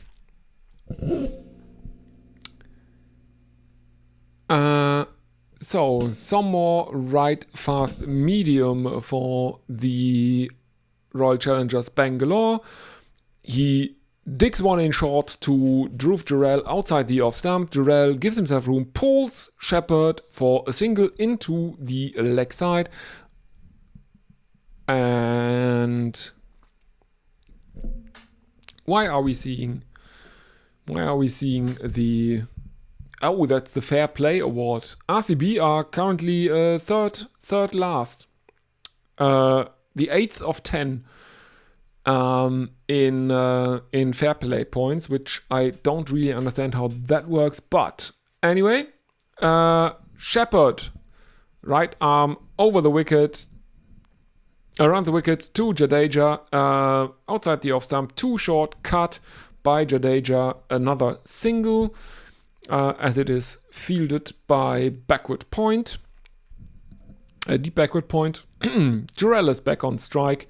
The partnership is 45 of 36. Jurel is on strike 62 of 31. In comes Shepherd.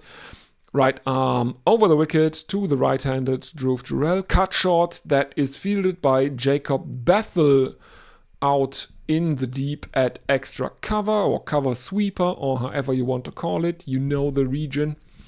And they run another single. 180 is up for the Rajasthan Royals. 180 for 4. 15.3 overs gone. Jadeja is back on strike.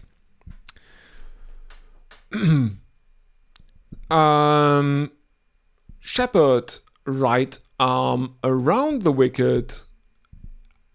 Very wide outside the off stump, short, and Jadeja uppercuts it, finds the fielder at deep third man.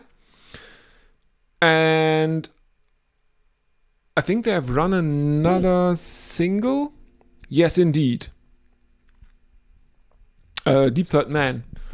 Yeah, it's another single.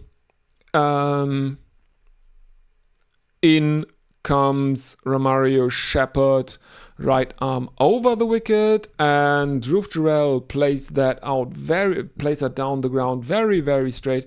Shepherd can't stop it. The fielders have to come in from long on and long off. They stop it, but not before the Rajasthan Royals batsmen have run a couple of runs.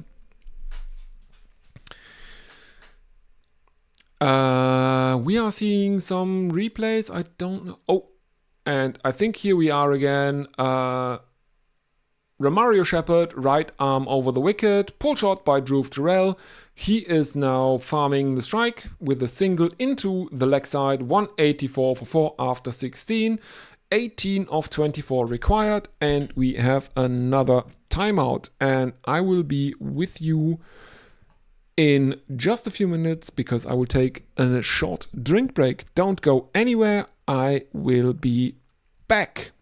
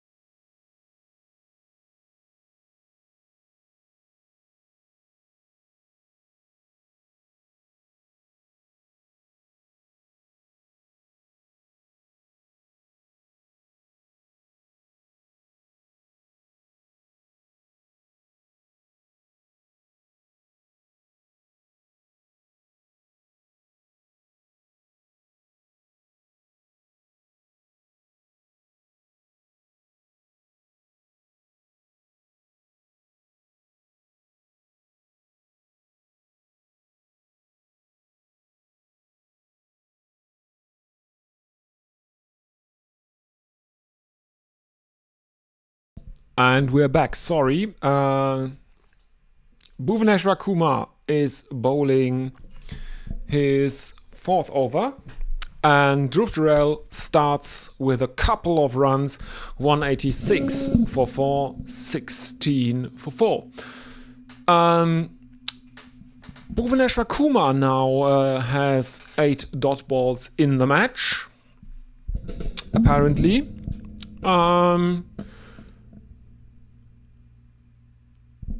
In he comes again, right arm over the wicket to the right-handed Dhruv Jurel, who plays one out too long on. That is Jacob Bethel there fielding, and the Rajasthan Royals batsmen run another single. 15 of 22 now the equation for the Rajasthan Royals.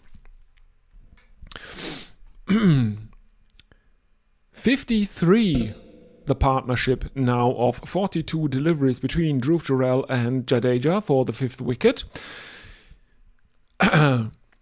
As we are seeing Suryavanshi doing some he's playing with the robot dog as if it were a real dog.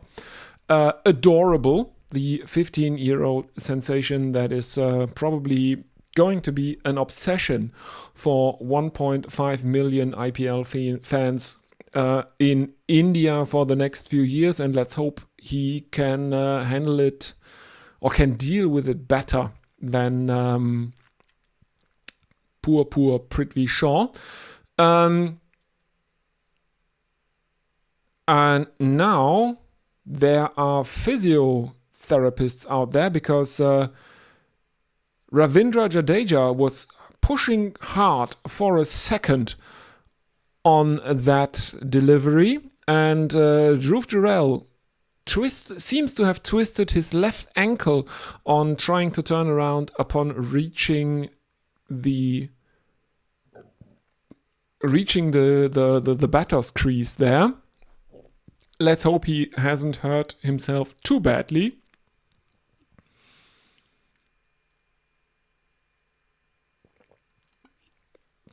We are now seeing that tomorrow, the early game tomorrow will be...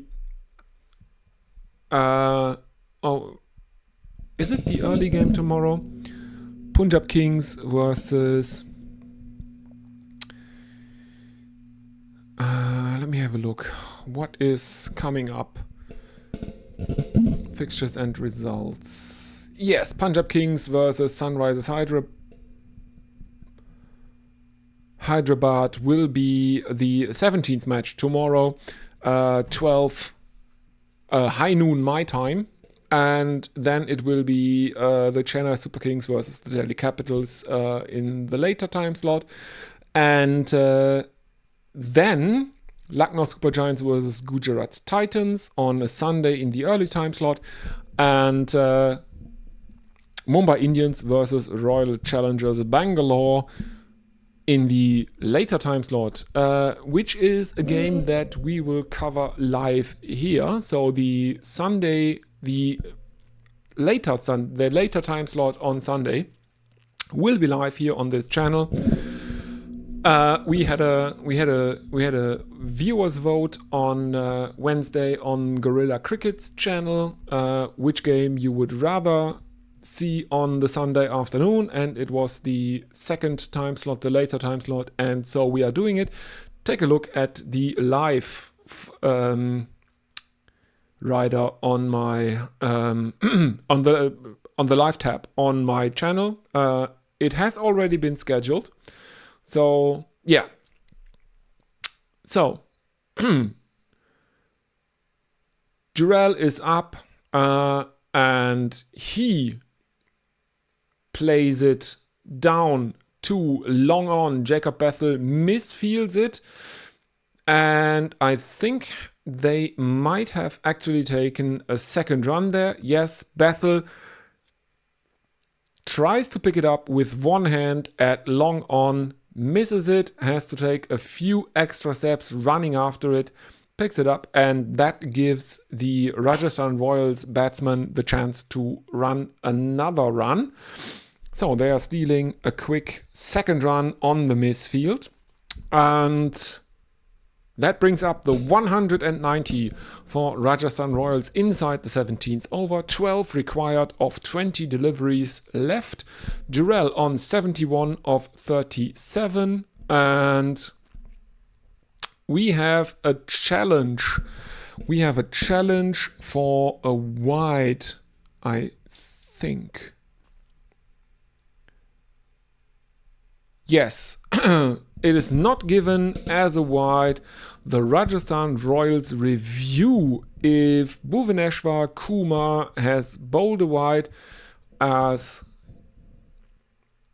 we see the replay now. So Bhuvaneshwar Kumar is bowling right arm over the wicket to the right-handed Dhruv Jurel, and it pitches on the tram line. There is minimal movement, seam movement into the batsman, and that is enough for the ball to pass the batting crease inside the tram line. No wide given. Royals lose their review. In comes Bhuvaneshwar Kumar again, right arm over the wicket. Again, driven out to Jacob Bethel at long on. There is another single, 191 for 4. And Dhruv Jurel is farming the strike. 17 overs gone, 7 runs have come off the 17th. Rajasthan Royals, 191 for 4. Current run rate is 11.23. The required run rate is 6.33. Dhruv Jurel is on 72 of 39 deliveries. Jadeja on 22 of 23. Bhuvaneshwar Kumar ends his night with figures of none for 37 of 4. And Romario Shepherd is given a second over. So, some more right fast medium all-round stuff. Jurel plays one out to Phil Salt, who is fielding at deep mid-wicket as Romario Shepherd digs one in short, and Jurel pulls him towards Phil Salt, who is fielding at the boundary. 10 of 17 required as they take a single, and Jadeja is now back on strike. 192 for 4. Let's see if they can make it exciting. I doubt it. Rajasthan Royals have too many wickets in hand. Shepherd, right arm around the wicket. And this one is cut by Jadeja to Josh Hazlewood at deep third man. And they take another single. I mean, mühsam ernährt sich das Eichhörnchen. Laboriously, the squirrel feeds itself, as we say in Germany. Which is basically, in the cricket context, it's don't worry, lads, we'll get there in singles. But anyway, Jurel makes another single.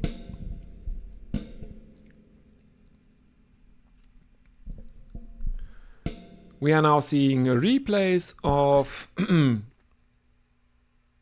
Vaibhav Suryavanshis 78 of 26.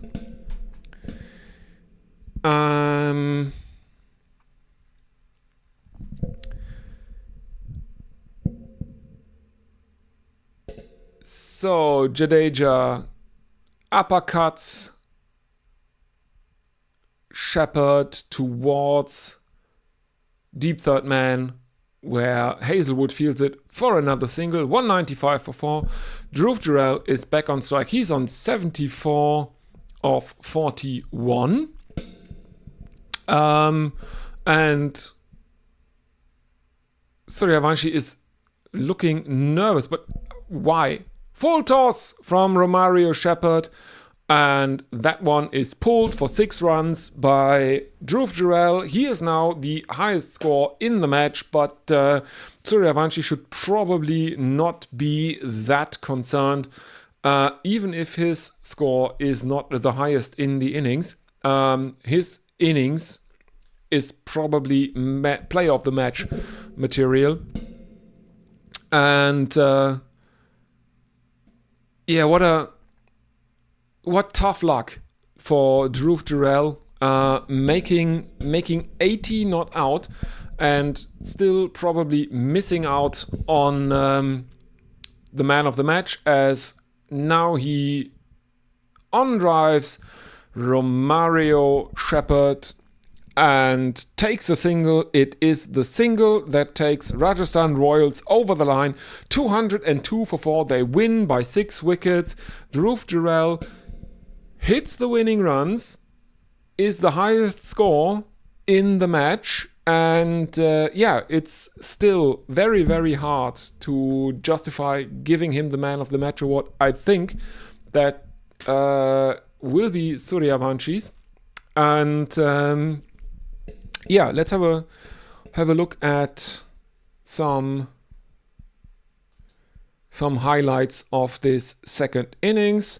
Vaibhav Suryavanshi makes 78 of 26 at a strike rate of 300. Dhruv Jurel makes 81 of 43 at a strike rate of 188. Rajasthan Royals win by 6 wickets, and the only bowlers to take any wickets for the Royal Challengers Bangalore are Josh Hazlewood and Krunal Pandya. Both take 2 each. Krunal Pandya is best Pandya, I told you.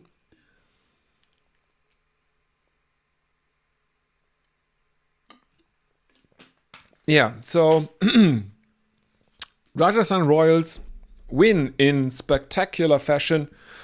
And what a heartbreak for Dhruv Jurel to be the top scorer in a match and deservedly not be the man of the match.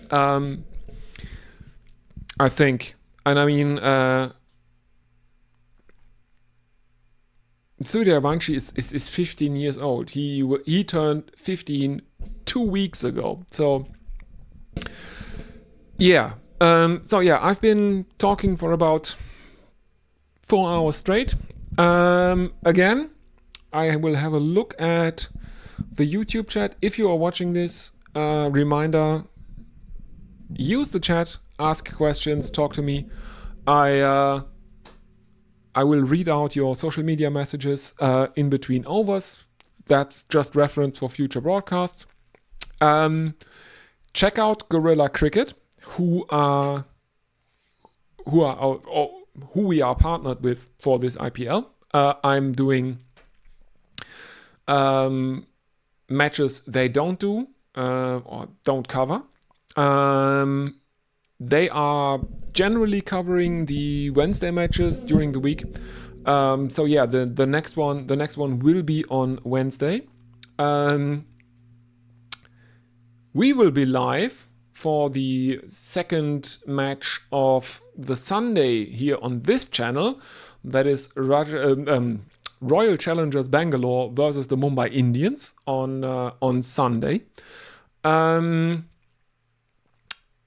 Check out Gorilla Cricket, and if you are new here, don't forget to like and subscribe. Subscribe to this channel. Have a look at the live tab on this channel. The stream for the Sunday match is already scheduled, so you can just enable the notifications. So YouTube will tell you when I'm going live on Sunday, so you don't miss anything here. Generally, I'm not on as strict a schedule as Gorilla Cricket. I will cover matches where I can find the time. I think I will have Ajit from the Armchair Cricket podcast on during the season sometime, because he's a friend of the channel. Shout out to the Armchair Cricket podcast. Go check that out, everyone who is listening right now. I'm a frequent guest on there as well. And hopefully Jonathan Campion will find some time to slot in as well. He is obviously the guy who wrote Getting Out, the definitive story of Ukrainian cricket.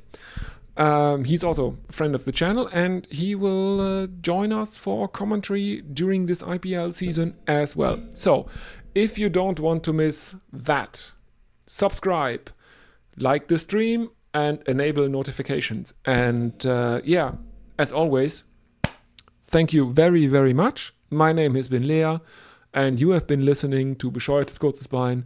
And if you want, we will see each other again on Sunday. Take care, everyone. Good night.